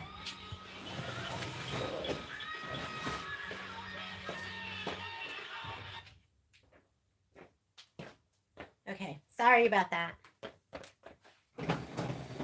And then I just haven't tried it again. I need to. I want to do 2 at a time. That's the thing with me. I'm like, can I do 2? 2, please. All right, I'm going to go ahead and lay this to the back. To the back. To the back. Ugh. Yeah, I loved it. I watched your video, Becky, and I was like, oh my God, I love that. Look, it's just going right in the little channel. It's so cute. And then I tried to do it, and for me, it was like an ultimate fail. It was a learning experience. All right. I am going to peek under here, and I'm going to line up my, the inner one and the edge of that. And then this one too.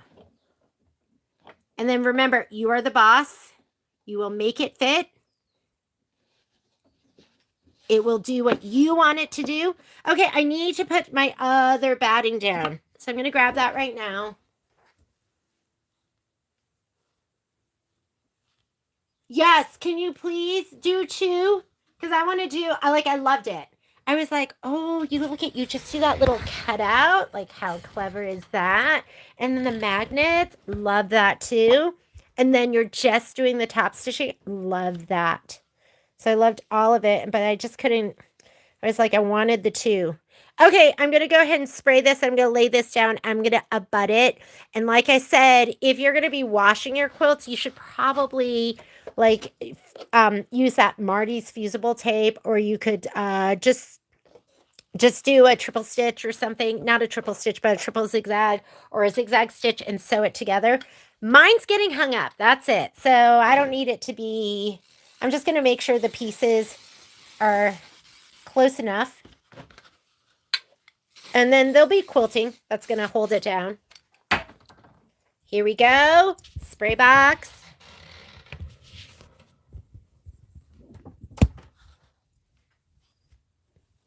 I watched that video. I was like, watched it and I watched it. And I was like, oh my God, can I do this? Am I good enough? And then I wasn't. I wasn't good enough. I tried. All right, there we go. That one's laid down. All I did was I butted these 2 pieces.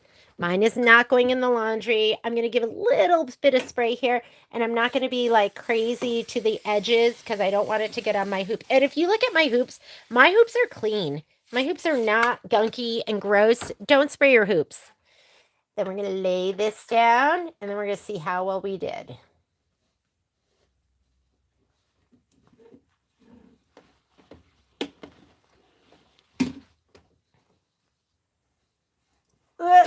need longer arms.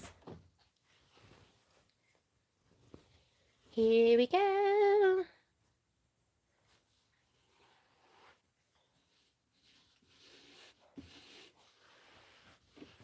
Go ahead and pet it. Just make sure it's laying down nicely. And let's fast forward. We're skipping steps. So you should be in this screen. We're skipping all of the batting tack down because we're just laying down one big piece. You could do that, right? But yeah, no, don't do it. If it drives you crazy to have your batting in your seams, then go ahead and make sure you pre-cut your batting. And then the placement for the background, we just laid ours down, so we don't need that. I'm going to touch right in the blue.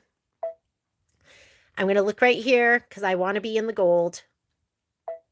There we are. That's our background tack down. Let's see how we did and how, if our needle's in line. Carriage is going to move. Ooh!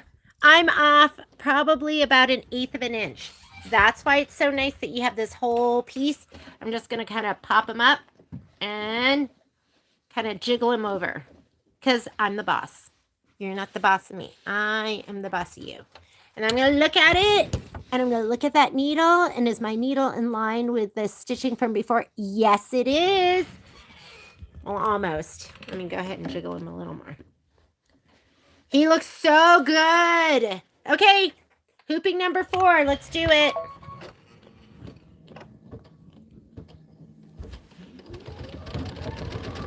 This is our tack down, and then we'll do our quilting stitch. And then next week is fun time.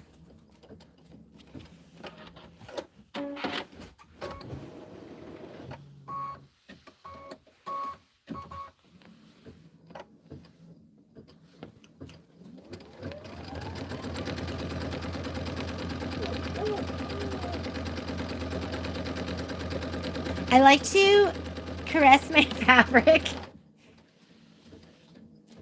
Just make sure everything's nice and flat. Oh my God, that one is so good. Look, and I'm like an 1/8 of an inch off. I'm okay with that. There's good enough, right? Sometimes good enough is enough.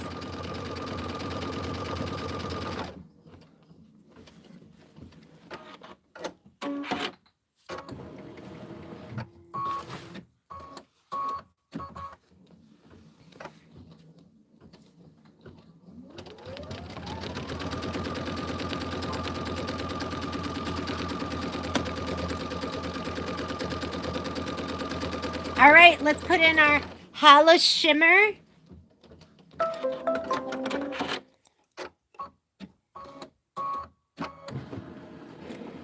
We're not even slowing it down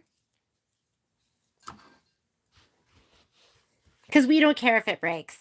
If it breaks, you just thread it again. Who cares? Just do it. We don't have time to slow it down. We got to get stitching. We have lots of projects to do. Here we go.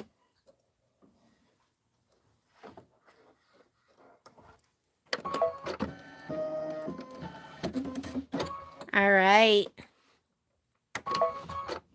Oh, so good. It always feels so good when you've got it. Almost perfect. And we're off to the races. So this is 4. Then we're going to do 3 more. It is 2:18. Let's see if we can get it done by 2:18, 3:18. Or maybe 3 o'clock my time. We'll see you later. Bye, Becky.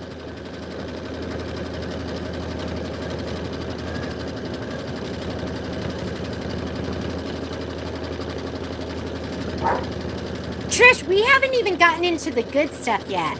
I mean, this is good, but wait till we get into the good stuff.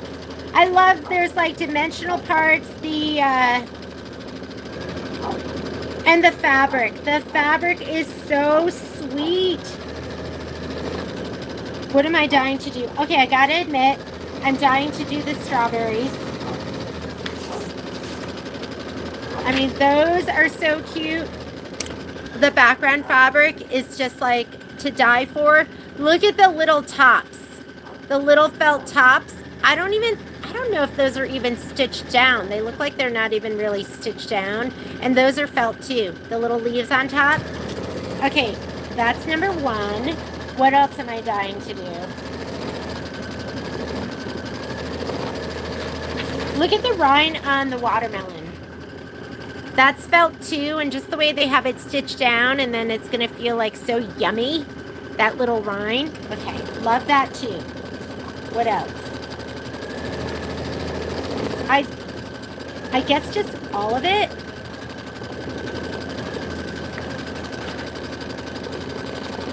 I'm really looking forward to, oh my goodness, how cute will this be? The little puffy clouds with the little bird next door and the little leaves. So the leaves I thought was interesting because I was looking at the instructions, and you're going to stitch them down with dissolve away thread, and then it'll stitch right down in the middle, and then you're going to like take the dissolve away, spray it from the back, and then the leaves will kind of like they'll only be stitched down on the edges, but that's going to allow you to have this like perfect shape where you don't have to like hold them down and stitch them right down the middle. And the bird, the bird is the word. Look at him. So cute. And there's so many embellishments. Let's look at our embellishment kit. Haven't even done that yet. Let's see what's in there.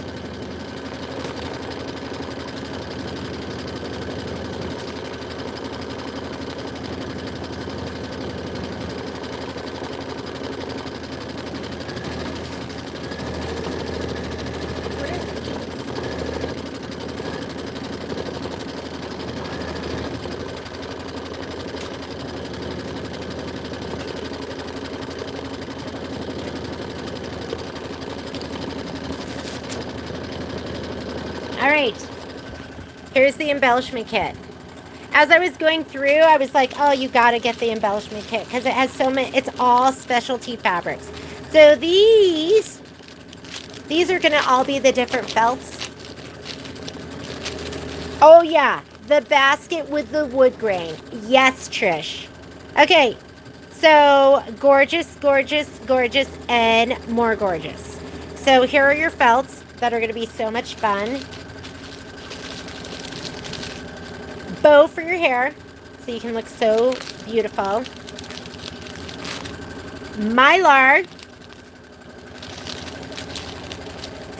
Excuse me. These are all, I think these are the micro velvets. So I'll have to look through and see what needs to be stabilized. What I'm noticing with the micro velvets, which I like better than the cotton velveteens, is they don't shed and come apart. So I don't even know if we have to stabilize this.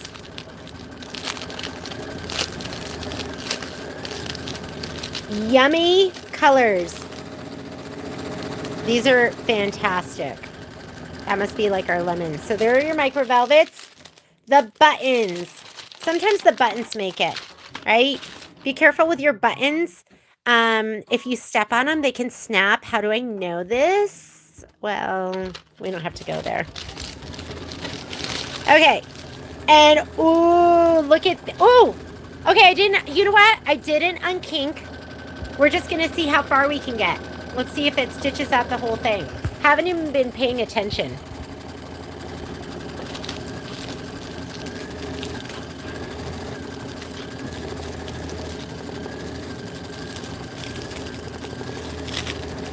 These are going to be all the new embellishments. What I'm noticing is the embellishments are like just a run. Like, I have to look it up, but I don't even know if I can get azalea and moss velveteen anymore. So this is really cool. This, wow.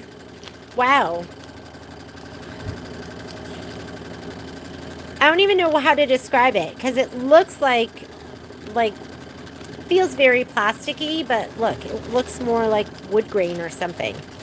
So these are all for the different baskets. Check this out. Holy cow. It's like wood, but it's not wood. So you definitely want to get your Sippin embellishment kit for these for the blocks. They're really, really cool.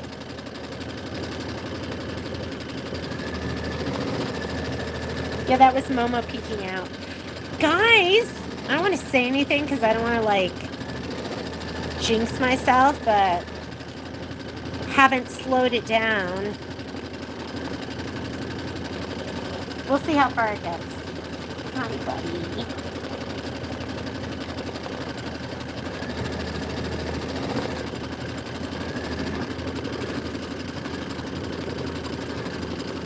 Oh, the grapes. The grapes are cute.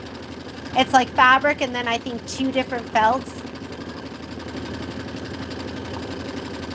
Yeah, you do need water-soluble thread.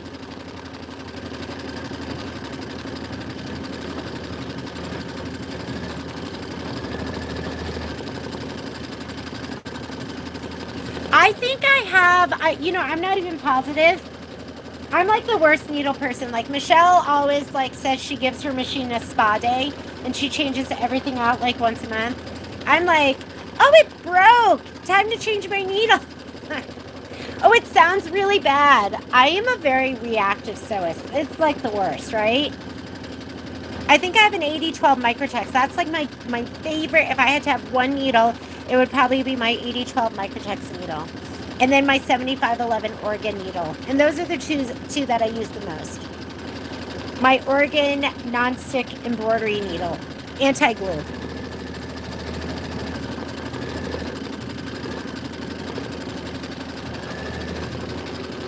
We should do another needle notebook class. Should we do a needle notebook class? This is from the original needle notebook. And so these are my favorites. So here's my Microtext. I love a top stitch. A universal is good to have. They're slightly ballpoint so you can go between fabrics. Here's my metallic. And here is, oh, these are my EBBRs. I should have a thing of anti-glues. And that's like, those are what I use the most. Should we do a needle notebook class? I haven't done one in a while. Last time I did one, I did the second size, but let me undo that. It's getting caught on my needles. I love my needle notebook. Ooh, it sounds like my thread's gonna break. I don't know if you can hear that. It's getting more high-pitched. These are the original needle notebooks. And we could pick some really pretty thread. This is the medium size. And I made this, I forget, I think it's like 1 click bigger. So it would fit these in there. These are the big ones. This one fit the big and the small. And then there's a size large. What is this one? That's for power cords. There's a large too. Holy Manoli. I just can't believe it just did that whole thing. All right, guess what? Was that 4? Let's keep going. Okay, I'm just unkinking my thread.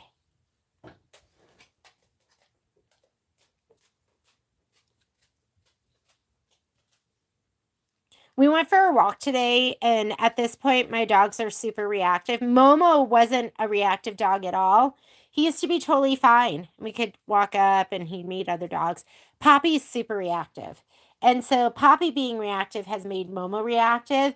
And I get so jealous when I see normal dogs walking.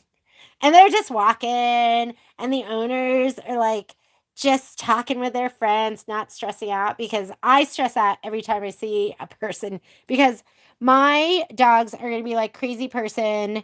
Like, they're just crazy. I'm like, I said to Patrick, I was like, don't you wish we had like normal dogs? And I know you can train them, but we just don't have the time. We're like, walk them as fast as you can, as far as you can. We got to get to work. All right, you ready? I'm that person with the crazy dog where you're like, what is wrong with that person? Can't they control their dogs? That's me. It's embarrassing. Here we go. I'm thinking we should do a best of Kimberbell because there's a couple of projects, older projects that I want to do. I'm going to do the notebook. Wait, is this it? Where's the notebook? Oh, this is the big needle minder. This one's the biggest. We should do the needle notebook, and then we should do the little notebook cover. Those are both like really good ones. Yeah, the needle notebook is, that one is, why am I spacing on it? Who's the maker of that? You guys know. I can't remember who it is. Okay, let's do some needle notebooks. We'll set that up. We'll set up the needle notebook, and then we'll do the notebook cover, a best of Kimberbell notebook cover. Ready? Right side up. Fold back the upper fabric, fold back the batting, and you're going to cut off the muslin.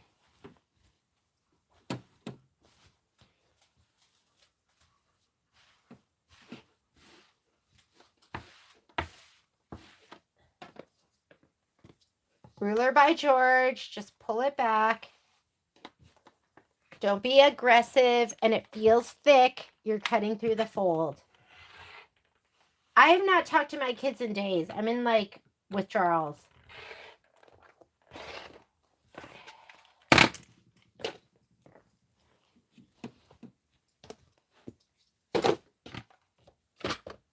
Let's hoop up. Hooping number 5.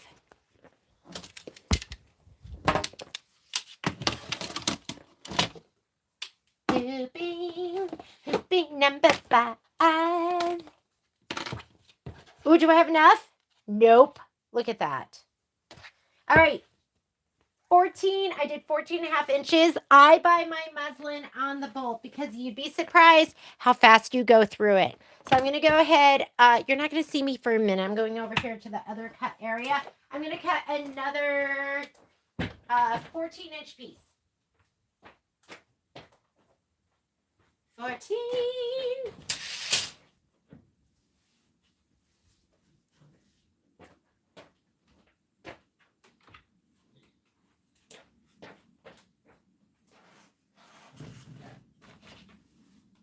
I'm like dying. There's a couple other projects I'm dying to do. So I really need to, I like to have something going on my multi-needle at all times. But sometimes it takes a little bit of prep work just to get there. Hang on. So I'm hoping I can just get that so it's stitching. I feel wasteful when something's not going on my multi-needle. All right.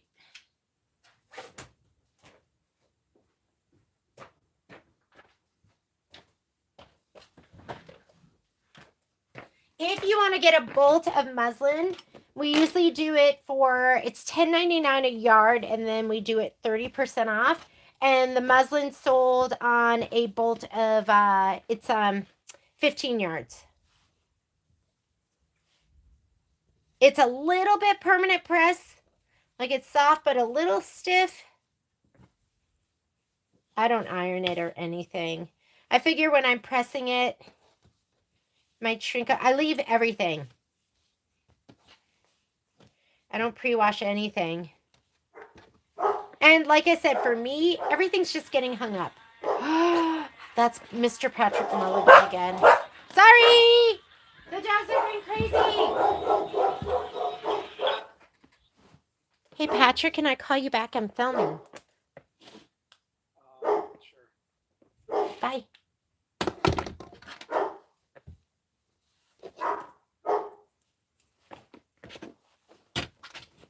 I'm sure there's like a child riding their bike out in front of the house. Danger! Okay. Here we go. I am not looking at comments. I hope you guys are doing okay. Hang on a second. I'll look in just a second. Pull inward. Make sure everything is nice and flat. I know this is a tight fit just because when I went to tighten it before, I couldn't tighten it anymore. So we're good to go. I'm going to slide this onto the machine. Let's get stitching.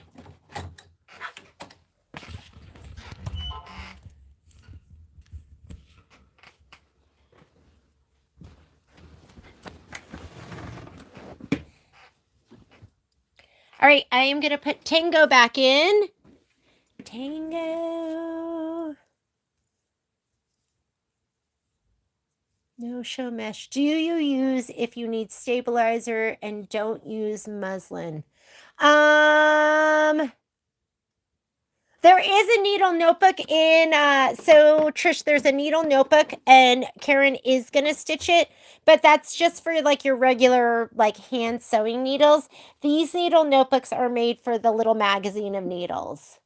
And then which no-show mesh? Oh, as far as no-show mesh goes, I love the Kimberbell stuff. So they do, is theirs called no-show mesh? Yeah. And I love the OESD stuff. I love the Baby Lock stuff. We used to just have the Baby Lock stuff in the store. As far as I'm concerned, they're all equally nice. Although somebody told me the Kimberbell stuff melts. I don't know if somebody can confirm that or not. So, hang on, let me clean up my... I left everything here in a big mess. I use my no-show mess based on size. So if I'm using, like right now, I'm using the 9.5 by 14, I would use a roll of 15-inch no-show mesh or poly mesh. So OESD sells poly mesh, which is the same thing as no-show mesh. And I would buy 15-inch. If I'm using an 8-inch, then I'm going to use my 12-inch no-show mesh or poly mesh.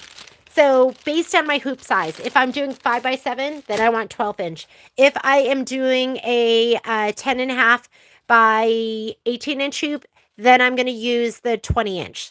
So for me, it's all about hoop size. Whatever size hoop I'm using, that's going to determine which no-show mesh or because OESD does 15-inch, they do 10-inch, 15-inch, and 20-inch. And I'll use the 10-inch for my 6 by 10 hoops. I will use the 15-inch for my 9.5 by 14 and the 20-inch for the hoops that are bigger than that. Kimberbell does 12-inch and 20-inch. So if I'm using 5 by 7s or 8-inch hoops, then I use the 12-inch, and then I bump up to the 20-inch when I use the bigger hoops. So just hoop size. Something else that's really good about OESD is they also have a project size. So they do have 12-inch and a project size. So, okay, here we go. While I'm going to spray, I'm going to go ahead and just hit start. And we are going to do our placement line. We are on hooping number 5. So 5, 6, right? I think we're on hooping 5.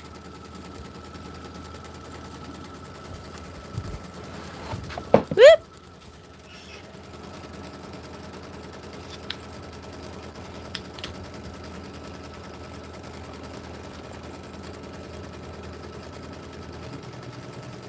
We'll leave a little bit like that. Or like that. These are kind of nice. Oh, Thumb, you're failing me.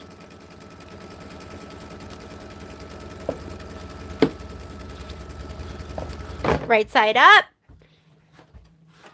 Flip it back. Ugh. We are going to spray the back side because this is what's going to get laid down, right?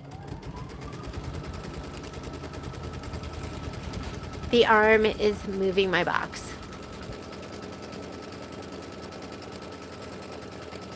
Yes, you are correct, Trish.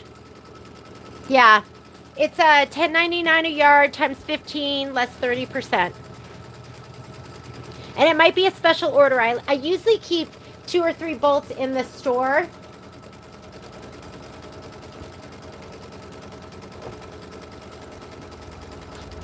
Because I start to panic when I don't have mine.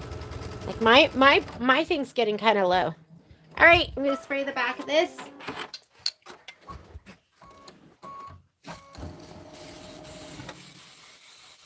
Just about 13 or 14 inches. There we go. Here we go. You ready? Sometimes I nail it. Sometimes I don't. It's like Greg Louganis am I saying his name right? Remember when he would dive and get a perfect 10? That's how I feel. I feel like an Olympian when it all lines up. Oh, it's getting heavy. Here we go.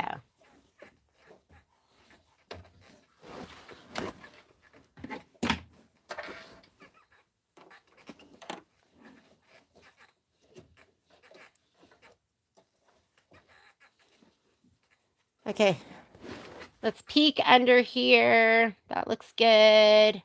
Push it back a little bit. That looks good right there. This one I'm just checking one and then hoping the other one will just fall into place. And now I'm gonna put my finger, sorry, my glasses just hit the filming arm. I'm gonna hold it back here so that doesn't move, and I'm gonna pull the batting back first. Well, I guess it's all coming.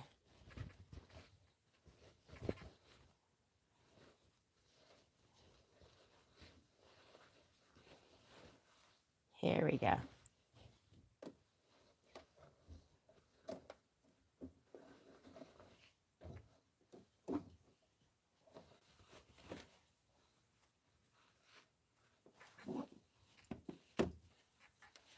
I think 10 inches is the perfect amount because you have like half an inch on either side. So I'm just gonna lay this down. I'm gonna smooth it out. We're gonna lay this down. We're gonna hope that it's perfect. And if it's not, we're just gonna lift gently, scoot to the left or scoot to the right. Okay, I'm gonna give it a little shot of spray here.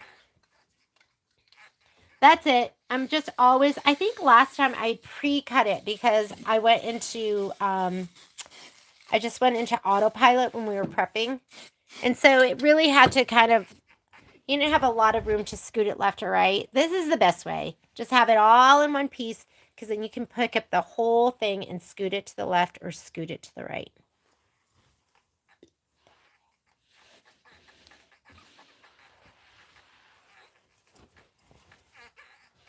All right, let's see how we did. I have a feeling I look like right now I'm in line with the stitching for the tack down. So I imagine I'm not far left enough. So let's get where we need to go. I'm going to skip the tack down for the batting because we laid it all down in one piece. I'm going to skip the background placement because we already laid that down, but I'm going to touch in there. I'm still in the blue. You want to push, go forward until you get to the yellow, which is our tack down. Now we have to get in line. We have to make sure we're right in line. I don't think I'm going to, oh, I'm over probably 1/8 of an inch. Okay. So I'm going to unplug my phone. I think I should be charged up. That causes the hoop to hit it. And so I'm just going to lift up and I'm going to scoot over. And I don't care about the bottom part, just the very top. Because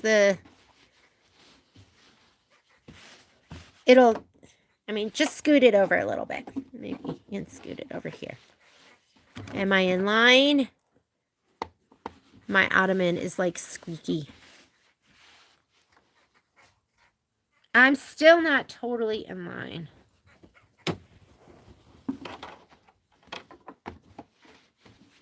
There, that looks good. That looks good. Let me put my foot down. That looks, it looks pretty good. I'm going to go with it. I think that's good enough. Good enough is good enough. And let's stitch.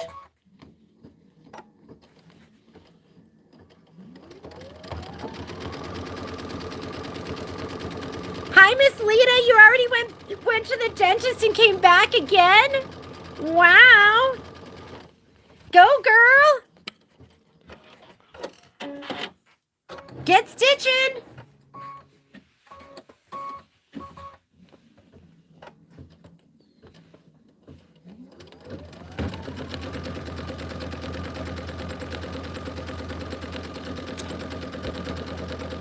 Where's my spatula?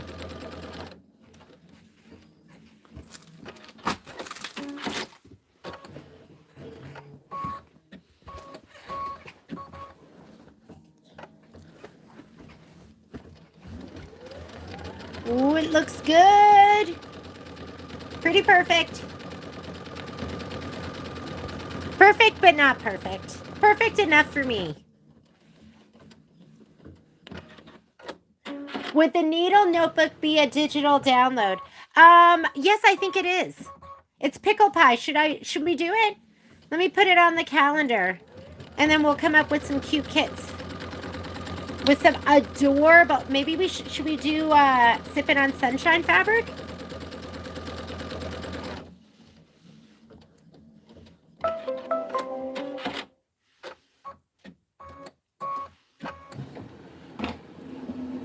Let's do it. Okay, let's put in our high maintenance, not high maintenance thread.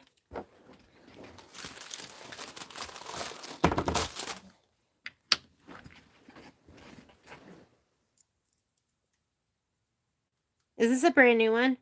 Where's my used one? Oh, this is the used one.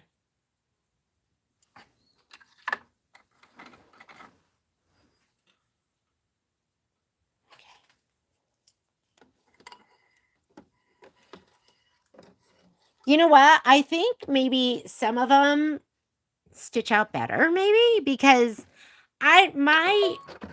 remember when I used the aqua one and that one was like breaking like crazy. So I don't know, maybe some of them are more user friendly than others. All right, here we go. Let's see how we do.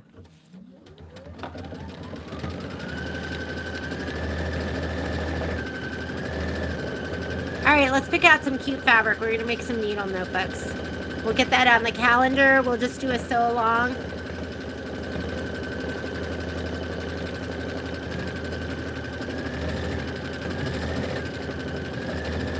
The other thing I want to do is let me see if I can find my sample.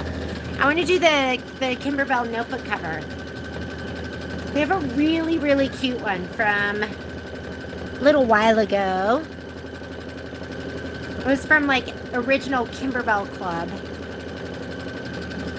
Let's see if I can find mine. Okay, I'm gonna go look for it. Oh shoot, I didn't even have my headset on. Hopefully you heard all of that.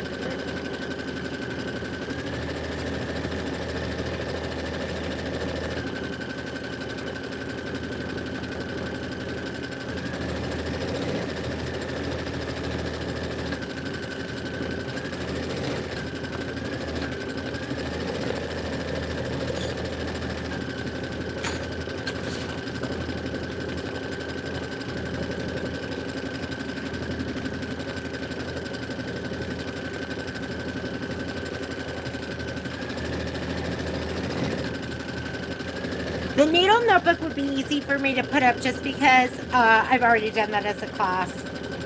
So we're going to figure that one out. Let me go look at this store and see what amazing, adorable fabric we have.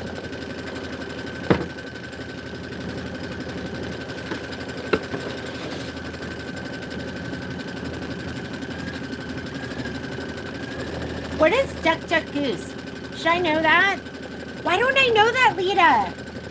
I have FOMO. Am I missing out?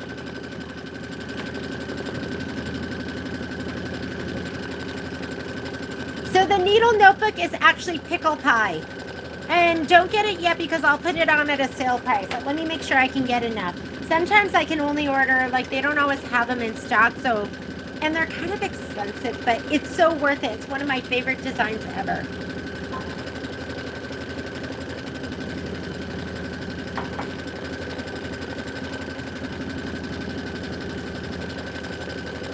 And the one I end up using is the little one. I feel like I use that one the most.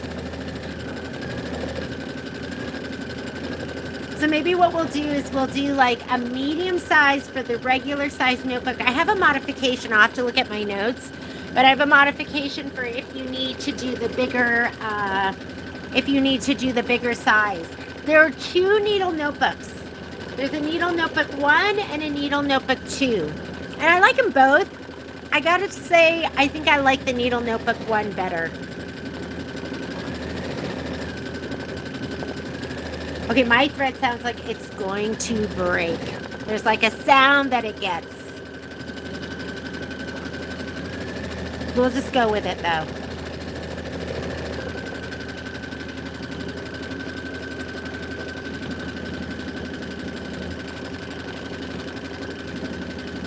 Hello, South Australia. Oh, did Becky do the needle notebook too? It's a good one. An older quilt pattern. Oh, cute.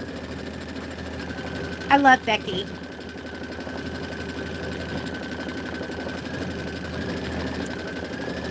Hello, nailed it. Yeah, that one came right together. See the join? It's pretty darn perfect. Let's see if this one's going to be as good. Could it really have been that perfect? Oh my goodness. Yeah.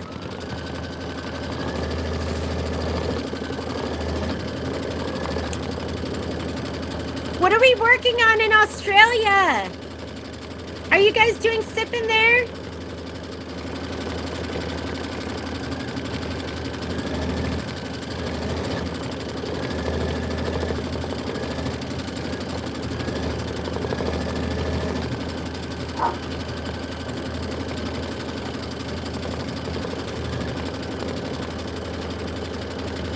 Guys, this is number 5. You know what that means? It means we only have 6 and 7. Oh, wait a minute. We got to do this whole thing though, right? Is that enough? I got to measure my fabric. Because look, like, that is not much left. That's got to be enough, right? Because you need 40 inches. Okay, because 2 sides are going to be 40 inches and 1 side will be about 36 inches. So that's 76 inches. I think we need the whole thing. What does it say?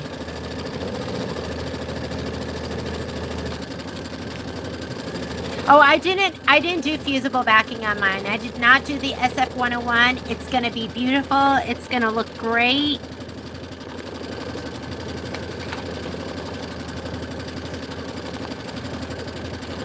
Adding the borders.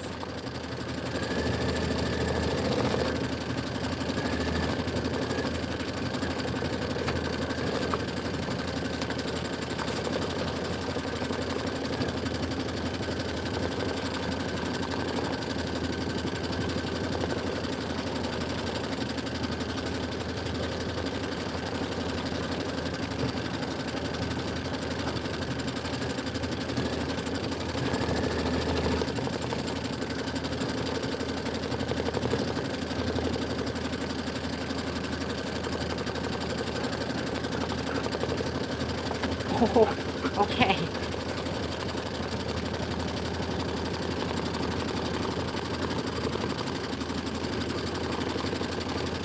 Your machine needed a spa day. Do you guys do a lot of Kimberbell in Australia?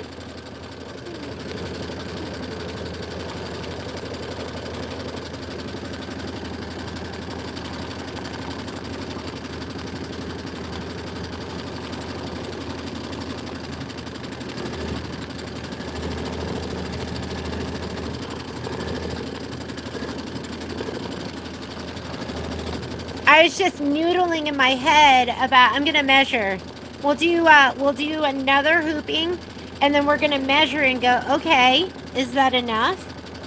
I don't know, because I imagine like if it's a 40 by 40 quilt, we're going to need one side that is at least 40. We need at least 80.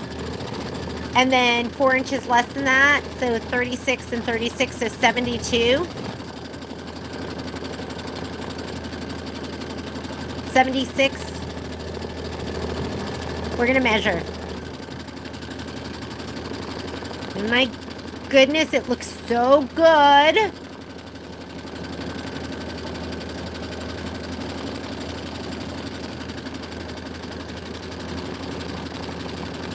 Oh, we ship to Australia. We've got a couple customers out there.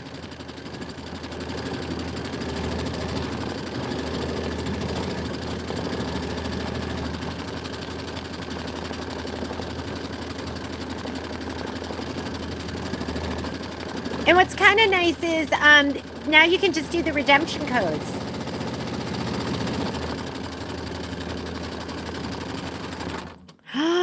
It did it. Oh my goodness, it did it, Momo. We're so lucky.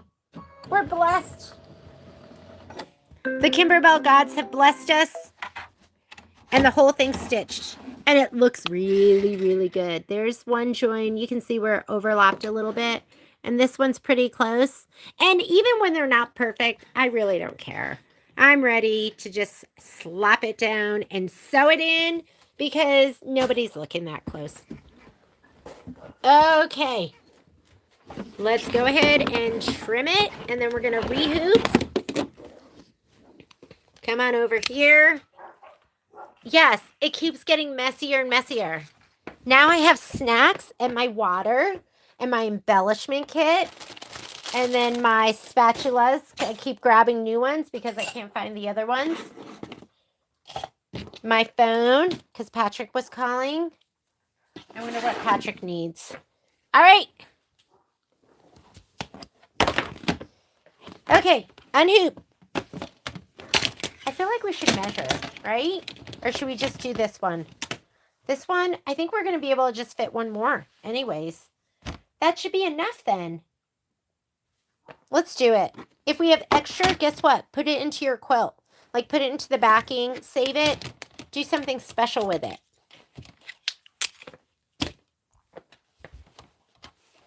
This, just get rid of. You don't need this.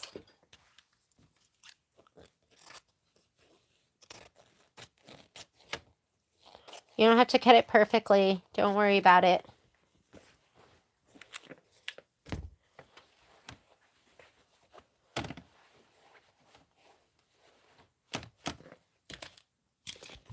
In the beginning, I was like, ooh, these are so big and not necessary. But now it looks like they're necessary.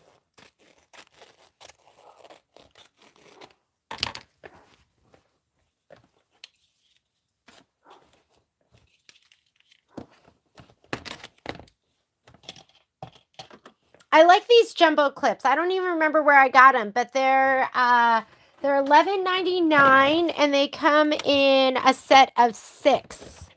I'm gonna have to order more. This first time, you know, when I haven't used it, I'm like, oh, am I gonna like it?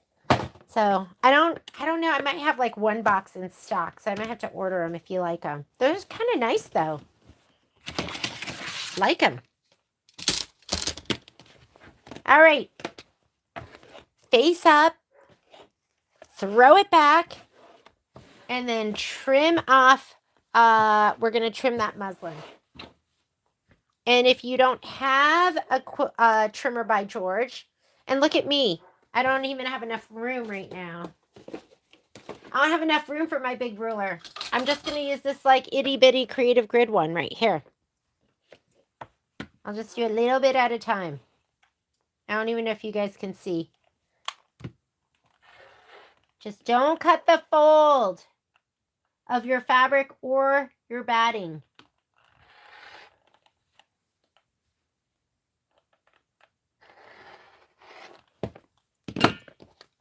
See, you can live without it, but if you have it, it's nice too. Okay, we are going to hoop.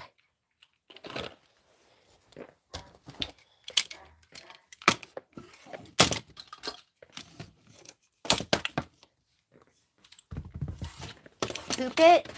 Hoop it like you mean it.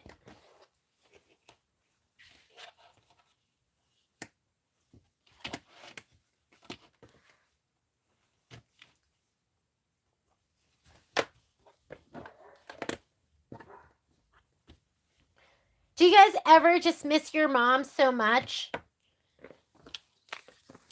Some days I wake up and I'm like, oh, I wish I could talk to my mom.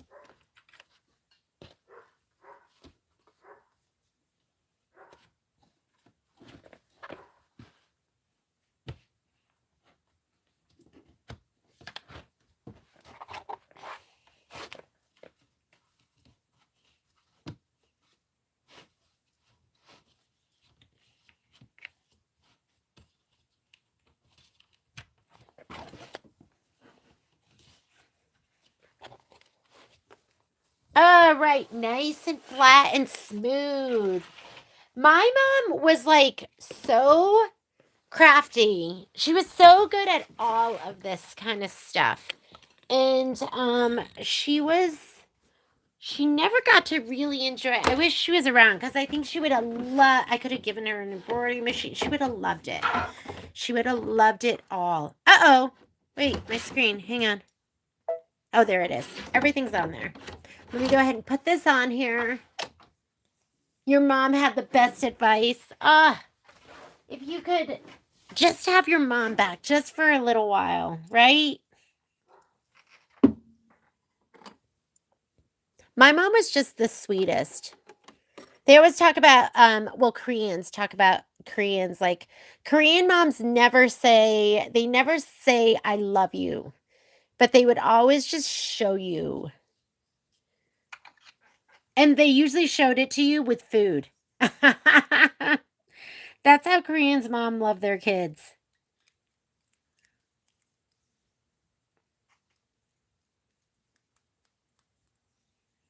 Sometimes I feel bad because my kids, like, when I would come home from college, my mom would just spend, like, days just making food and, like, putting in these pretty little bundles and just, like, freezing everything for me and then sending me off with, like, just food.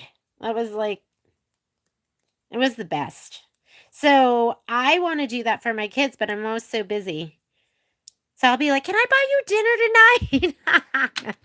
And DoorDash is the best because I don't have to be there in Salt Lake. I can just DoorDash them food. I'm like, oh my God, school's so hard. Can mommy send you dinner? Kai usually says no, but every once in a while he'll say yes. Violet will always say yes. Sure. All right, you ready? This might be my last hooping because I have no more fabric. So I'm going to measure it after this.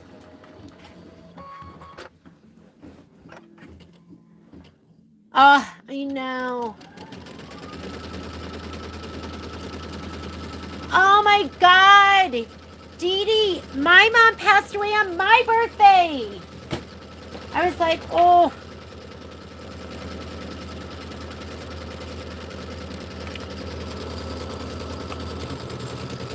I thought to myself, oh, it's the day I came into this world and the day she went out. Yeah.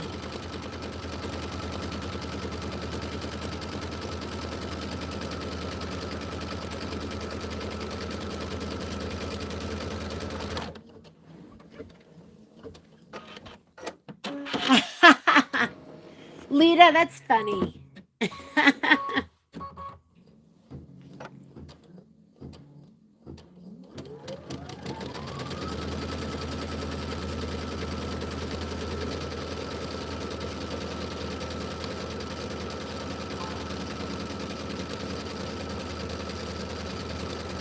Her sewing was exquisite.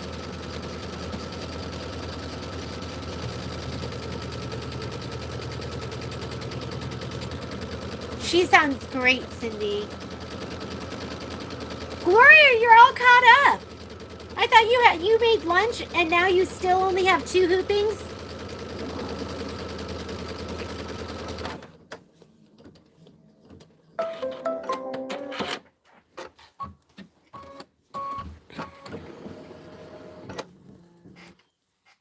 Okay, you ready? I was daydreaming about my mom, so I wasn't thinking about what I was stitching. Let me open up my box.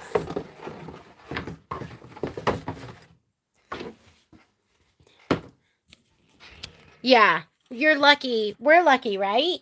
Lucky to have had a great mom. I'm going to fold this back.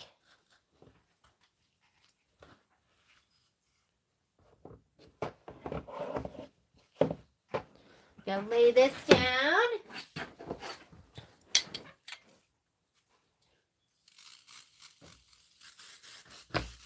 Don't get crazy.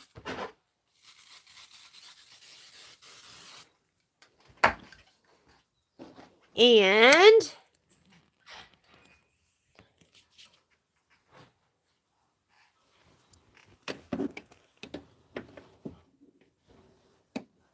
we're lucky enough that Patrick's mom is still with us, but his dad has passed. And sometimes we'll like go into the sauna and we'll talk about our parents. And it's just, I feel like you're lucky if you've had at least one great parent. Some of you are lucky enough to have had two great ones. I'm going to unclip this.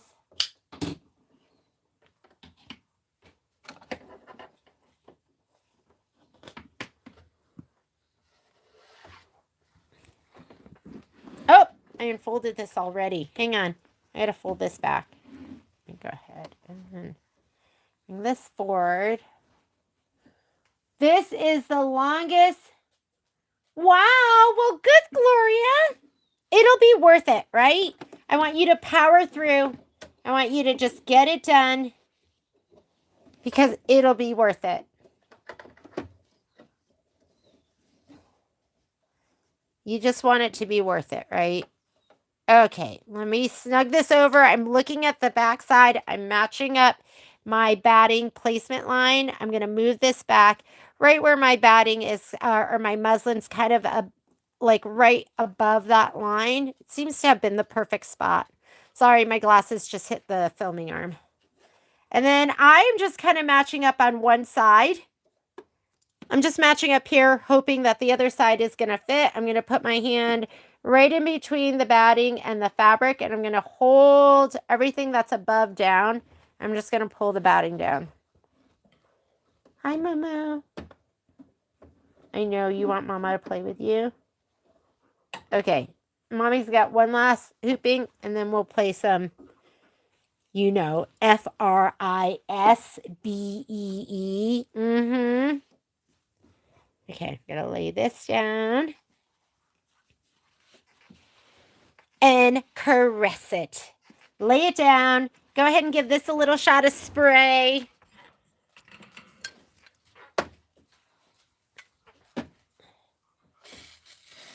Just the inside. Don't get too close to the hoop.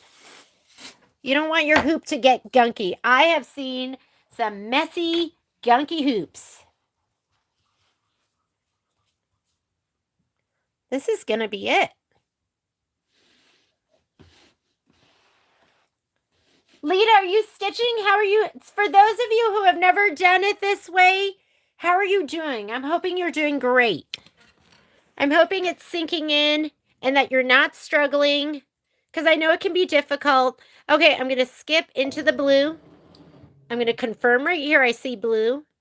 And I'm going to go until I see yellow. And that's what you want. You want the yellow because that's going to be your tack down.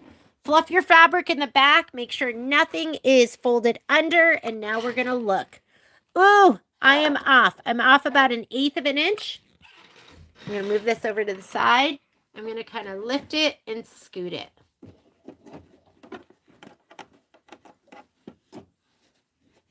And like I said, because it's all in one, because you don't have individual little strips, you can just lift and scoot.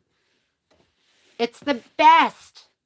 I'm telling you, it's the best. I'm going to put my foot down. I'm going to take a peek. It looks fantastic. Thumbs up. And here we go. I'm about, I'd say like 1/4 of an inch up off. So it's not going to meet up. There's going to be a little gap in between the stitches, but I'm fine with that. Some of them meet up perfectly. Some have a little gap. Whatever works. Haha, watching from the hot tub. Lita, that sounds nice. What's it like in Vegas right now? I think that's so funny you're watching from the hot tub. Good for you. Get all relaxed and get ready to stitch. So Gloria, I know Gloria's stitching, and is anyone else stitching with me?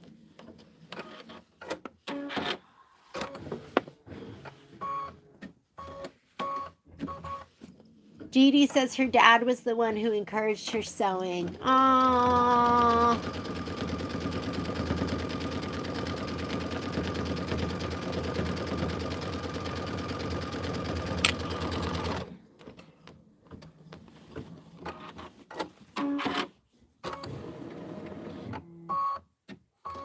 Miss Sue, I thought you left. You came back? You're stitching now? I think you left to go have dinner, right? I know. Aren't you going to be glad you're done? Oh, yes.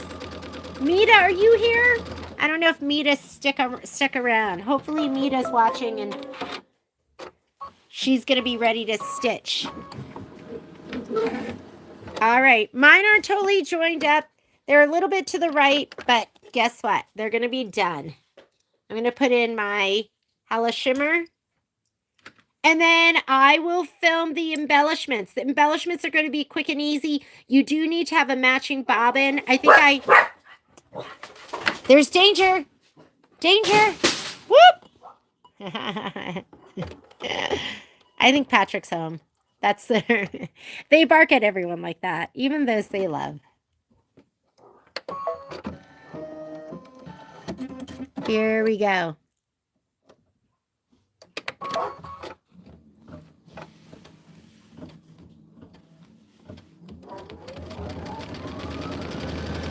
I know, that's how I feel, Gloria. I'm like, I'm not going to stop until I'm done. Because you know what happens when I stop? Then I don't want to start it again. Right now, I'm in the mode. I'm in the groove. I'm like a doer right now. Do or die.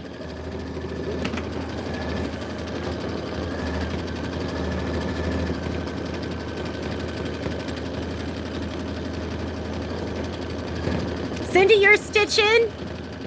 Go, girl. Not to brag or anything, but we're going to be done. And it's going to feel so good. So I want you guys to feel good, and I want you to be done with this too. Okay. I'm going to just finish up this last one. I'm hoping it's going to be long enough. I'm not going to cut anything off, like the end of my fabric. What if I need this one last inch? So I'm going to leave it the way it is. I think it's going to be plenty though. It's probably way more than I need. What we're going to stitch out, or what I'm going to do for homework. Sorry, I'm stuffing my face with a pretzel. You are going to do the,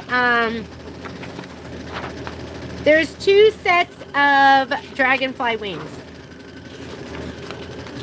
that we're going to be doing right here.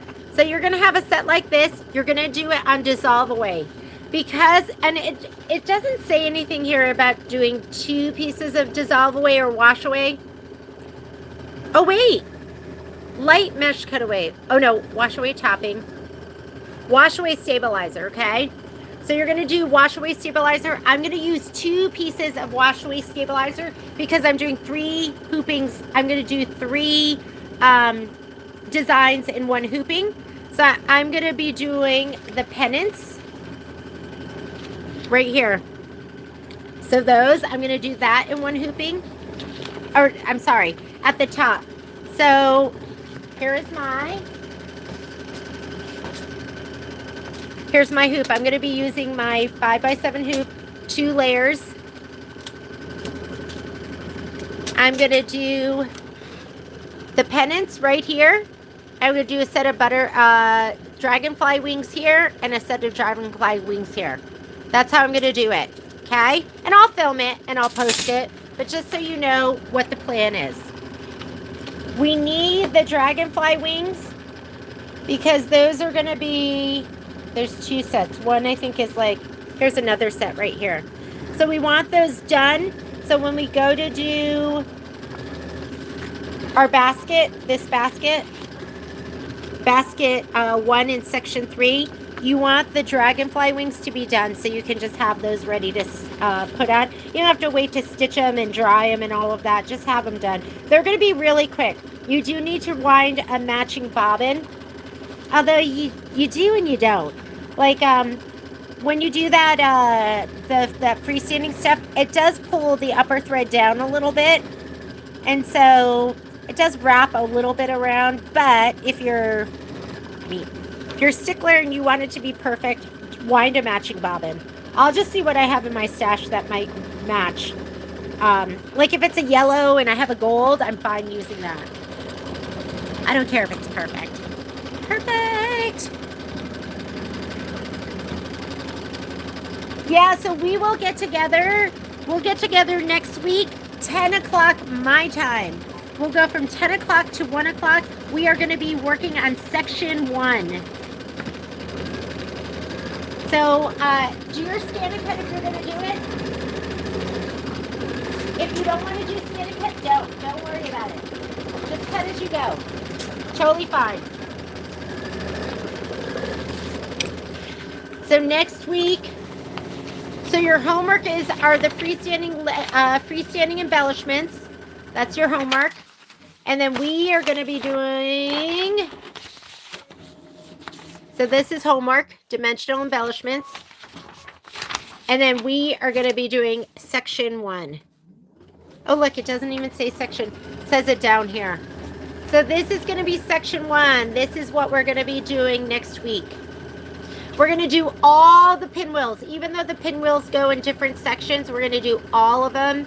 And if we get done with all of that, then we could start something in section 2. But this is what we're shooting for next week. Section 1, section 2, so on and so forth. All right. Now that you know the plan,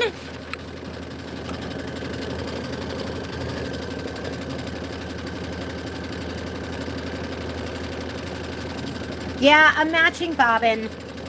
A matching bobbin is good.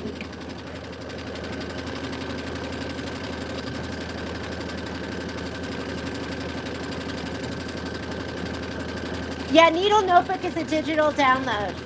I mean, I think we have the pattern at the store. Oh my God. Don't be scared of the freestanding lace is so easy.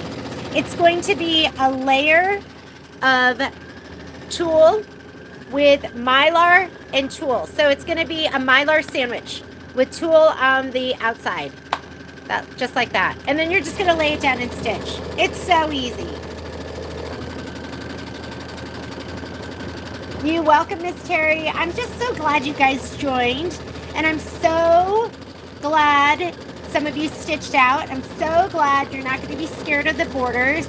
And I'm so glad I am done with the borders. It's all about me. Thank you. And letting me set this up so I'm accountable and I get it done.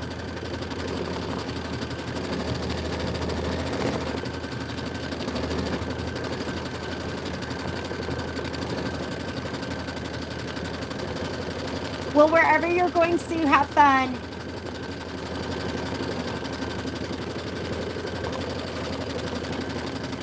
Lita, get it done. Lita, get out of the hot tub. Get in front of your machine. Go stitch. I'm just kidding.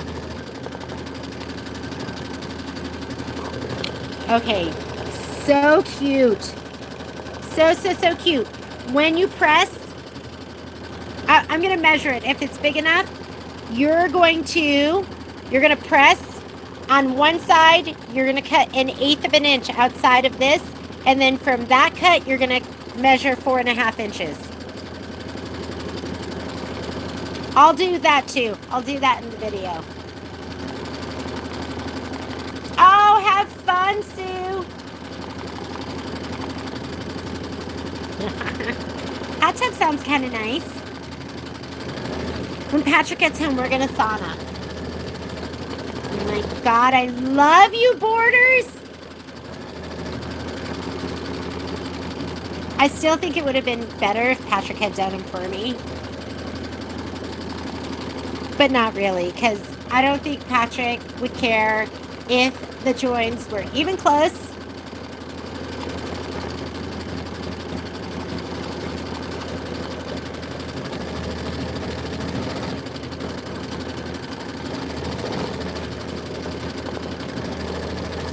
So I'm looking at our time, 5 hours and 25 minutes. So 5.5 hours it took us. And I think we were probably moving along. There was a little bit of talking here and there, a little bit of seam ripping, a little bit of pulling out some stitches.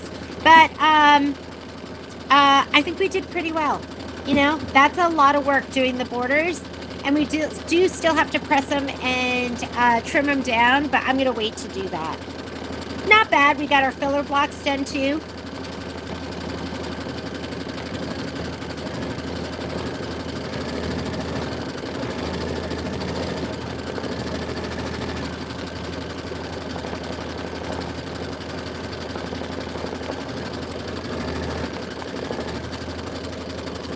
Oh yeah, don't be scared. Trish, don't be scared of those wings. They're going to be so easy. Okay, sometimes you're perfect and sometimes you're not, but that looks great too. That doesn't worry me at all. It's going to look great. I'm going to trim them down. It'll look seamless. Everything will get sewn in. It's going to be amazing. So that is it. We did it. So we are done with the borders. Like I said, I want you to do your homework for next week, which are going to be the pennants and then the 2 sets of dragonfly wings. I will film that and I will put that up. And then we will be working on section 1. So even if you're not prepped yet and you're feeling overwhelmed, just prep for section 1. Just do that and then stitch with us next week. You do not have to prep the entire quilt all at once. Makes it nice when it's all done, but prep. Do little bites. We always, when I'm at the store late at night, sitting down to do my work, I always say to myself, how do you eat an elephant? 1 bite at a time. And then I just start putting my head down and going to work. That's what section 1 can be. You can just go ahead and prepare this and be ready with that for when we get together next week. I will see you at the store tomorrow. If I don't see you there, I'll see you next week on Monday at 10 o'clock. I'm trying to think if there's anything else I need to send to you. I don't think I do. I will finish up the video for the embellishments, and we will see you later. Bye, guys. You did great.